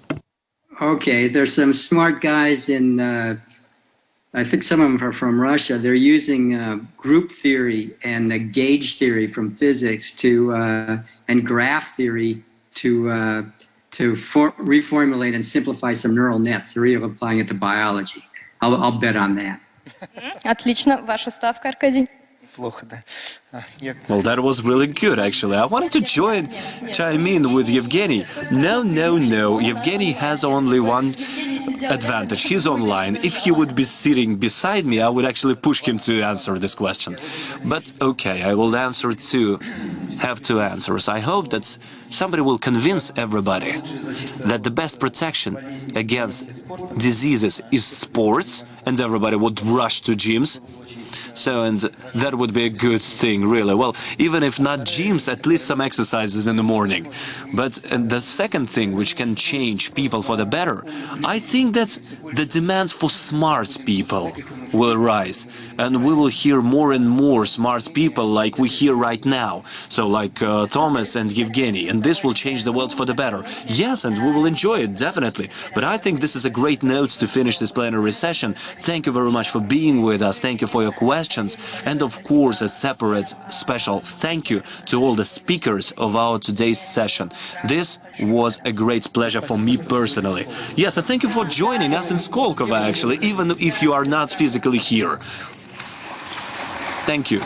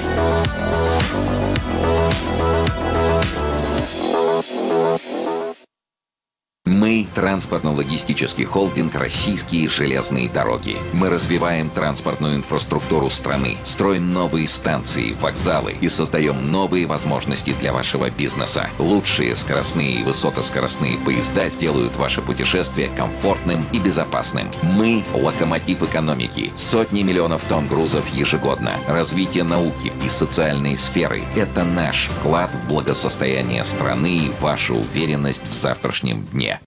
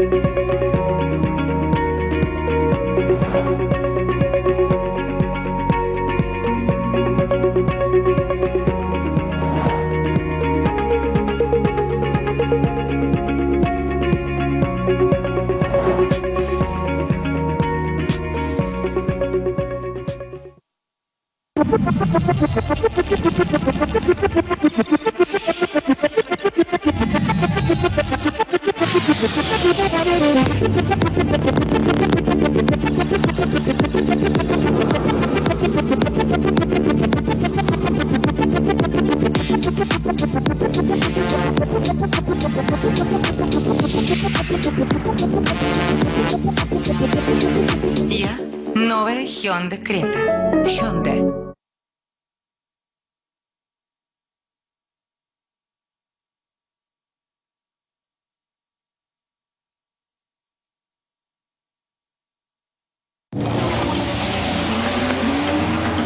Есть история фантастическая. Есть история сказочная. Есть страшная история. А есть история реальная. Вьюка – всегда реальная история и диагностика автомобилей с пробегом. Вьюка – официальный сервис Hyundai. Смотрите историю и диагностику автомобиля и покупайте его онлайн.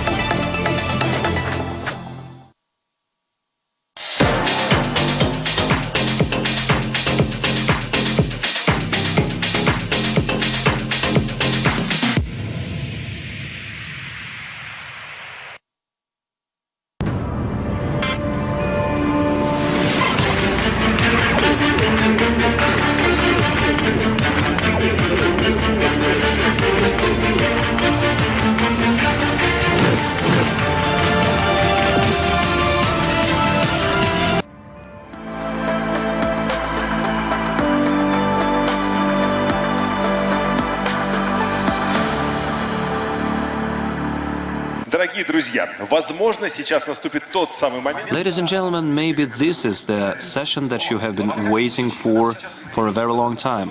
At least we will have a really an ordinary speaker, and mentioning all of his ranks and positions is going to take up the whole session. We will have the representative of a person from Bahamas, Kip Thorne. This is one of the leaders in the field of theory of probability of Einstein, and he is such a great expert that he received Nobel Prize in 2017. Author of idea and executive producer and scientific consultant of Interstellar movie. We are all tortured by questions. Is there the black side of the universe full of black holes? And can we actually see how it is born using the emissions due to the changes in the space and time?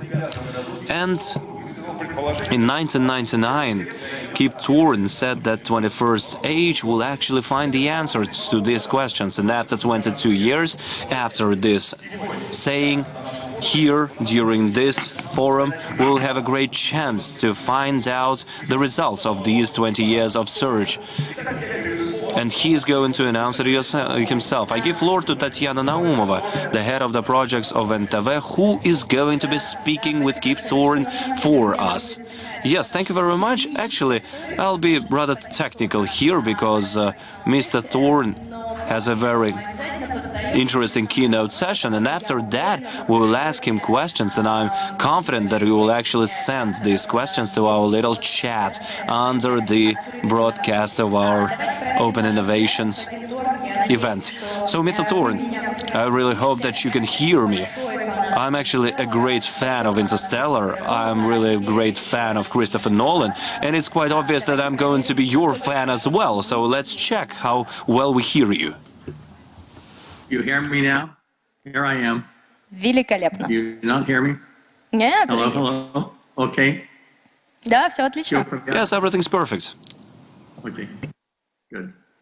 Shall I go ahead? So it's a great pleasure to be with you. I wish I could be with you in person in Moscow. Unfortunately, I cannot, but at least we have the technology of Zoom to enable me to join you across the airwaves. Let me share my screen with you. Take me a moment to get this properly set up and then share my presentation. Okay. So can you see that? Black hole. I'm going to talk about black holes, gravitational waves, and quantum non-demolition technology.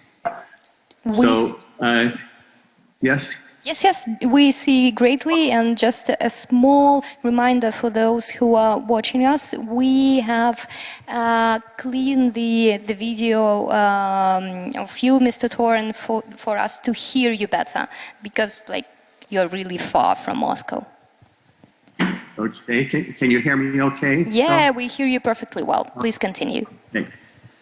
Okay, so in the 21st century, quantum technology is going to be a very big thing, a very, very big force, both for industry and for fundamental science.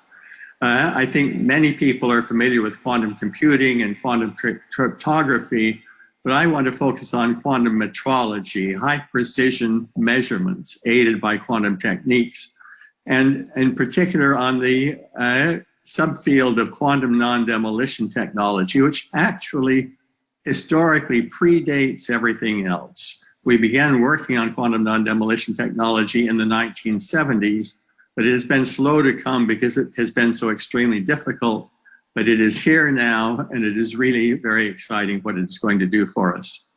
So quantum non-demolition technology arose from Soviet-American collaboration during the Cold War. It's a collaboration that is driven by the challenge to create gravitational wave astronomy.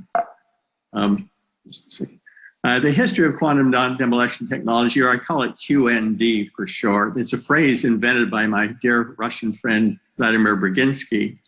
In an era of extreme international tensions, the Cold War, it was a collaboration between science of opposing nations. it illustrated, and so this illustrates the possibility of doing collaborations between scientists of opposing nations, and that such collaborations can be very fruitful and can benefit all of humanity. It also illustrates the fact that new technologies often arise as byproducts of fundamental science research. Now, historically, my collaboration with my Soviet colleagues began in 1968 at a science conference in Tbilisi in the Georgian Soviet Socialist Republic, where I met Yakov Borisovich Zeldovich and Vladimir Borisovich Brzezinski. And we very quickly became close friends. And we developed collaborations with Zeldovich on astrophysics and with Brzezinski on gravitational waves. And these collaborations with Brzezinski were the fundamental research that became the foundations for QND technology. Zeldovich and Sakharov were famously regarded as fathers of the Soviet hydrogen bomb, so our collaborations were well known up to high levels of Soviet and American governments. But there seemed to be an understanding up to high levels, at least as high as the Secretary of State on the United States side, that this type of collaboration has mutual benefits. And we, my colleagues and I, lubricated the collaboration with formal cooperation agreements to help prevent lower level bureaucrats in the governments from interfering. Now I want to go back in time and describe the motivations for our development of this QND technology. The history begins with Albert Einstein in 1916, who, using his newly formulated general theory of relativity, predicted gravitational waves. And Einstein's prediction said that if a gravitational wave is propagating to you through the screen and to you, then it will stretch and squeeze space perpendicular to this propagation direction, that is in the plane of the screen, stretching horizontally while it squeezes vertically, then stretching vertically while it squeezes horizontally, and the time-varying pattern of the stretch and squeeze, how it changes as time passes, could carry a lot of information about the sources of the gravitational waves. Now, it took a long time, more than 50 years, for somebody to invent a gravitational wave detector that had a real prospect for success. The person who did this was Rainer Weiss at MIT, a close friend of mine. In 1972, he said, let's take 4 mirrors hanging from overhead supports, 2 along one arm of an L-shaped configuration, the other 2 along the other arm. When a gravitational wave comes by going downward, it will stretch space along this arm, pushing these mirrors apart. It will squeeze space along that arm, pushing those together, and then this stretch and squeeze will oscillate. Weiss said, let's use a laser beam and a technique of laser interferometry to monitor the changes in the difference of the arm lengths as the waves go by. So send a laser beam through a beam splitter, send it into this arm and trap the light between the mirrors in that arm, trap light between the mirrors in this arm. Then when the light gradually leaks out back through the beam splitter, you will see a rising and falling intensity of the light going to the photodetector. It will rise and fall proportionally to the stretching and squeezing of space by the gravitational wave. Now, Weiss said we need to work very hard to be sure that our laser beam measures only the center of mass of the location of this mirror. It doesn't measure the vibrating atoms inside the mirror, vibrating because the mirror has finite temperature. It should average over all of these atoms in the face of the mirror, and so an average over time. So it measures only the most center of mass motion. So each mirror behaves as though it's a particle, but a quantum mechanical particle, a particle which in these gravitational wave interferometers today, a particle that weighs 40 kilograms. Imagine a 40 kilogram particle weighs nearly as much as a human being, which was obeying the laws of quantum physics and fluctuating due to quantum effects. That is what he said we needed to deal with. And Brzezinski warned us already then, at that very early time, we were going to have to worry about quantum noise in this gravity wave interferometer. He said more precisely, look, due to the laser light fluctuating will cause fluctuating light pressure noise on this mirror and on that mirror. This instrument will be sensitive only to the differences in fluctuating forces in the two arms. But that light pressure noise is one form of quantum noise caused by the quantum behavior of the light. A second form is the fluctuating arrival time of the photons, fluctuating, going in and arriving at the photodetector. We call this shot noise. And these two noises together, Brzezinski said, will enforce something called a limitation on how accurately you can measure a gravitational wave. If we increase the laser power, then the shot noise will go down because you average over more photons, down proportional to 1 over the square root of the power. The light pressure noise will go up proportional to the square root of the power. So with one going down and the other going up, there will be an optimal light pressure. And that optimal light pressure will give you a limit, the best sensitivity you can get overall. And this is now called the standard quantum limit.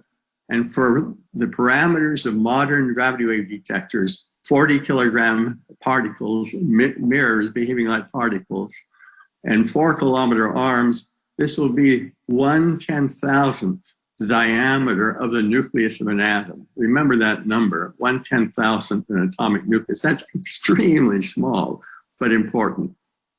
Now, in parallel with this, my student Bill Press and I at Caltech were developing a vision for gravitational wave astronomy, what we could do with gravitational wave detectors if we could make them. And part of that vision said there are only 2 types of waves that can exist according to the laws of physics and can travel across the universe, bringing us information from far away. That is, 2 types of waves that can be used for exploring the universe. Electromagnetic waves, these are light, radio waves, X-rays, gamma rays, and so forth. And it was Galileo 400 years ago who built the first little optical telescope, pointed it at Jupiter and discovered Jupiter's 4 largest moons, and thereby created instrument-based electromagnetic astronomy. The other form of wave that can bring us information about the universe is gravitational waves, and that's all there is. And so what we wanted to do, our vision was to do with gravitational waves what Galileo did with electromagnetic waves, to create gravitational wave astronomy. But when I looked at techniques for searching for gravitational waves, they didn't look very promising. And in particular, Ray Weiss's idea of a gravitational wave interferometer looked very unpromising to me at first sight. And so in a textbook, a rather famous textbook on gravitation that I wrote with John Wheeler and Charles Misner in 1973, we said that this was not very promising. And let me explain why I thought it was not very promising. I'm going to talk about what should be the magnitude of the noise in the detector if we're going to have a real possibility to detect the gravitational waves. And I had already had at that time some fairly accurate idea of how strong the strongest waves were in the universe. Fairly accurate to within about a factor of 10. So if you take 1 centimeter, you divide by 100, you get the thickness of a human hair. Divide by 100 again, you get the wavelength of the light that is being used. Divide by 10,000, you get the diameter of an atom. Divide by 100,000, you get the diameter of the nucleus of an atom. Divide by 1,000 again, you get the mirror motions, the noise level in the instruments, if you're going to have a very good chance of detecting gravitational waves, I thought at the time, and my thoughts were roughly pretty good. It turned out to be a pretty good prediction. That is only 10 times larger than this standard quantum limit. Success would mean we were quite close to this ultimate limiting sensitivity for a gravity wave detector. So this was a little worrisome. And what if I were wrong? And what if the noise, what if the waves were weaker than that? We might have to find some way to beat the standard quantum limit in order to have any success at all. So anyway, I was very skeptical of Ray Weiss's idea for a gravity wave interferometer until I had long conversations with Weiss and with my friend Brzezinski in Moscow, and I studied Weiss's 1972 technical paper on this.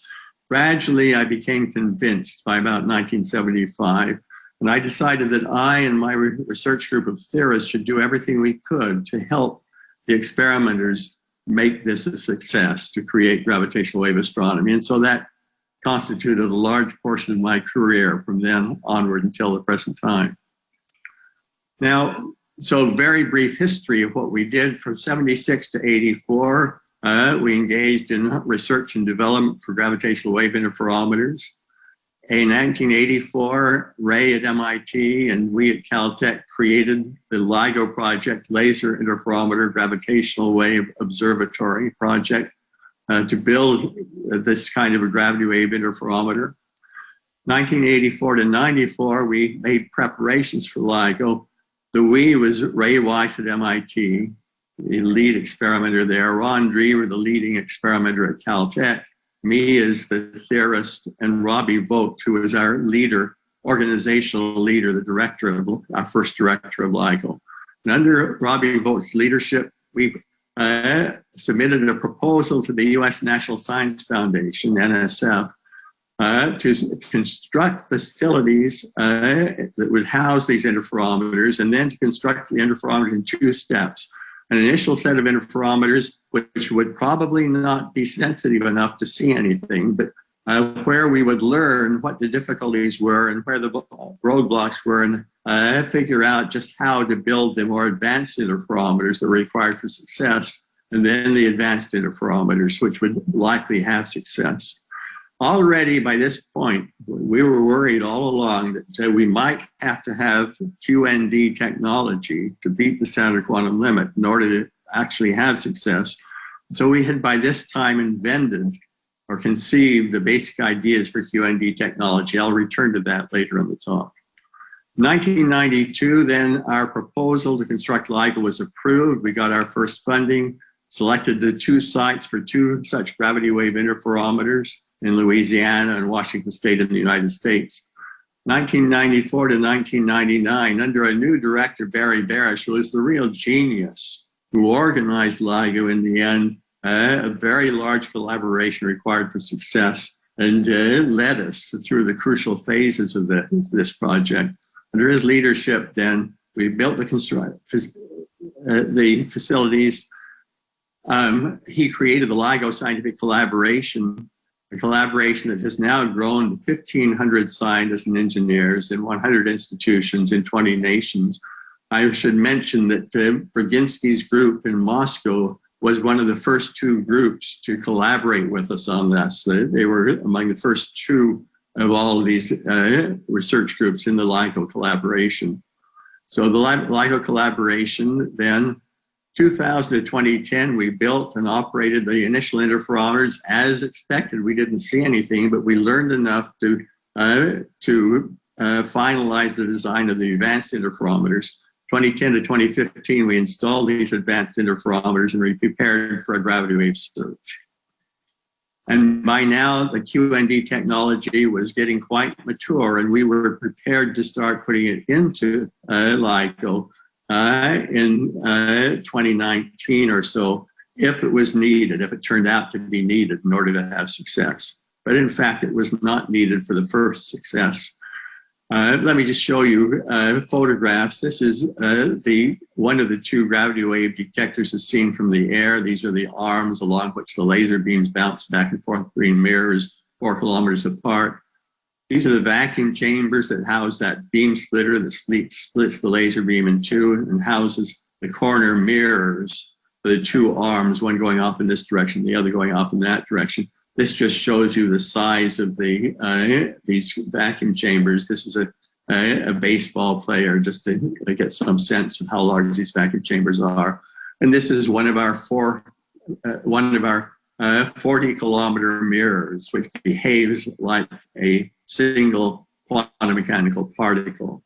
It doesn't look like it's hanging freely, but it really is hanging freely, suspended by quartz fibers, for which the technology was developed at Moscow State University by Brzezinski's group.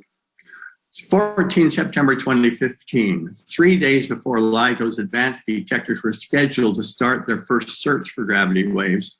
A gravitational wave entered the Earth through the Antarctic Peninsula, traveled upward through the Earth. It emerged in Livingston, Louisiana at one of our 2 gravity wave interferometers. 7 milliseconds later, it emerged in the gravity wave interferometer in Hanford, Washington. The LIGO team, together with some scientists called the Virgo collaboration in Europe, analyzed the data for 5 months in order to be absolutely sure that what we were seeing really was a gravitational wave, and then announced the result to the world, humans' first contact with the gravitational waves. And by comparing the pattern as a function of time going horizontally, the stretching up and the squeezing downward, the pattern of the observed signal, which after being cleaned up is the gray signal, with simulations, the gravitational waves predicted by computer simulations of 2 black holes orbiting each other, colliding and merging.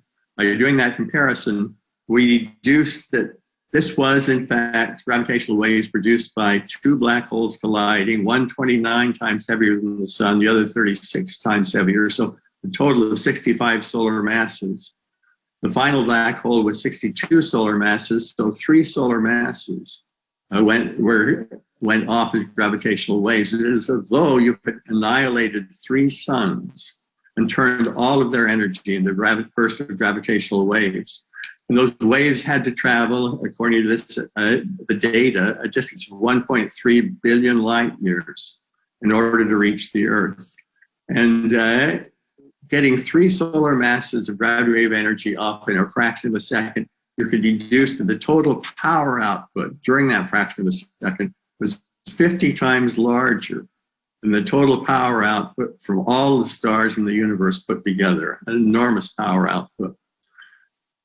The computer simulations can be of this source then can be visualized in this way. We are looking down from a higher dimension on the orbital plane of the black hole.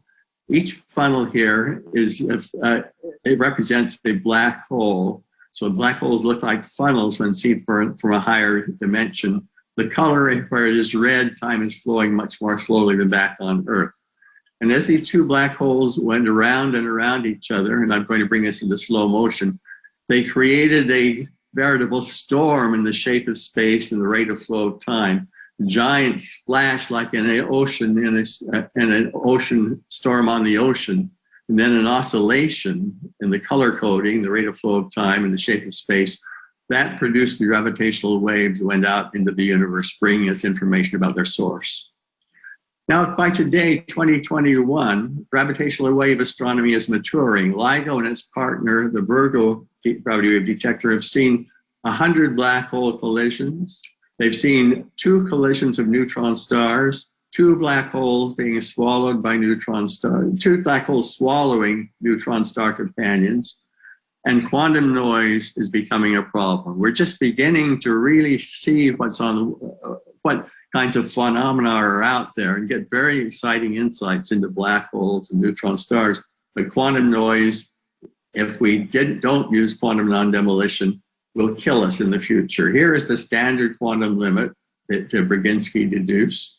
Here is, I'm plotting here the noise in the interferometer. I won't tell you the details of precisely what's being plotted up. It's a function of gravity wave frequency going from 10 hertz to 1,000 hertz on upward. The standard quantum limit is here. LIGO is almost at the standard quantum limit. We want to be here in the late 2020s as we improve our detectors. That means we have to do a very large amount of quantum non-demolition technology to go below the standard quantum limit. So the conception and development of QND technology.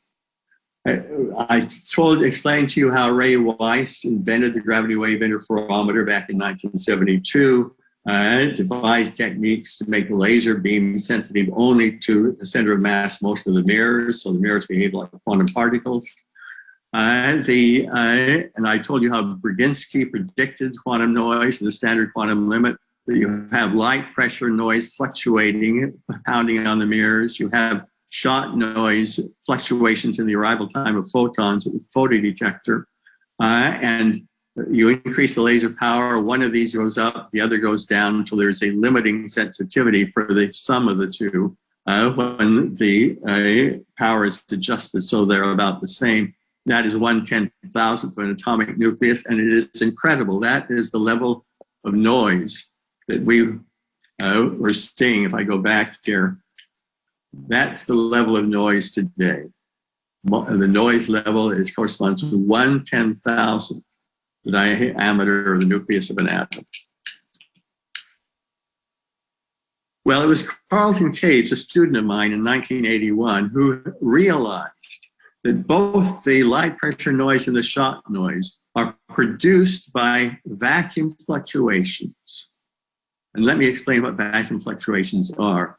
If I take a box and I remove from the interior of the box all of the electromagnetic waves that can possibly be removed, you're only left then with tiny fluctuations of electromagnetic waves, which are required by the uncertainty principle of quantum mechanics and can simply not be removed.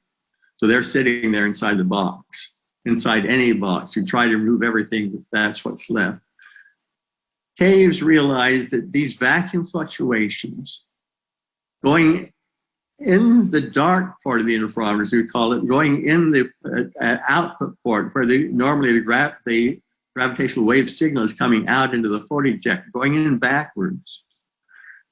They beat against the laser light to produce light pressure noise. And in addition, they go in and then come back out and beat against the laser light to produce shock noise. So both kinds of noise are produced by one thing, these vacuum fluctuations. And so Caves said, let's manipulate the vacuum fluctuation. I mean, this is incredible. You have these tiny fluctuations required by quantum mechanics. He's going to manipulate them in such a way as to prevent them from getting in the way of measuring gravity waves. And that's really an incredible idea. And it's just seemed bizarre at the time.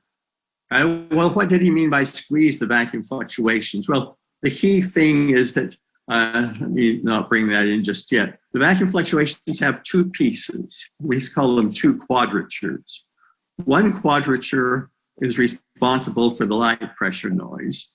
And he wants to, and the other quadrature is responsible for the shock noise. And he says, let's squeeze the quadrature that's responsible for the shock noise. So the price that the quadrature responsible for light pressure noise goes up. And we can reduce the shock noise, increase the light pressure noise. That doesn't seem to be solving anything because one goes down, one goes up. But just hold on, just wait a minute until we see the real payoff in the end. Or we can do the opposite thing. So let me be more precise for those who understand this little bit of mathematics. This is the electric field of these vacuum fluctuations. This is the gravity wave frequency, and that's the laser frequency. So the electric field is oscillating at the laser frequency, which is a very high frequency, modulated by gravity waves or by vacuum fluctuations. L and S are these two quadratures of the amplitudes of these oscillations of the cosine omega times time, sine omega times time pieces of the electromagnetic field. Again, I'm just re-saying in more precise technical terms what I said before. There are two pieces, and one produces light pressure noise, the other produces the shock noise. So let's, and so L produces the light pressure noise, S produces the shock noise. If I make a plot of the strength of the shock noise and the strength of the light pressure noise, in the ordinary vacuum, they are the same. Caves says, let's squeeze the vacuum, reducing the shock noise, or reducing this quadrature that produces shock noise at the price of increasing the quadrature that produces light pressure noise. Or we can do the opposite, reducing the light pressure noise and increasing the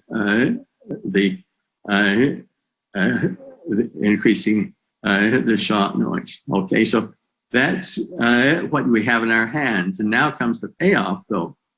At high gravity wave frequencies, remember this is my plot of the noise in the interferometer as a function of frequency. At high gravity wave frequencies, shock noise dominates. And so Caves says, squeeze the vacuum so that the shock noise is reduced here.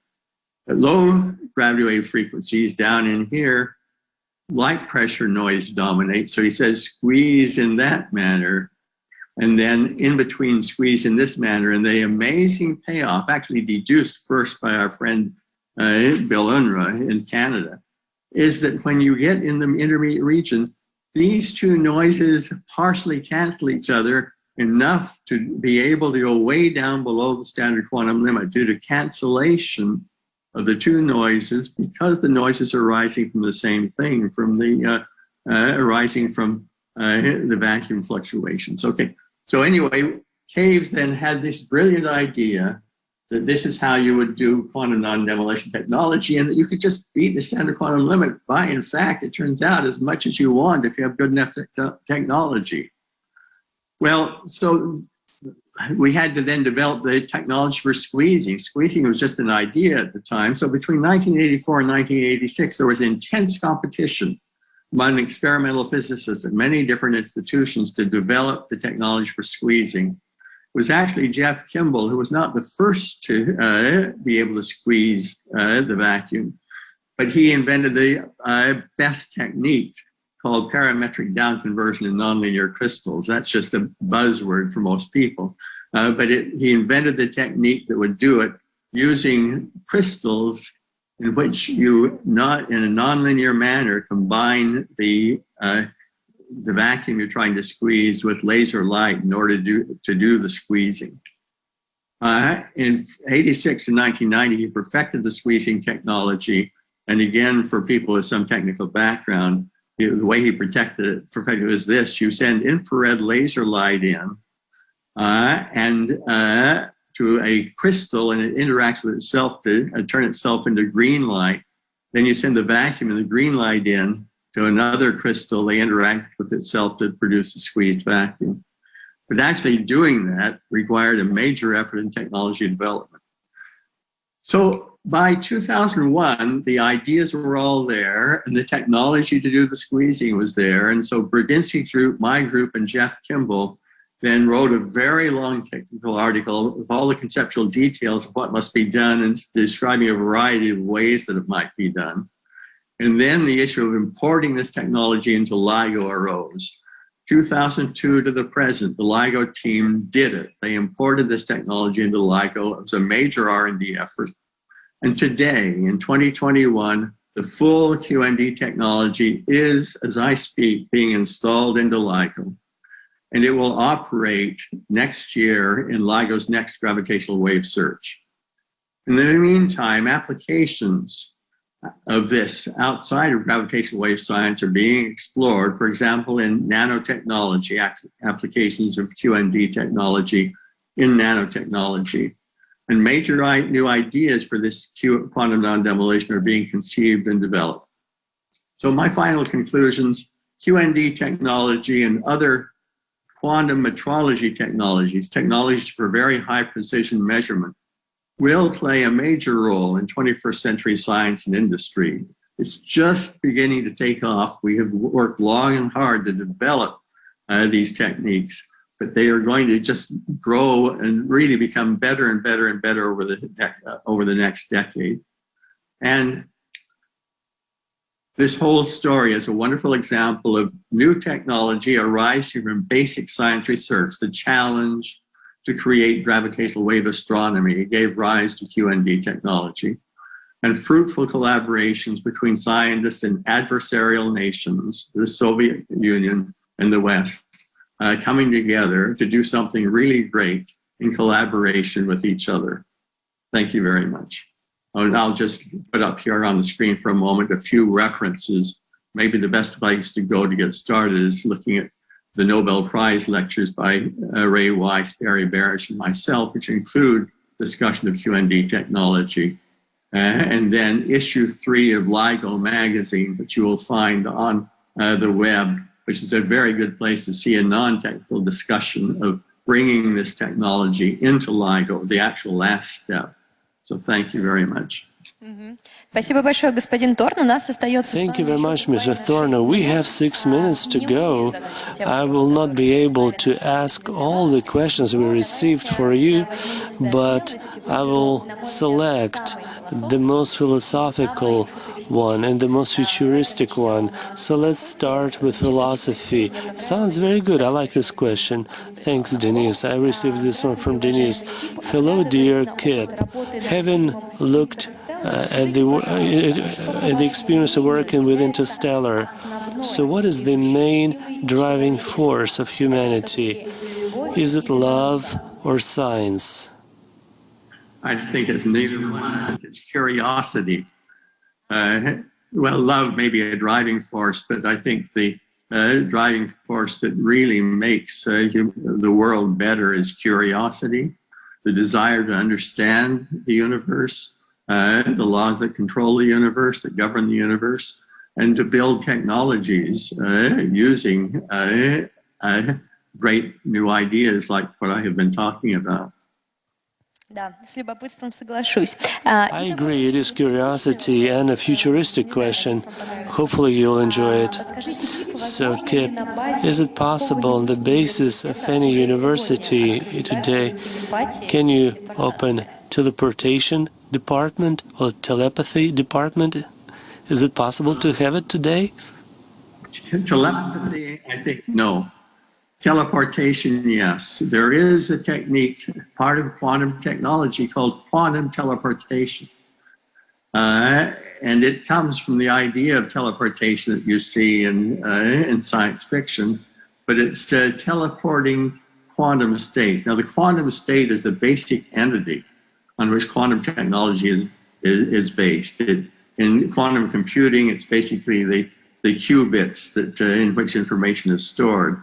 And to be able to take the quantum state, which has information in it, and teleport it across a room or across the world or out across the universe is really a powerful thing to take that quantum state and recreate it on the other side. And in fact, it underlines the use of quantum cryptography in banking systems for transferring money, electronic money, from one bank to another today. So quantum teleportation really is it's a quantum analog of teleportation, and it really is today part of quantum technology, and I find that quite remarkable. So we have time for one more question for you. So maybe a long one in terms of its wording, but still it seems to me it's about the essence. So the appearance of dark matter and energy in terms of modern cosmology, does that not mean that we go back to the old theory of ether, or are there any discoveries in today's physics that help to answer the question, so which is the main function of our universe, why it came about and why it was created? So this is an amalgamation, a combination of a number of issues. An interesting question. Let me first say that the old ether, which was a major part of 19th century science, in some sense it has survived in that space and time themselves have their own properties. They are the medium, like the ether, which control the speed of light, for example, and when warped, you make black holes out of them. So there's a whole warped side of the universe that consists of objects like black holes and the Big Bang explosion of the universe that are made from warped space and time, playing roles analogous to the old ether. And so I think we do today, we have an analog of the ether, but it's very different from what the ether was. It is Einstein's conception of space and time being warped and of doing marvelous things without warping. Now, I guess there was another part to that question you have to remind me with regard to the origin of things. Да-да-да, звучит примерно так. Something like this, just a second. What is the main function of our universe? Are there any discoveries that would help us to approach to answering this question? So the main function of our universe, I'm not sure. I'm not sure that the universe itself has a function, but we have a function, that is to make the universe a better place for ourselves and other beings, which we do through this kind of technology. But we also have a function that we have set for ourselves that comes out of our curiosity, and that is to understand the universe, understand where it came from, how it was born. And that, to me, is the most exciting aspect of gravitational wave astronomy, because we now have strong reason to believe that gravitational waves were created in the birth of the universe. They are so penetrating that they would travel without losing their information all the way from the birth of the universe to us today.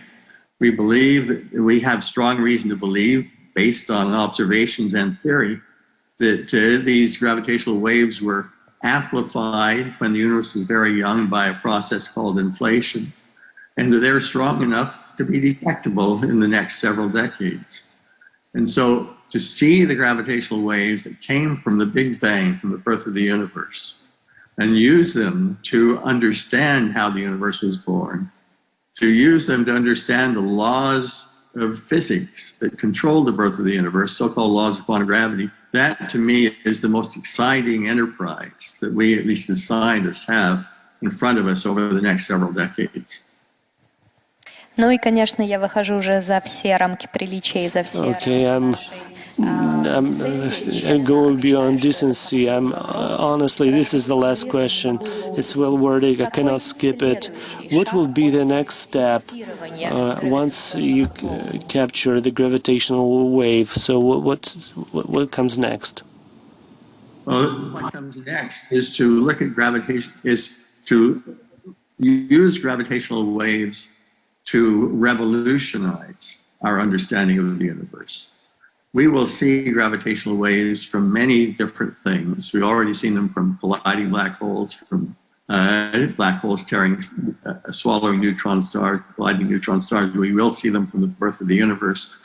And with all of, if you imagine, think about the huge changes in our understanding of the universe that came from electromagnetic observation since the time of Galileo, a huge revolution. We will have a similar revolution in our understanding of the universe coming from gravitational waves, and from those together with electromagnetic waves, combining the data from the two kinds of telescopes. And so I am convinced that within a century, our understanding of the universe will be radically different than it is today. And it will be as a result of these gravitational wave and electromagnetic observations. And it will be very exciting to see how these changes, what these changes are. There'll be huge surprises. And I'm eagerly awaiting those surprises in the new insights. Господин Торн, большое спасибо вам. Mr. Thorne, thank you so much for your keynote presentation and for answering our questions. And I have this request to make for you. Truly, when I saw Interstellar for the first time, I said one thing. I don't know if it's going to be great translation, but nonetheless. So I saw beauty. So if it would be possible to film something like that, not just for me, but all those who are fans of Interstellar, they just pray for another movie for that to come around. Thank you so much. Thank you for being with us. So I guess you have to go. So thank you so much. Thank you very much. Вот, Миша. Ну, а теперь давай мы потихонечку перейдем. So little by little, let's go over to you, Mikhail. I have an honorable mission. I wanted to ask you, you've been here since what hour physically? Since 7:20 a.m. So let's give him a round of applause. Mikhail Fisher, who has been with us, so brave and strong. He's been through all the main sessions of today. Thank you so much. Tatiana Naumova, that stayed with us to talk to Kip Thorne, and everybody wanted to do it, and she got lucky. Friends, thank you so much. Nobel Vision, the largest international virtual event, it comes to an end. And I would like to thank all the speakers who share their knowledge, advice, insights. Thanks to all the partners, to those who helped to make this forum so wonderful, so intense and interesting. And I would like to thank you, dear viewers.